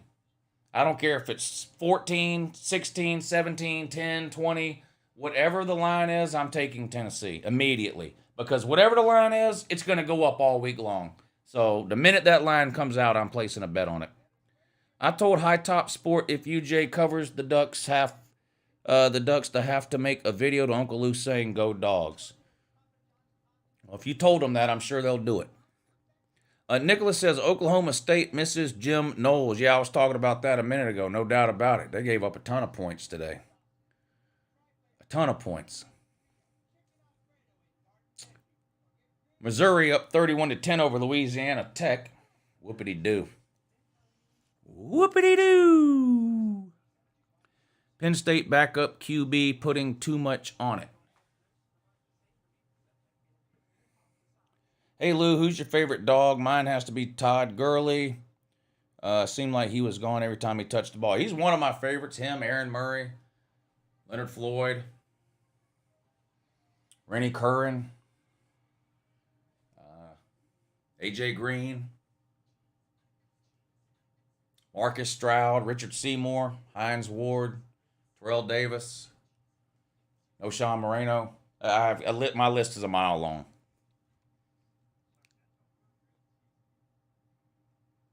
Penn State, your season is over. Uh-oh. Is that true? Is that true? It's the third quarter. And aren't they winning? I think it's the third quarter and Penn State is winning, so I don't know if their season is over yet. Who's the best quarterback that Alabama ever had? Whoever it was 50 or 60 years ago. What's the guy's name? Roger Staubach? No, was it Roger Staubach or no? What's the guy's name? Joe Namath. Joe Namath.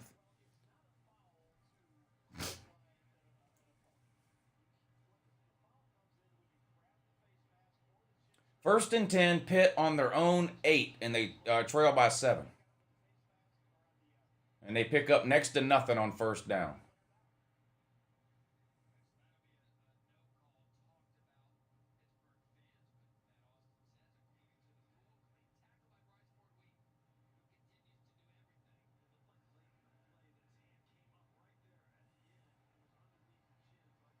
.547 to go, 2nd and 8, Pitt in a shotgun. Back to throw, Keaton Slovis. Oh, now that's targeting. Now that's targeting. Now, I don't want to hear no... Now, that is why we have a targeting rule. That's why we have a targeting rule. Not that bullshit they called earlier. That's the type of hit they're trying to get out of the game. That guy's gone.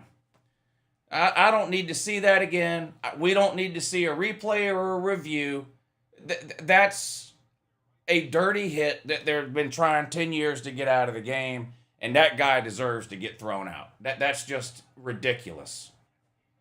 That's just ridiculous. He's gone. They don't even need to... This review ought not take more than 10 seconds. Bro, just start walking towards the locker room. You're done.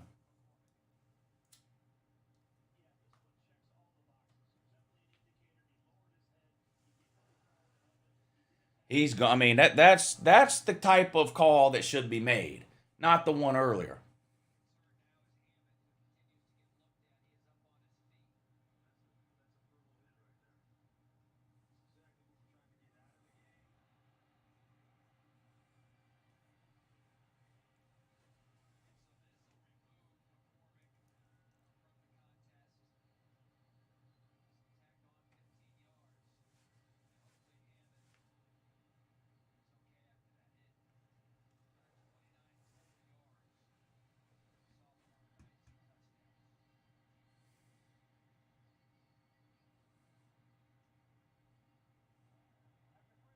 Got some trolls in here. Got some trolls in there. Don't feed the trolls. Please don't feed the trolls.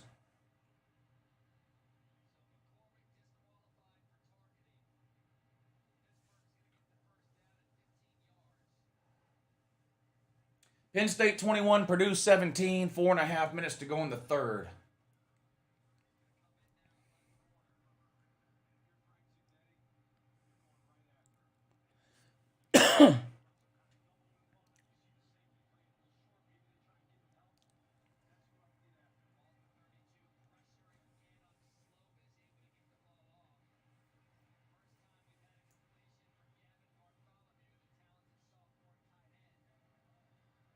So that gave Pitt a first down.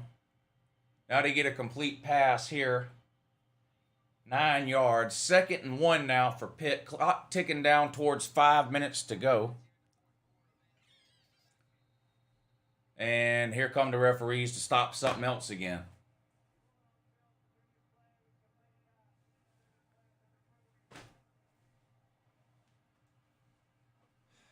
Now let's drag this game on another 10 minutes. Do another 10-minute review here. This is silly. I didn't even see the play, so I don't know if it's a catch or not, but these reviews are just getting ridiculous.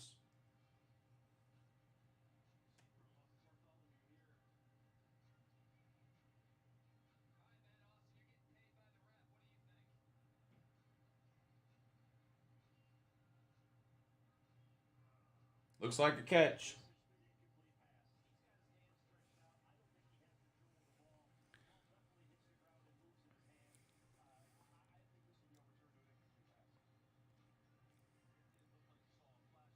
VicTube says this game should be over by now. This game's been on for 3 hours and 45 minutes. This game's been on for 3 hours in 45 minutes. Ridiculous. I'd make Uncle Lou eat my pubic hair. You wouldn't be able to make me do shit. And not just me. You wouldn't be able to make anybody do shit. You probably haven't left your house in 6 months.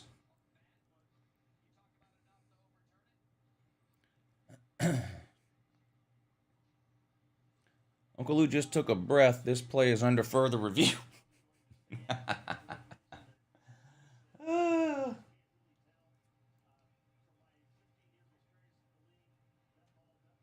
Third and 1 for Purdue. Back to throw. Incomplete. They're on the Penn State 30-yard line. 4th and 1. What are they going to do? Do they go for it?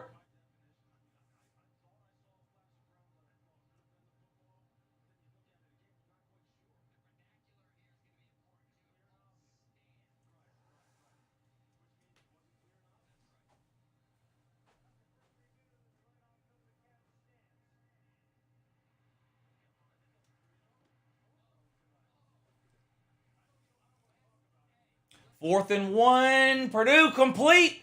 15-10 down to the 7-yard line.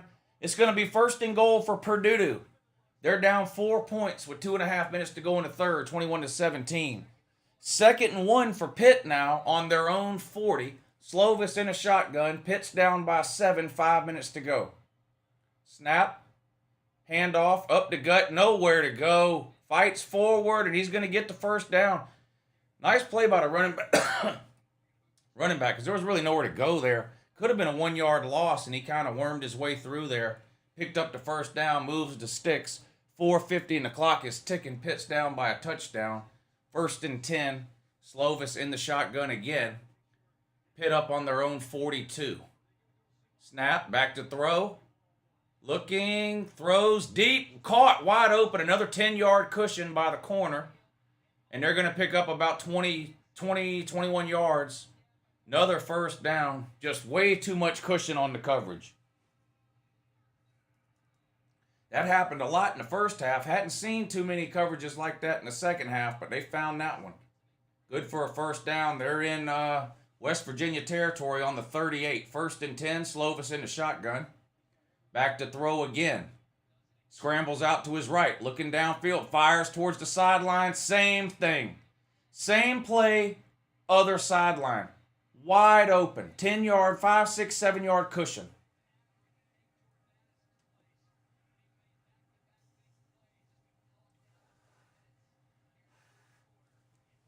I don't understand all this cushion. 1st and 10. Pitt just inside the West Virginia 25-yard line. Back to throw again. Slovis looking. Steps up in the pocket. Throws complete. Over the middle. Breaks a tackle. To the outside. 20. 10. 5. Touchdown, I think. He dove for the pylon. Yes, referee says touchdown. Wow. More piss poor tackling by the Cole man leads to a Pitt touchdown. 5 or 6 yard slant turns into a 25-yard touchdown because West Virginia doesn't know how to tackle.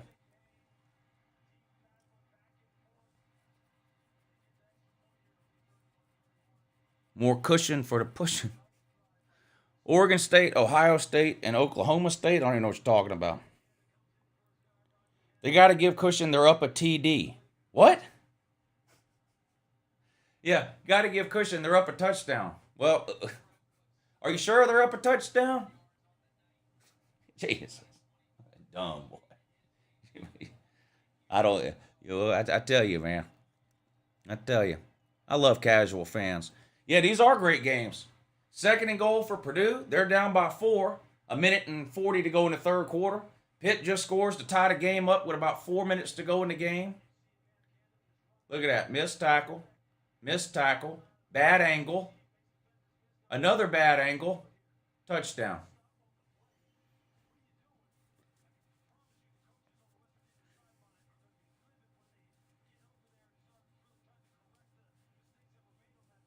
What are the odds this game goes to overtime? Oh, my God. Please don't say that. This game's already going to be over 4 hours long. Touchdown, Purdue. Purdue takes the lead. They're up 23-21, about to kick the extra point, which will make it 24. 1:11 to go in the third. Man, two great games. Two great games.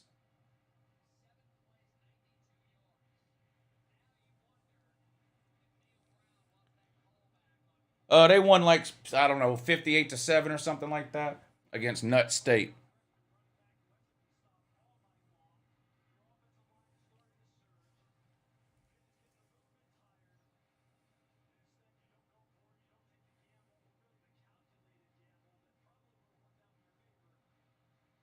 All right, y'all hit the thumbs up if you hadn't already. We couldn't ask for two better games than this prime time on a Thursday night to kick off week 1 of college football season.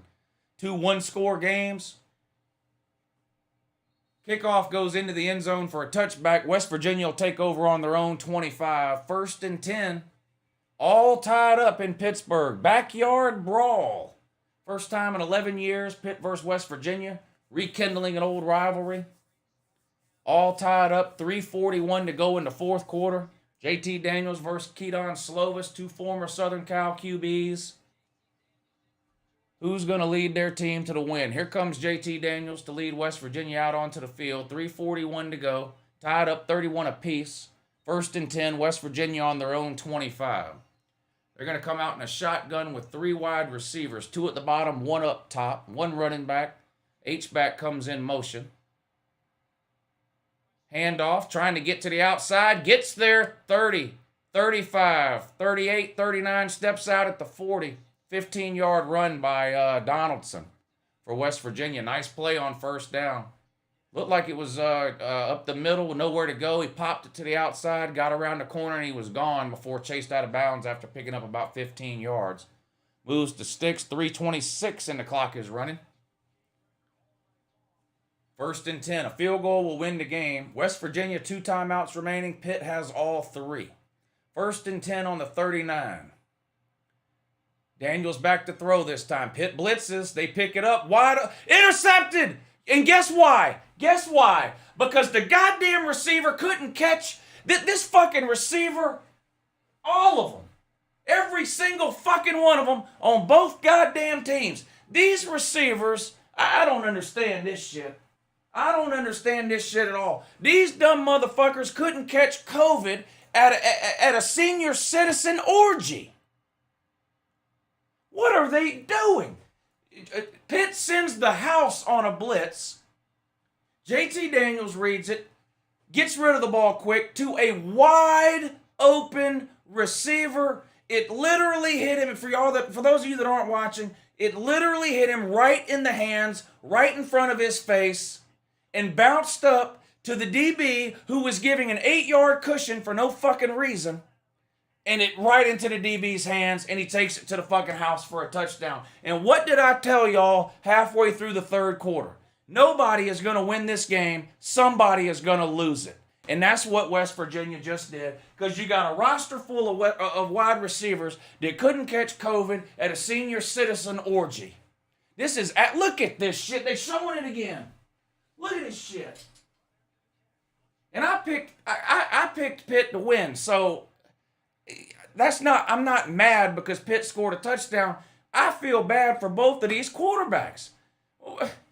The stat sheet for these quarterbacks is going to look like absolute mushed doo-doo, and it shouldn't. These wide receivers ought to have their scholarships revoked, is ought to what happened. I mean, Jesus, man. I don't understand. The number one job or the number one qualification to be a wide receiver should be have hands, can use them. Every wide receiver on these teams can't catch a fucking pass. I've never seen a game where both teams' wide receivers are this fucking bad. This is fucking embarrassing. If I'm Pitt or West Virginia fan, either one, I want all these wide receiver scholarship revoked and just hold open tryouts on campus and give some people some schollies. Find some dumbass fucking math major and just give them a fucking scholarship, because these people can't catch. These people can't catch. Was the 2019 LSU team the best ever? No. Oklahoma State misses Jim Knowles. Yeah, thank you, Nicholas, for the super chat. But no, 2019 LSU was not the best ever team. Damn.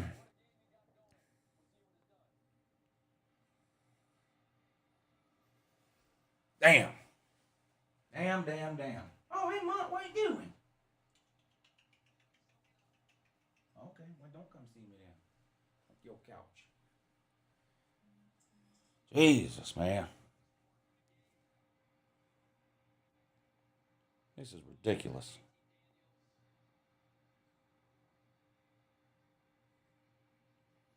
Derek L., thank you for hitting the Cash App link, man. I really appreciate that. He says, JT can't catch a break, but this game is fun, though. It's a hell of a game. It's a great game. The Penn State Purdue was a great game, too. I've been paying more attention to this game just because this is a rivalry game that we haven't seen in forever. But this Penn State Purdue game is great, too. I mean, both of these games, 24-21, Purdue's up into the third quarter.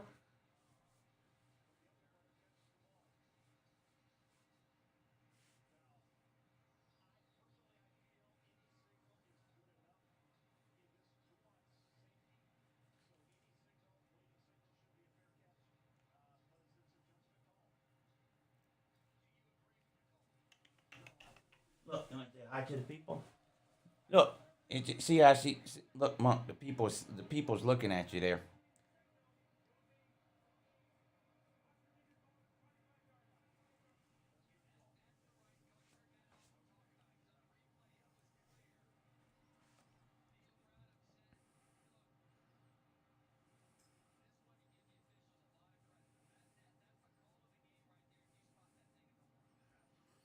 Nicholas says Desmond thinks Pitt has better receivers than Ohio State. Desmond Howard's a fucking moron. But thank you for the super chat. Thank you too, Jonah. He said 2019 LSU offense, best team ever. 2021 UJ defense is the GOAT. Well, yeah, the 2019 LSU offense was the best we've seen in a while, and the 2021 UJ defense was the best we've seen in a while. I don't think either of those two teams are the greatest team ever, though.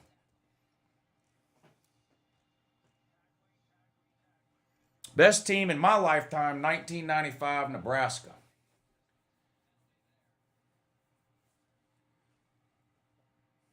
All right, getting down to the wire. 2.5 minutes to go, fourth quarter. Pitt's up 38-31. West Virginia's just got the ball after the kickoff. They immediately commit a false start because, well, why not? Now it's 1st and 15 for West Virginia on their own 20-yard line. They're down 7. Down 7. Make sure you hit the thumbs up if you hadn't. I don't understand. If you're not excited watching the end of these two games, then you're not a college football fan. I don't even know why you're here. Hit the thumbs up if you. I mean, these have been two amazing games. Handoff up the gut for West Virginia goes next to nowhere. It's going to be 3rd and about 4. Big 3rd down here. 3rd and 4. It's 4 down territory. I mean, they can't punt it away. So they need to find a way to pick up this 1st down here. They got 2 downs to get it. They got 2 downs to pick up 4 yards. Shotgun, 4 wide receivers. 3 to the bottom, 1 up top. JT Daniels in the backfield with a running back. Shotgun. Snap. He's going to throw. Looking. Complete. Over the middle. And targeting. That's targeting. It looked like targeting to me. It looked like targeting in real time. I guess we'll see the replay, but it definitely looked like targeting to me. Dangerous throw into a tight window, but the receiver comes down with it. And he didn't hit him with his head. He hit him with his arms.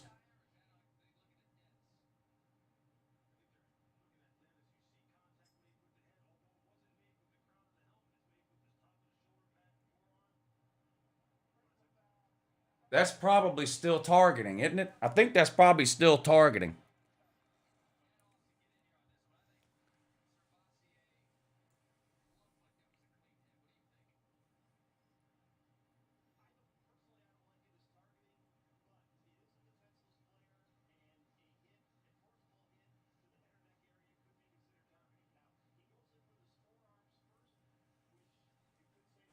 Nicholas says, could you see 2022 Ohio State becoming the best team ever? I can't see anybody that's never played one down becoming the best team ever. No. You're talking about a team that had one of the worst defenses on planet Earth last year suddenly being the best team ever this year. I would say the odds of that are very small, but I don't think it's fair to ask if I think a team that hasn't played one snap is going to be the best team ever.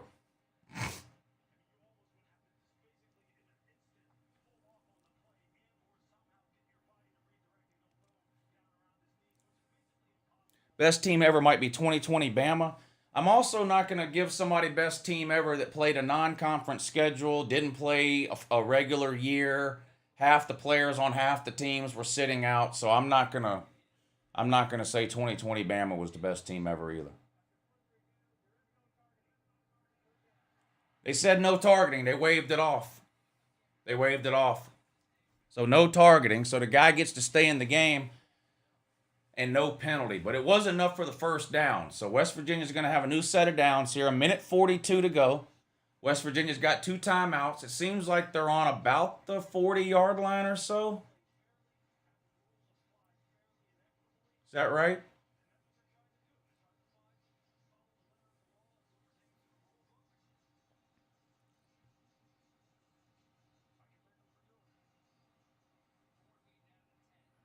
Yeah, Purdue just scored to take the lead about 5 minutes ago.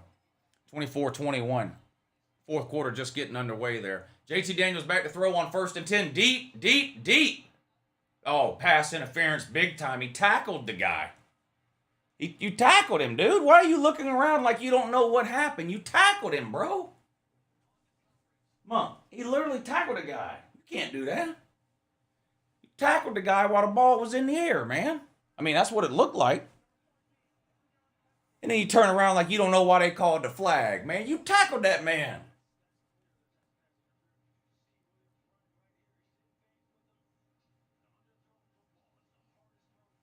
Yeah. That's pass interference.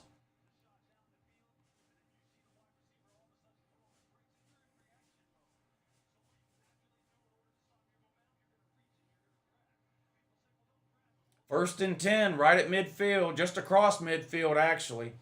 Field goal, no good, though. Got to have a touchdown, so it's going to be 4 down territory every single time. First and 10, on the Pitt 49. Daniels in a shotgun. They're down 7. Somebody moved. Looks like another false start. Wow. Man, West Virginia is... Look, I told you.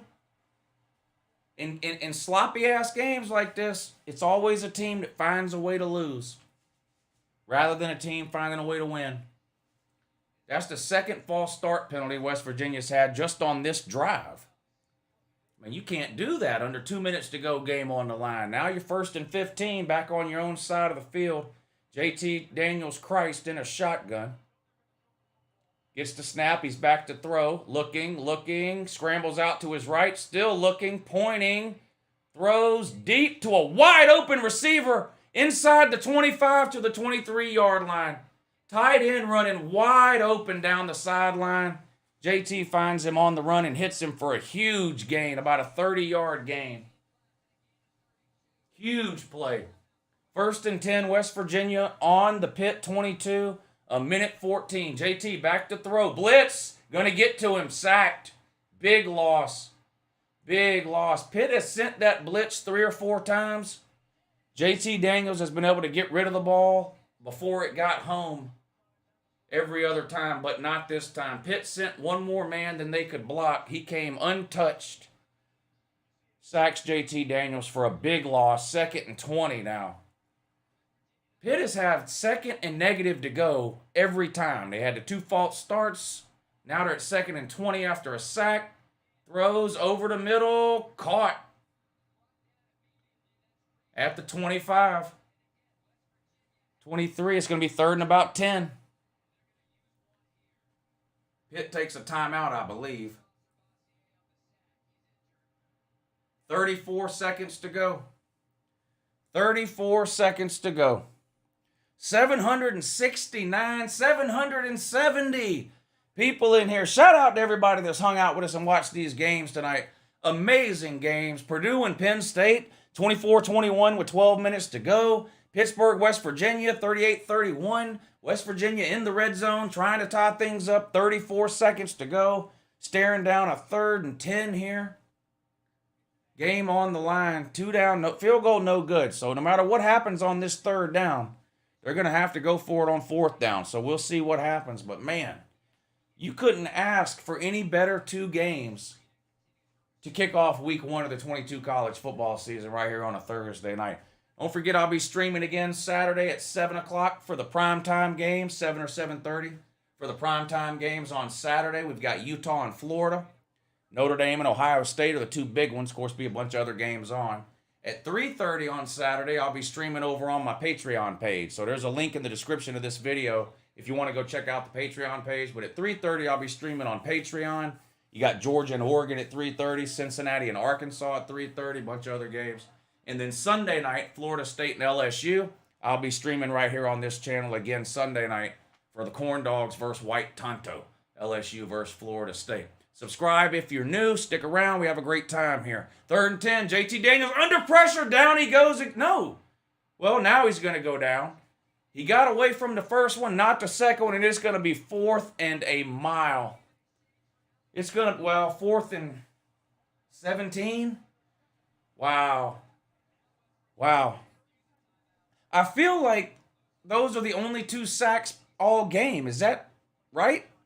I mean, I don't have a stat sheet in front of me, but I don't think JT Daniels has been sacked all game, and now he's been sacked twice in the last 3 plays. Are the live streams saved on the Patreon to watch later? Well, the Patreon live streams are actually done on YouTube. It's just an unlisted stream, and I post the link on Patreon. So yes, all the live streams I do are saved. It's just that the Patreon streams are unlisted, and so unless you're on the Patreon page, you don't have the link to watch them.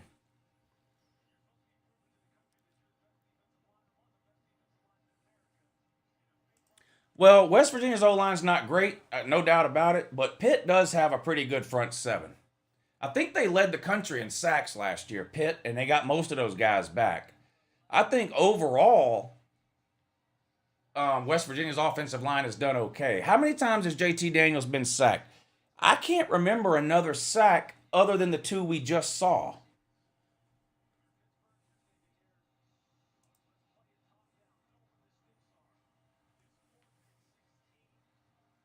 Fourth and 16. This is the game here.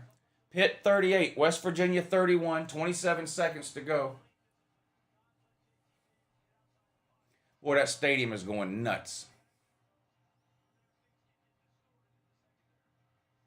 You'll never see that stadium that loud for a Pittsburgh Steelers game. I tell you that right now.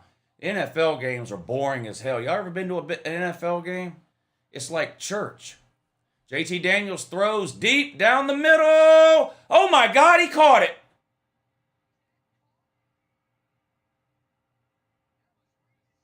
Oh my God.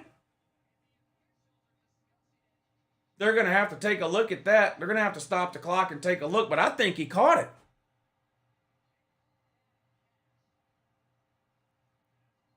I think he caught it.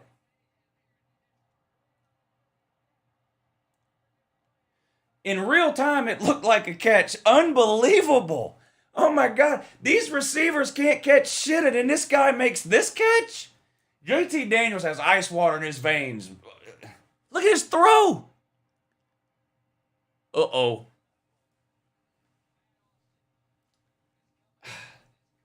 They're going to take that back. That's not a catch. Damn, man.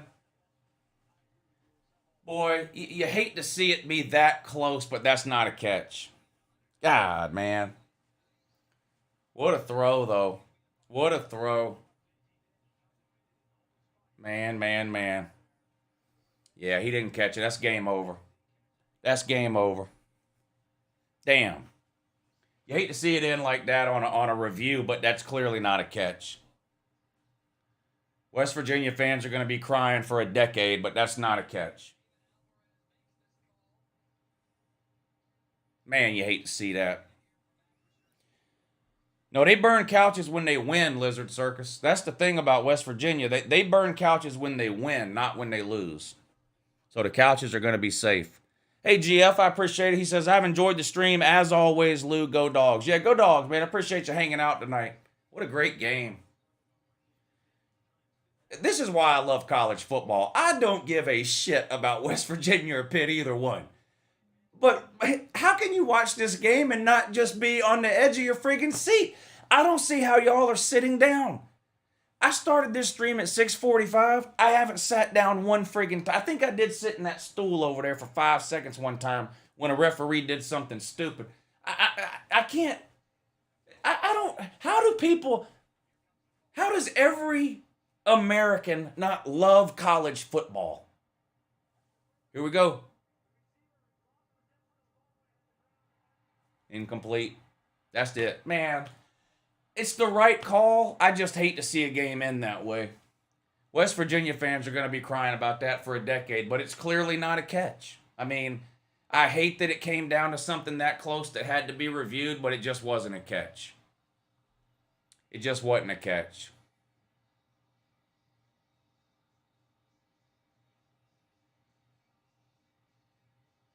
I don't know how anybody can watch this and then say they don't love college football. This is unbelievable. This is unbelievable. Unreal.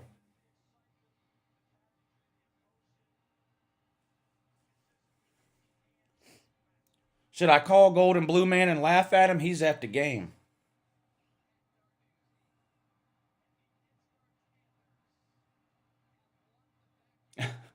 Derek L. sent me a Cash App. It says, if the refs call this a touchdown, they might not live to see tomorrow. And we still got Purdue and Penn State going on, too. We still got Purdue and Penn State going on. 28-24. Penn State has taken the lead in that one. 10 minutes to go. So we got another one that's fixing to come. I don't know if I can take this. I don't know if I can take this. I'm serious. I don't know if I can take this.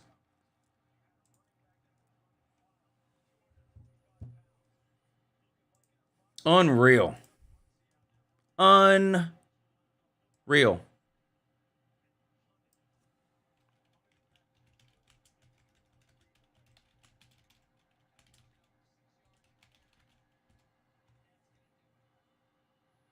What a great game. What an amazing...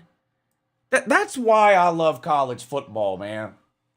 I don't care about either of these two teams, and I feel like I just ran a friggin' marathon just in the last 5 minutes. This is unbelievable. This is unbelievable.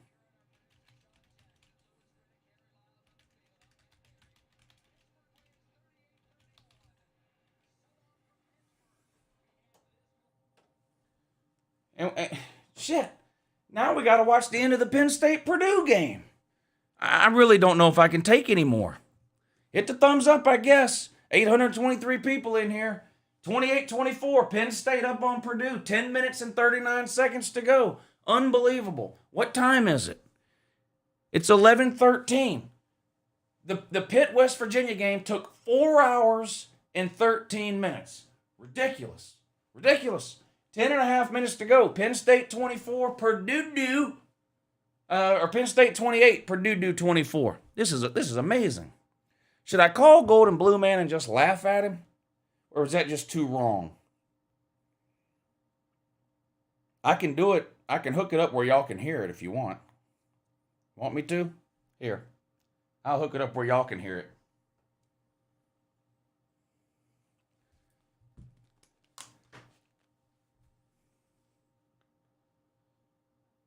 Yep. All right, call in Golden Blue Man.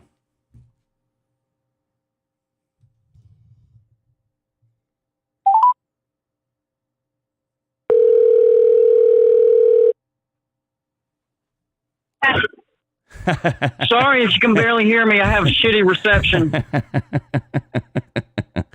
Hey, I'll tell you one thing. Y'all fire I feel Neil bad Brown? for JT Daniels. Yeah, he me played too. his rear end off.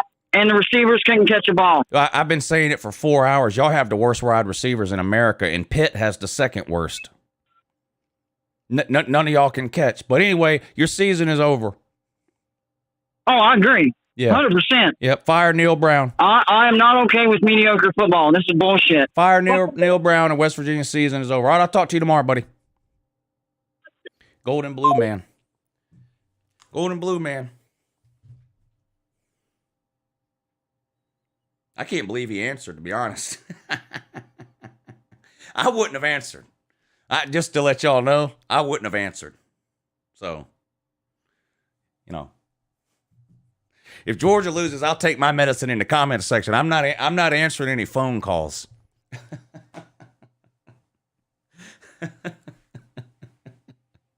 Poor Golden Blue Man. Hey, look, it's not the end of the world. He can always go back to making 200 realignment videos a week, right? All right, Penn State 28, Purdue 24.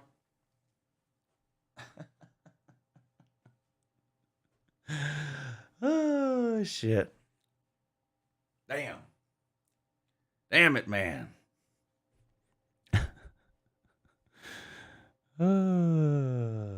Shout out to Golden Blue Man. He's at the game, by the way. Huge West Virginia fan. Lives in South Carolina.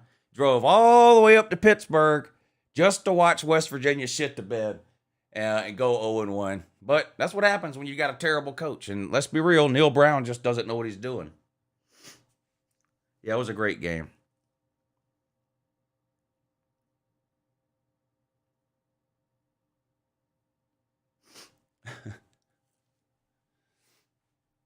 That was a great game. No doubt about it. No doubt about it. A great game.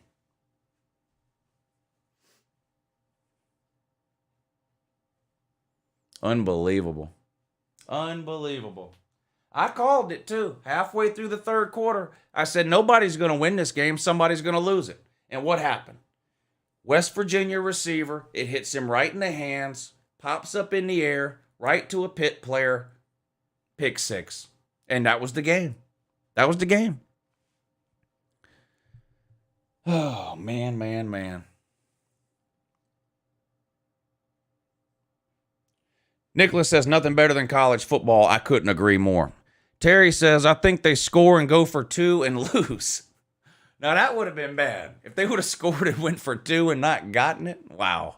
That would have been bad. That would have been bad. GF says, I've enjoyed the stream.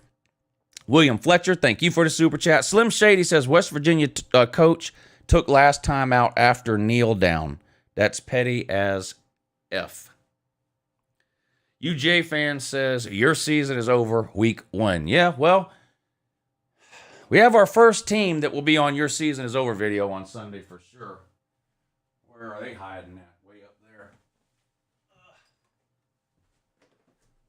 We got our first helmet for the your season is over video this coming Sunday. Might as well go ahead and set it over here.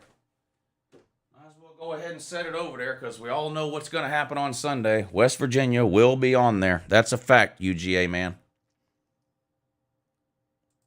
Yeah, I agree with Golden Blue Dude. I feel bad for both quarterbacks. I feel bad for Keaton Slovis, and I feel bad for JT Daniels. I haven't looked at the stat sheets. I don't need to. There's not going to be anything on the stat sheets, but both of those quarterbacks played good. Those wide receivers are embarrassingly bad for both teams. The amount of drops was just mind-numbing. Mind-numbing. Man, college football is the greatest sport on earth. Uh-oh. Oh, never mind. I'm watching the damn... I'm watching the Penn State game live here, and then on the other TV where West Virginia was, they're showing Penn State highlights, and I just saw a Penn State guy running down the field, and I thought Penn State had scored again, but then I looked over here, and no, they haven't. 28-24, Penn State on top. 9:04 to go. 1st and 10 for Penn State. They're on their own 35. It's going to be a handoff. Up the middle, makes a couple of guys miss, stumbles across the first down line, picks up 12 or 13, moves the chains. 1st and 10, clock under 9 minutes, 8:55 and ticking down. Penn State up by 4, another first down now. Shotgun again. Play action pass. Looking. Fires deep over the middle. Right to a Purdue player. I mean, he threw that ball. This is going to be a pick six. 30, 20, 10, 5, touchdown. He threw that ball 5-6 yards over the head of his receiver, right into the gut of a safety that was playing center field. What a horrible pass that was. What a horrible pass.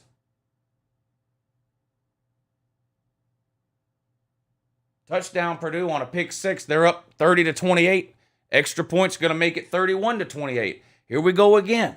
Now we're going to, all right, it's time. We're going to have to start sweating again here. This one's about to go down to the wire too.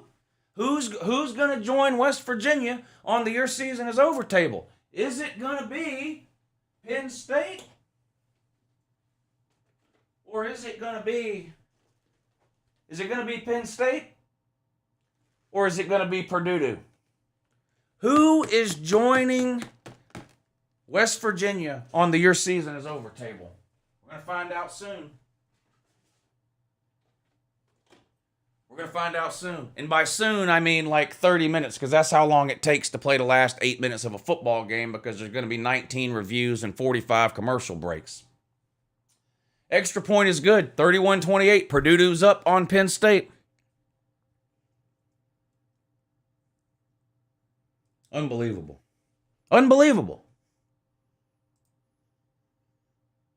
Unbelievable. All right, all the new people that have joined to watch the end of Penn State Purdue, hit the thumbs up. 846 thumbs up. That's great. That's amazing. That's great also, and in addition to that as well.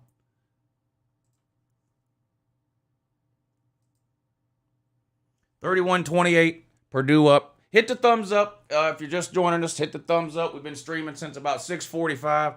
Unbelievable ending to the West Virginia Pittsburgh game. If you missed that game, find it somewhere and watch the last 5 minutes of the game. Unbelievable ending there. That was a horrible pass. Just an absolutely horrible pass there by Sean Clifford. Just terrible. The receiver was open, but he threw it 5-6 yards over his head. So 31-28, we got us a 3-point game, Penn State and Purdue. 8.5 minutes to go, 8:29 to go. So we have another game. It's going to come down to the wire here, it looks like. Nicholas, thank you for the super chat. He says, I hate OSU, but they have a cakewalk in the Big Ten. Yeah, that's fake news. The Big Ten East is clearly the second best division in all of college football. And that's where Ohio State plays. So I don't know what. I strongly disagree. Nobody in the Big Ten has a cake schedule. No one in the SEC does either. I don't understand. I mean, the SEC is the best conference. I mean, I love the SEC, but the Big Ten is a great football conference. Ohio State does not have a cakewalk schedule. They're starting the season off with a top 5 team. At the end of the year, they got to play Michigan. In between there, they got to play Penn State, Michigan State, whoever else from the Big Ten. It's anything but a cake schedule. Big Ten is not the best conference top to bottom. That's just ridiculous, and no one believes that. The SEC is clearly the best conference, period. Period. There's none of this top to bottom, or, well, if you take this team out or that team out. No, there's none of that. The SEC is the best conference, period. Big Ten is second best, period. And then there's a big drop-off. And then the other 3 conferences can decide who comes after that, but it's a big drop-off.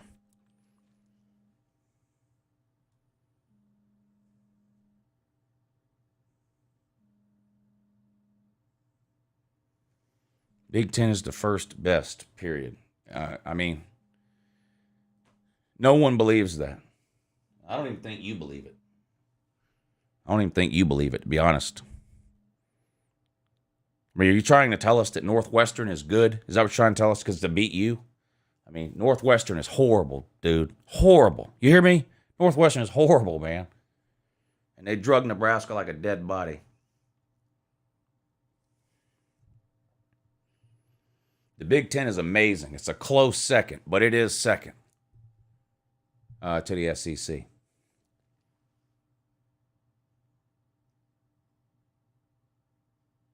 Now, if we're talking about wrestling or lacrosse, then we got a different argument there. But if we're talking about college football, it's the SEC 1, Big Ten 2, and then the other 3 conferences can argue over the scraps after that. Yeah, Paul, y'all are going to beat Pitt by. I was saying earlier, I don't know what the spread's going to be. I'm betting Tennessee. I don't care what the spread is. I can't believe how bad that pass was. I mean, that was a really bad interception. A really bad interception. For a guy that's been in college for 6 years or whatever it is, that's insane. Clifford has been there 6 years and is still ass. Yeah. All right, 1st and 10, Penn State inside their own 10 on the 9. They're going to run it on first down. No, play action pass. Complete on a slant. Picks up 10 yards. First down, Penn State. I think USC is a dark horse team. What, Southern Cal? Dark horse team to what? To make the playoffs? I mean, they're not winning the playoffs. Nobody thinks that. Maybe they're a dark horse to make it. I think they're probably the 3rd best team in the Pac-12, but that's the whole point of being a dark horse.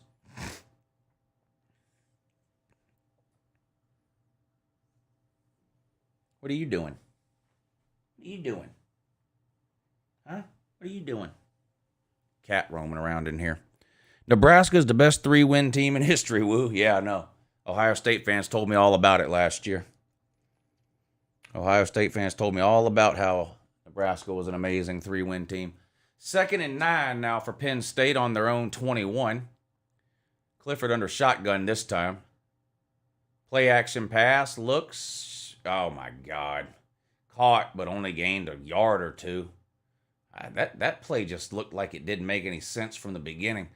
3rd and about 6 now. 3rd and 7. Penn State down by 3. Still plenty of time to go, but 7 minutes and the clock is ticking. Both teams have all 3 timeouts. Purdue 31, Penn State 28. Big 3rd down for Penn State here. Sean Clifford threw one of the worst interceptions you'll ever see on Ohio State's last possession, and Purdue returned it for a pick 6. That's how we got where we are, 31-28, Purdue on top. Clifford in a shotgun brings a wide receiver in motion. Back to throw now. Looking. Great protection. Making a sandwich. Eating it. Now he throws the ball incomplete.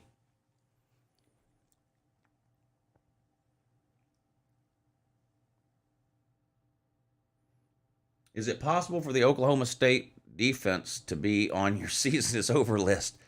Well, they lost their best player, Jim Knowles, defensive coordinator. He's at Ohio State now, and it showed today. It showed. Clicking Bait Dude says, you know where West Virginia is going in the conference realignment? Back to Morgantown, toting a big L. Oh, man. Poor Golden Blue man. Guy can't catch a break. Guy can't catch a break, man. Guy can't catch a break.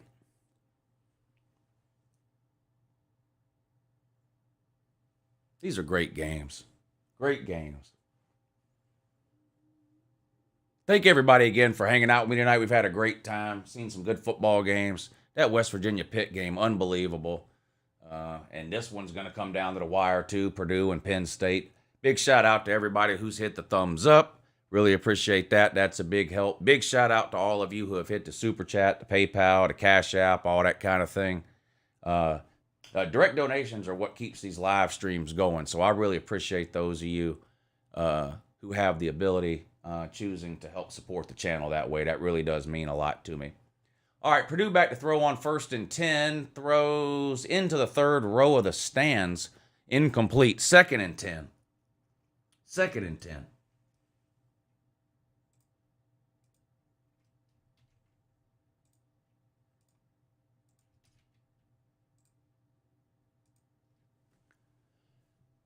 .6:22 to go. Clock stopped on that incomplete pass. 2nd and 10 for Purdue on their own 31-yard line. They're in a shotgun too. Aiden O'Connell. Is it O'Connell or McConnell? Aiden O'Connell, right? Yeah, I think it's Aiden O'Connell. Ram Dog, thank you, sir. He says, JT strained his quad on the last throw, out 3 weeks. Are you serious? Come on.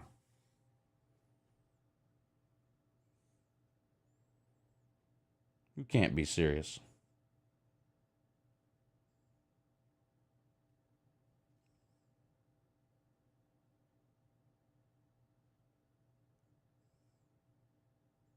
You can't be serious.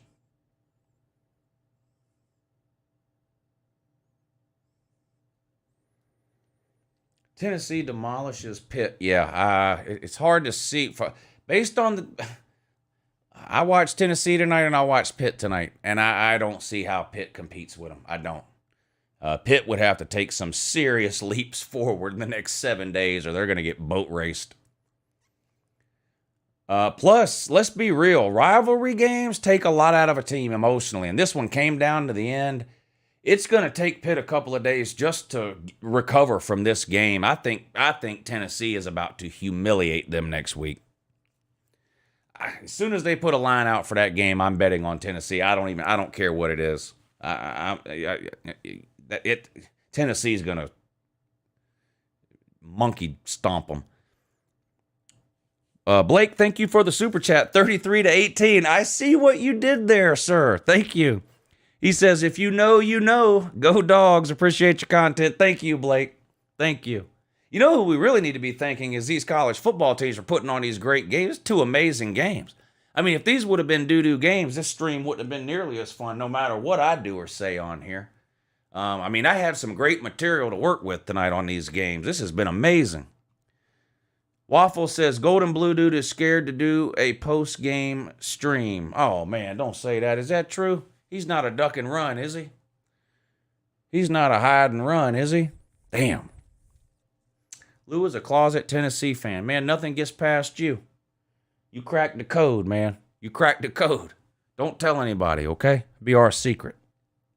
Be our secret. Backyard Brawl wasn't exactly a great game with 100 penalties. Yeah, 100 penalties and 100 drop passes. I feel bad for both the quarterbacks in that one.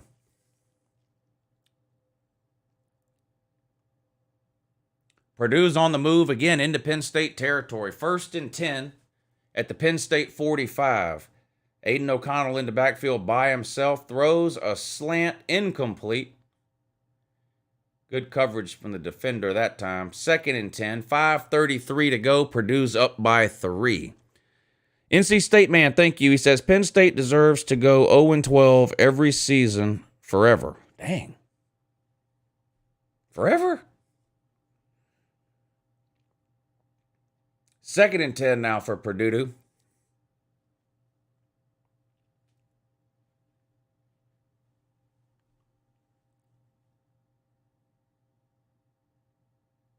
Back to throw.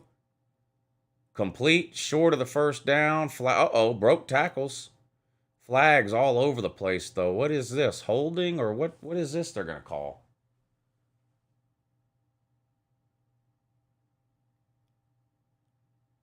Personal foul, chop block on Purdue. That's going to negate a really big play. They gained, 15 or so yards. Or hell, it might have been more than that. Oh, yep, illegal chop block. Yep, clear as day, too. Illegal chop block. It's going to back them up. So Purdue going backwards here. Not good. Not good. Who's fired first, James Franklin or Scott Frost? Scott Frost. James Franklin just got a huge raise and extension last offseason. He's not getting fired.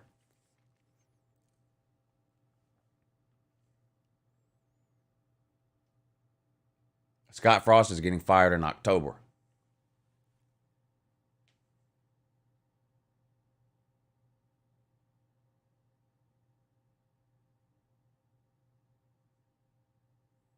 Incomplete pass on 2nd and 25. It's going to be 3rd and 25 now for Purdue.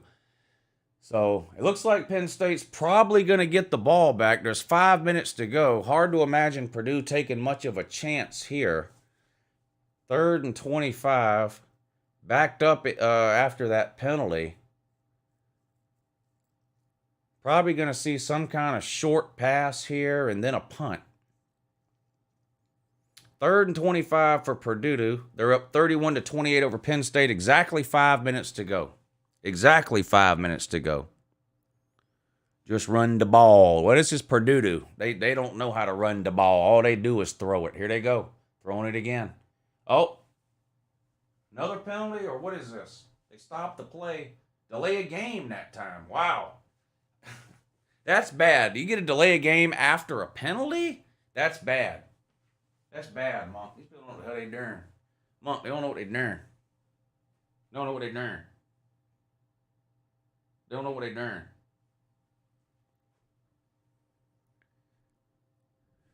doing. SEC is nothing without Bama. Yeah, just keep trolling.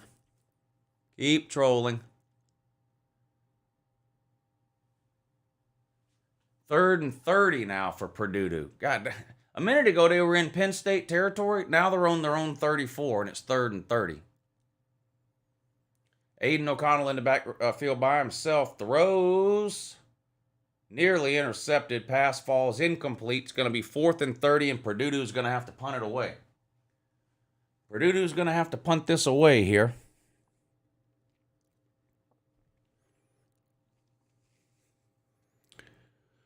Almost a pick. Yeah, probably should have been picked off. Also in 2. When does Arkansas and Tennessee play? Not this year.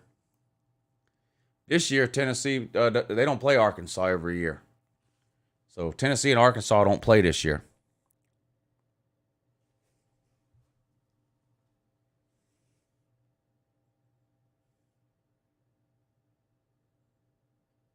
Panther Pride, West Virginia 0-1. Thank you, sir, UGA. You an honorary Pitt fan today? Honorary Pitt fan, huh? Do these QBs have to throw in a tight coverage on purpose? Well, the only thing Purdue knows how to do is throw the ball. I mean, that's all they do. They throw the ball 40, 50 times a game. Purdue's led the Big Ten in passing something like 4 of the last 5 years. I mean, this is what Jeff Brom does. He just throw. He doesn't know anything else. Why does everyone hate the SEC? You know why. You know why.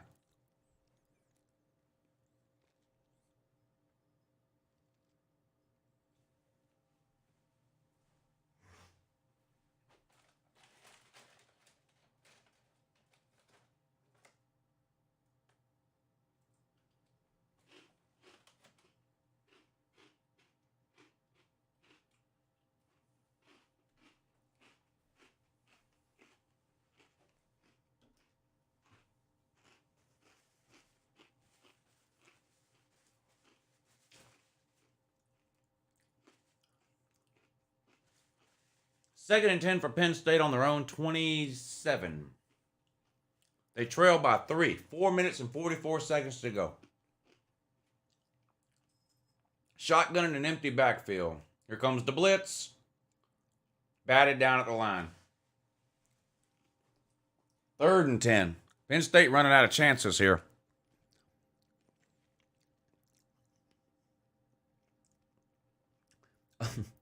PayPal me some back pay.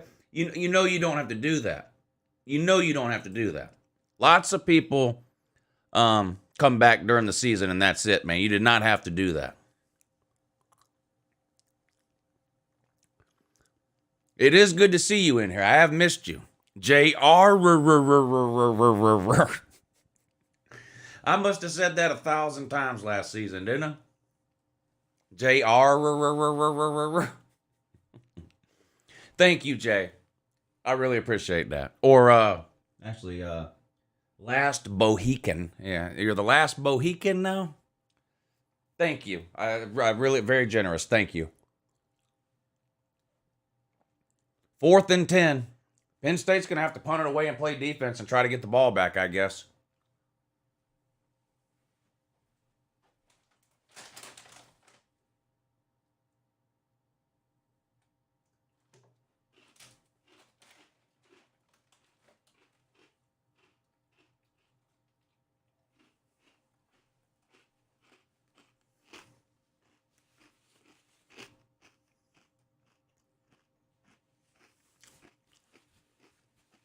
Emily Jones. Let's see what Emily Jones is doing.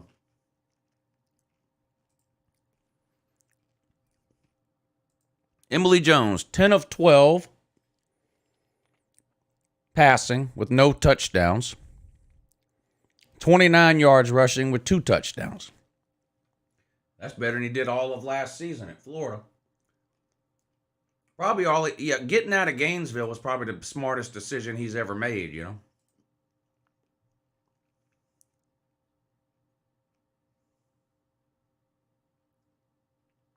Getting out of Gainesville was probably the smartest decision he ever made. All right, 1st and 10 for Purdue. 4.5 minutes to go. Aiden McConnell pass complete out in the flat. Nowhere to go, though. Gains about a yard. Tackled in bounds, which will keep the clock running.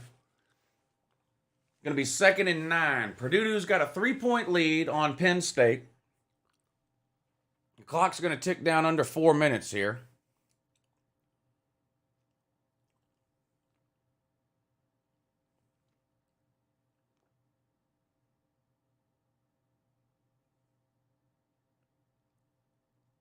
Second and 9 for Purdue.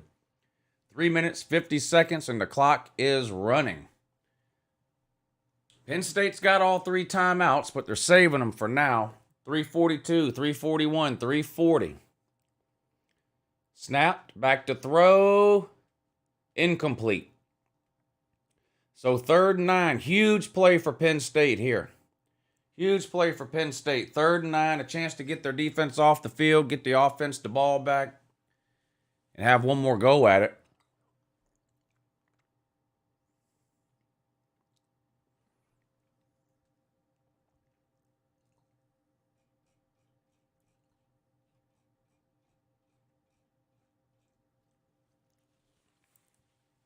Third and 9.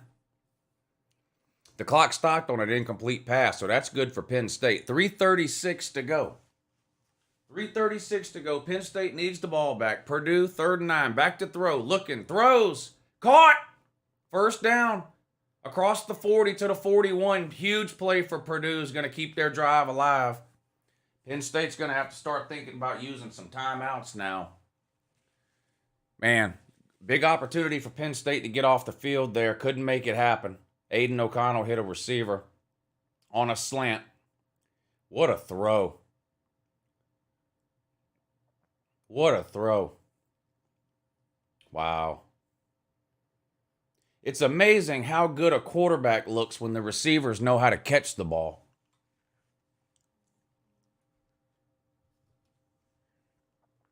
Brian Harsin to Nebraska.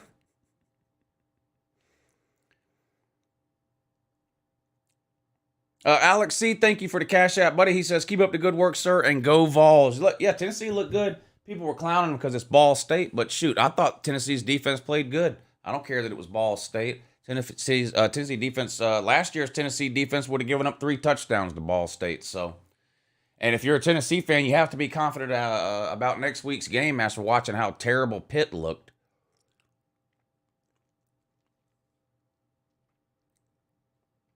Tennessee should boat race Pitt next week.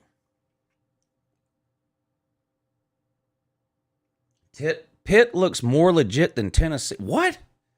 I don't know what game you watched. You must have watched one of last year's Pitt games. I don't know.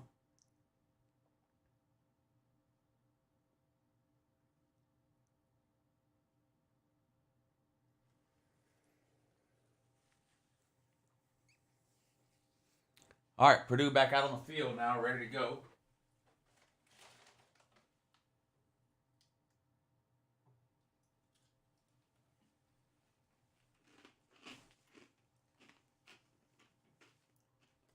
Second and 7, 2 minutes and 50 seconds to go.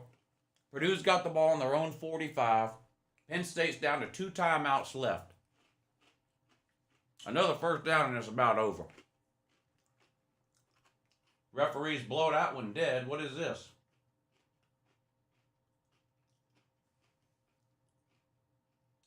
Oh. Purdue took a timeout.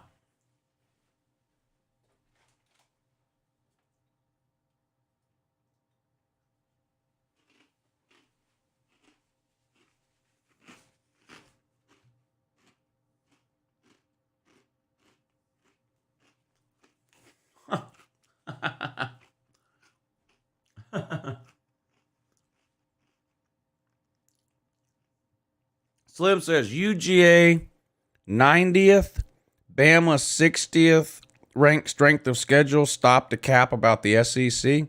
What about the SEC? If you don't think the SEC is the best conference, then you're just completely football ignorant. That's anybody. I mean, that's just reality.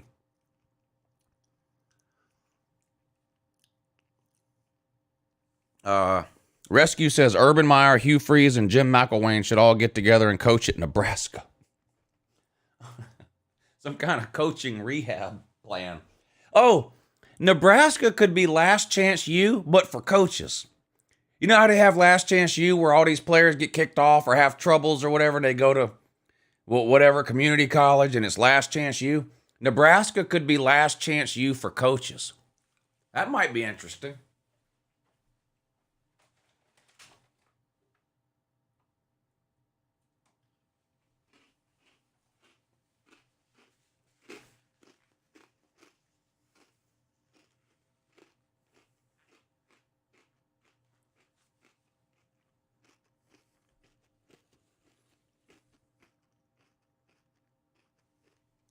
They're reviewing this to see if Purdue made the catch.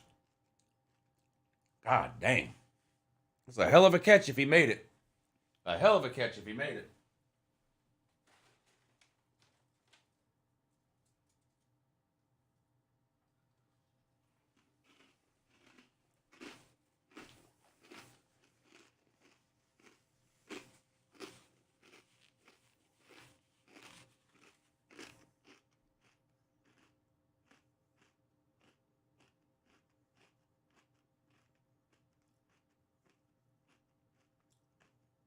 It's impossible for Nebraska to be irrelevant? Have you been alive for the last 10 years? Or 30 years?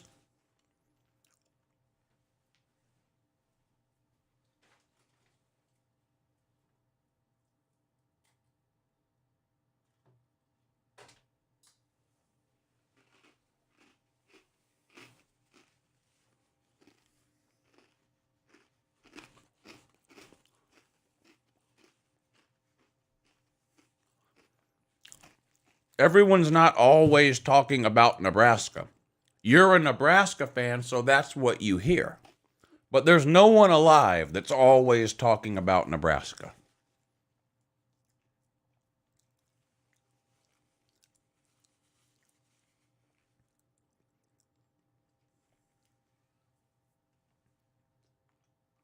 Every fan that has their feelings hurt thinks they're always talking about. No, they're not. They're talking about you when you do something retarded, like say Nebraska is relevant or lose to Northwestern.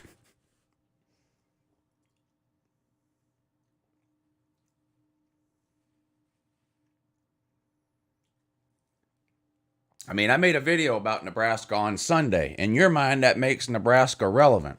Okay, I talked about Nebraska. I talked about Florida A&M. Who else did I talk about? I talked about Duquesne. So, yeah, Nebraska is as relevant as Florida A&M, Duquesne. Who else did I talk about last Friday? Hawaii. Yes, you're as relevant as those teams because I talked about you.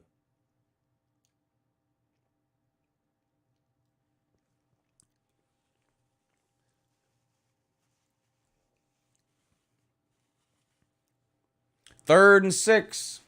Another chance for Penn State to get off the field. 3rd and 6. Purdue's up by 3.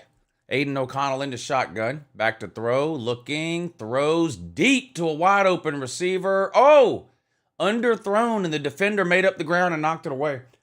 The receiver had 4 or 5 steps on the defender, and the ball was underthrown. Gave the defensive back time to catch up and knock it down. So 4th down now. And it looks like Purdue's going to have to punt it away. And so Penn State's going to get one more chance to try to tie this thing up. They need a field goal to tie it.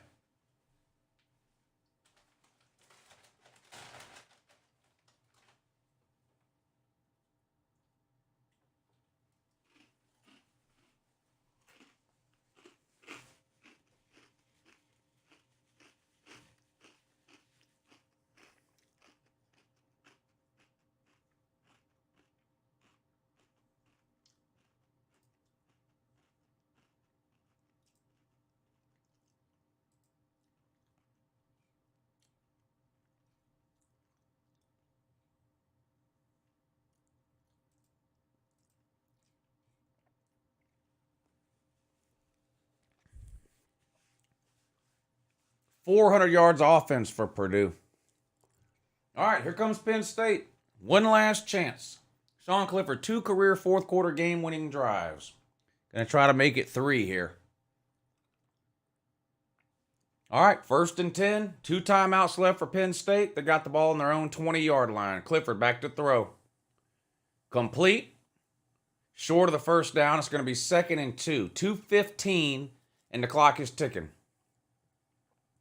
A field goal would tie it. Shotgun, back to throw. Looking. Nowhere to go. Has to throw it away. Threw it at the feet of the receiver. Nowhere to go with the ball. 3rd and 2. Probably a good decision there rather than forcing something or making another boneheaded decision like he did a few minutes ago and throwing an interception.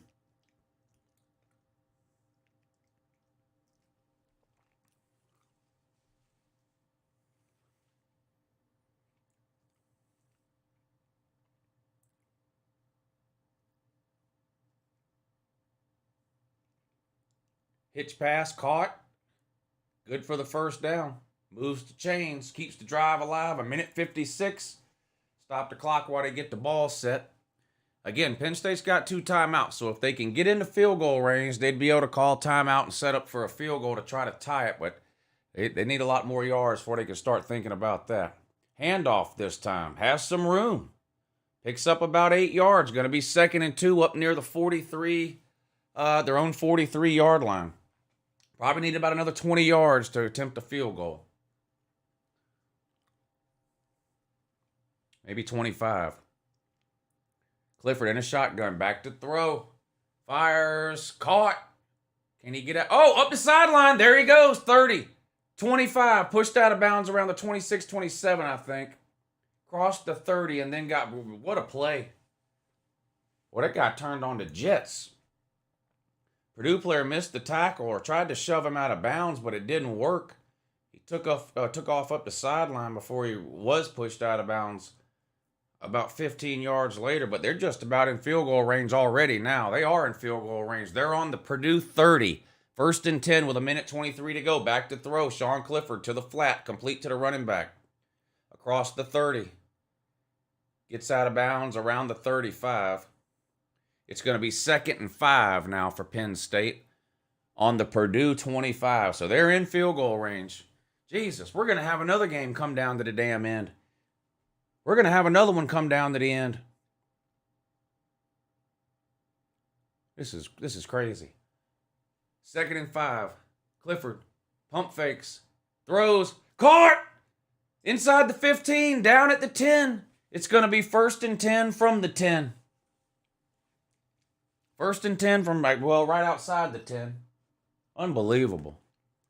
Penn State's offense has looked like complete shit for pretty much the entire second half, and now they come right down the field. Sean Clifford into the end zone, touchdown. Penn State touchdown. Running back on a little swing route up the sideline, got behind the linebacker, touchdown. Sean Clifford just lobbed it right to him. Wow. Left Purdue to a lot of time, though.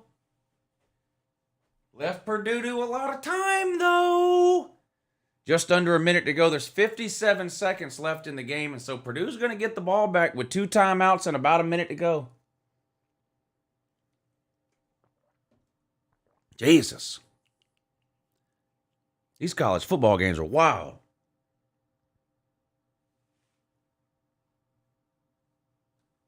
John Waffle says Nebraska has 5 natties. Yeah, Harvard and Yale have like 27. They suck dick today too, just like Nebraska and Pitt. You were wrong about Pitt. What was I wrong? How was I wrong about Pitt? I picked Pitt to win the game, and I picked West Virginia to cover to 7.5. Remind me what the final score was. Thank you. Nicholas DePerno, thank you for the super chat. He says Penn State will have to play better to beat OSU. You think? You think? They're not beating OSU. They're not beating Ohio State, man. Come on. Yeah, Slim, you couldn't ask for 2 better games Thursday night to kick off week 1, man. These were great games. 35-31. So a field goal. Now, Now, this is big. A field goal won't do any good for Purdue. They're going to need a touchdown to win the game because they're down by 4. But their offense can strike in a hurry. That Aiden O'Connell leading that Jeff Brom offense. They got 2 timeouts to play with. 7th lead change of the game. Unreal. Unreal.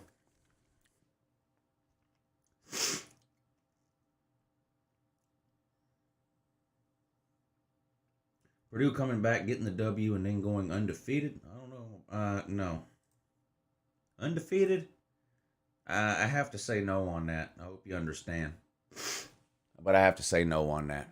All right, kickoff received at the 4. They're going to return it out to the 10, the 15. Tackled short of the 20 around the 18 or 19-yard line. So Pitt's going to have to go a little over 80 yards to win this game. They've got 53 seconds to do it and 2 timeouts. Out trots Aiden O'Connell.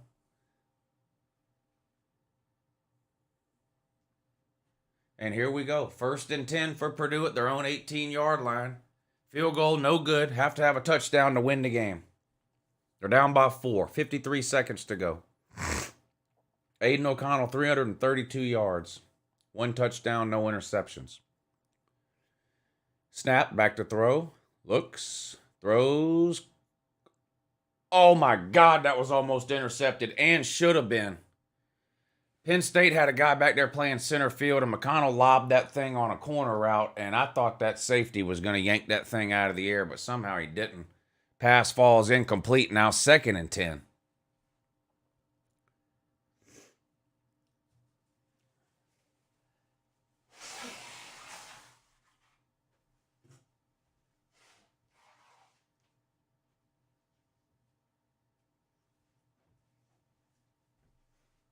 Back to throw, under pressure, gets away, caught, but short pass, but able to turn it upfield and pick up a 1st down and get out of bounds. So 41 seconds to go now. New set of downs for Purdue. What are they, up around the 30 or 35?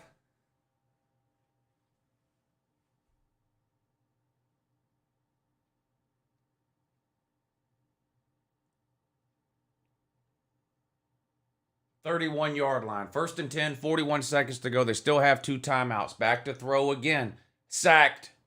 Sacked back at the 20. Gonna have to take a timeout. Big sack. Big sack there for Penn State.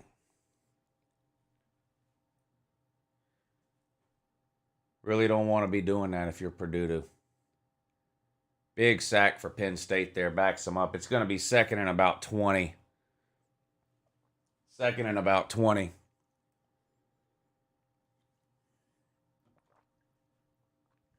Another L in the backyard brawl. Another year ducking Marshall. 2 facts about West Virginia that can't be denied. You're right. Wait till next week. We're balling, says John Waffle. Waffle, there's nothing you can do between this week and next week that's going to make your wide receivers grow hands. Y'all are awful. Y'all are awful, my dude. Tennessee is going to boat race you. You know, so Dude's just a Tennessee fan. Yep, you cracked the code. You cracked the code. Manny Diaz needs to go to Saban's coaching clinic. Man went down sad. Well, he's at Penn State now, defensive coordinator. All right, 2nd and 20. McConnell back to throw. Over the middle. Caught. Gains about 15 yards. 3rd and manageable now. That's what you call 3rd and manageable. And that's 3rd and 5. You go from 2nd and 20 to 3rd and 5. That's what you call manageable. Clock's running, though. O'Connell throws. Nearly intercepted. Incomplete pass. Only 13 seconds to go. This thing's about over. This thing's just about over.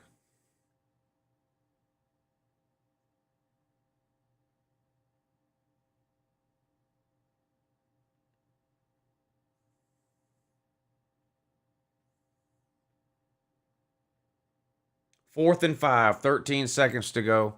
Purdue has the ball on their own 36-yard line.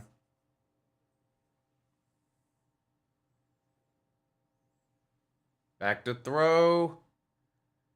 Complete to the running back. Gets the first down and goes down immediately. 7 seconds to go. Again, a field goal. Field goal is no good. They're down by 4. They're not even at midfield.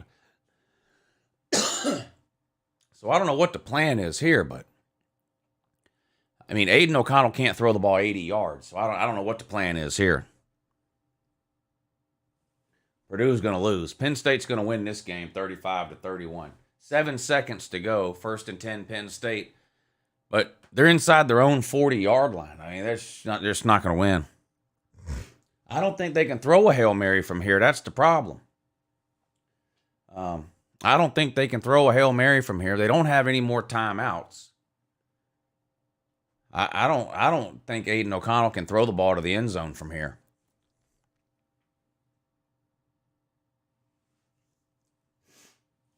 Clock management, piss poor. Hey, I'm going to end the stream pretty much as soon as this game ends. I've been going since 6:45. But again, a big thank you to everybody that hung out with me today and watched these games. Thursday night, week 1. Unbelievable games. I had a good time. I'm going to be doing this all season long on Thursdays, on Saturdays. For those of y'all that have been around for a while, you kind of know the routine. But check the description of the video. There's information in there about the Patreon page and all that. And here we go. Last play of the game, probably 7 seconds. Maybe 2 more plays. Subscribe to the channel if you're new for whatever reason. Was that intercepted? No, incomplete. 4 seconds to go, 2nd and 10. Subscribe to the channel if you're new or whatever. I live stream year-round. Run this college football channel year-round. Upload a bunch of pointless, barely watchable videos. We have a good time around here. So if you're new, subscribe. Turn the bell notification icon on so you know when I go live and when I post a video. And I really had a good time hanging out with all of you today. And we're going to do it again Saturday. We're going to do it again Sunday for LSU and Florida State. And every weekend from now through the middle of January. We're going to have a good time. Sacked on the last play of the game. Purdue gets sacked on the last play of the game. Aiden O'Connell goes down. And Penn State's going to hang on to win 35-31. So, Michael Hogg in Purdue. Unfortunately, you join the likes of West Virginia and Nebraska over in the pile of the irrelevant. Your season is over. Thank you for participating in 2022. And better luck next year. All right, everybody. I had a great time hanging out. I hope y'all did too. I hope to see you all back Saturday when we do this again. 3:30, I will be streaming on Patreon on Saturday for the Georgia-Oregon game and Cincinnati-Arkansas. Link to the Patreon's in the description of the video if you want to check it out. Saturday night for the primetime games, I'll be right here on YouTube for Utah versus Florida and Notre Dame versus Ohio State. And then I'll be back Sunday night for Florida State and LSU, the Corn Dogs versus White Tonto. What a great weekend of college football. All right, I love you guys, and I'll see you all again real soon. At least, I hope I will. And I plan to, too. Okay?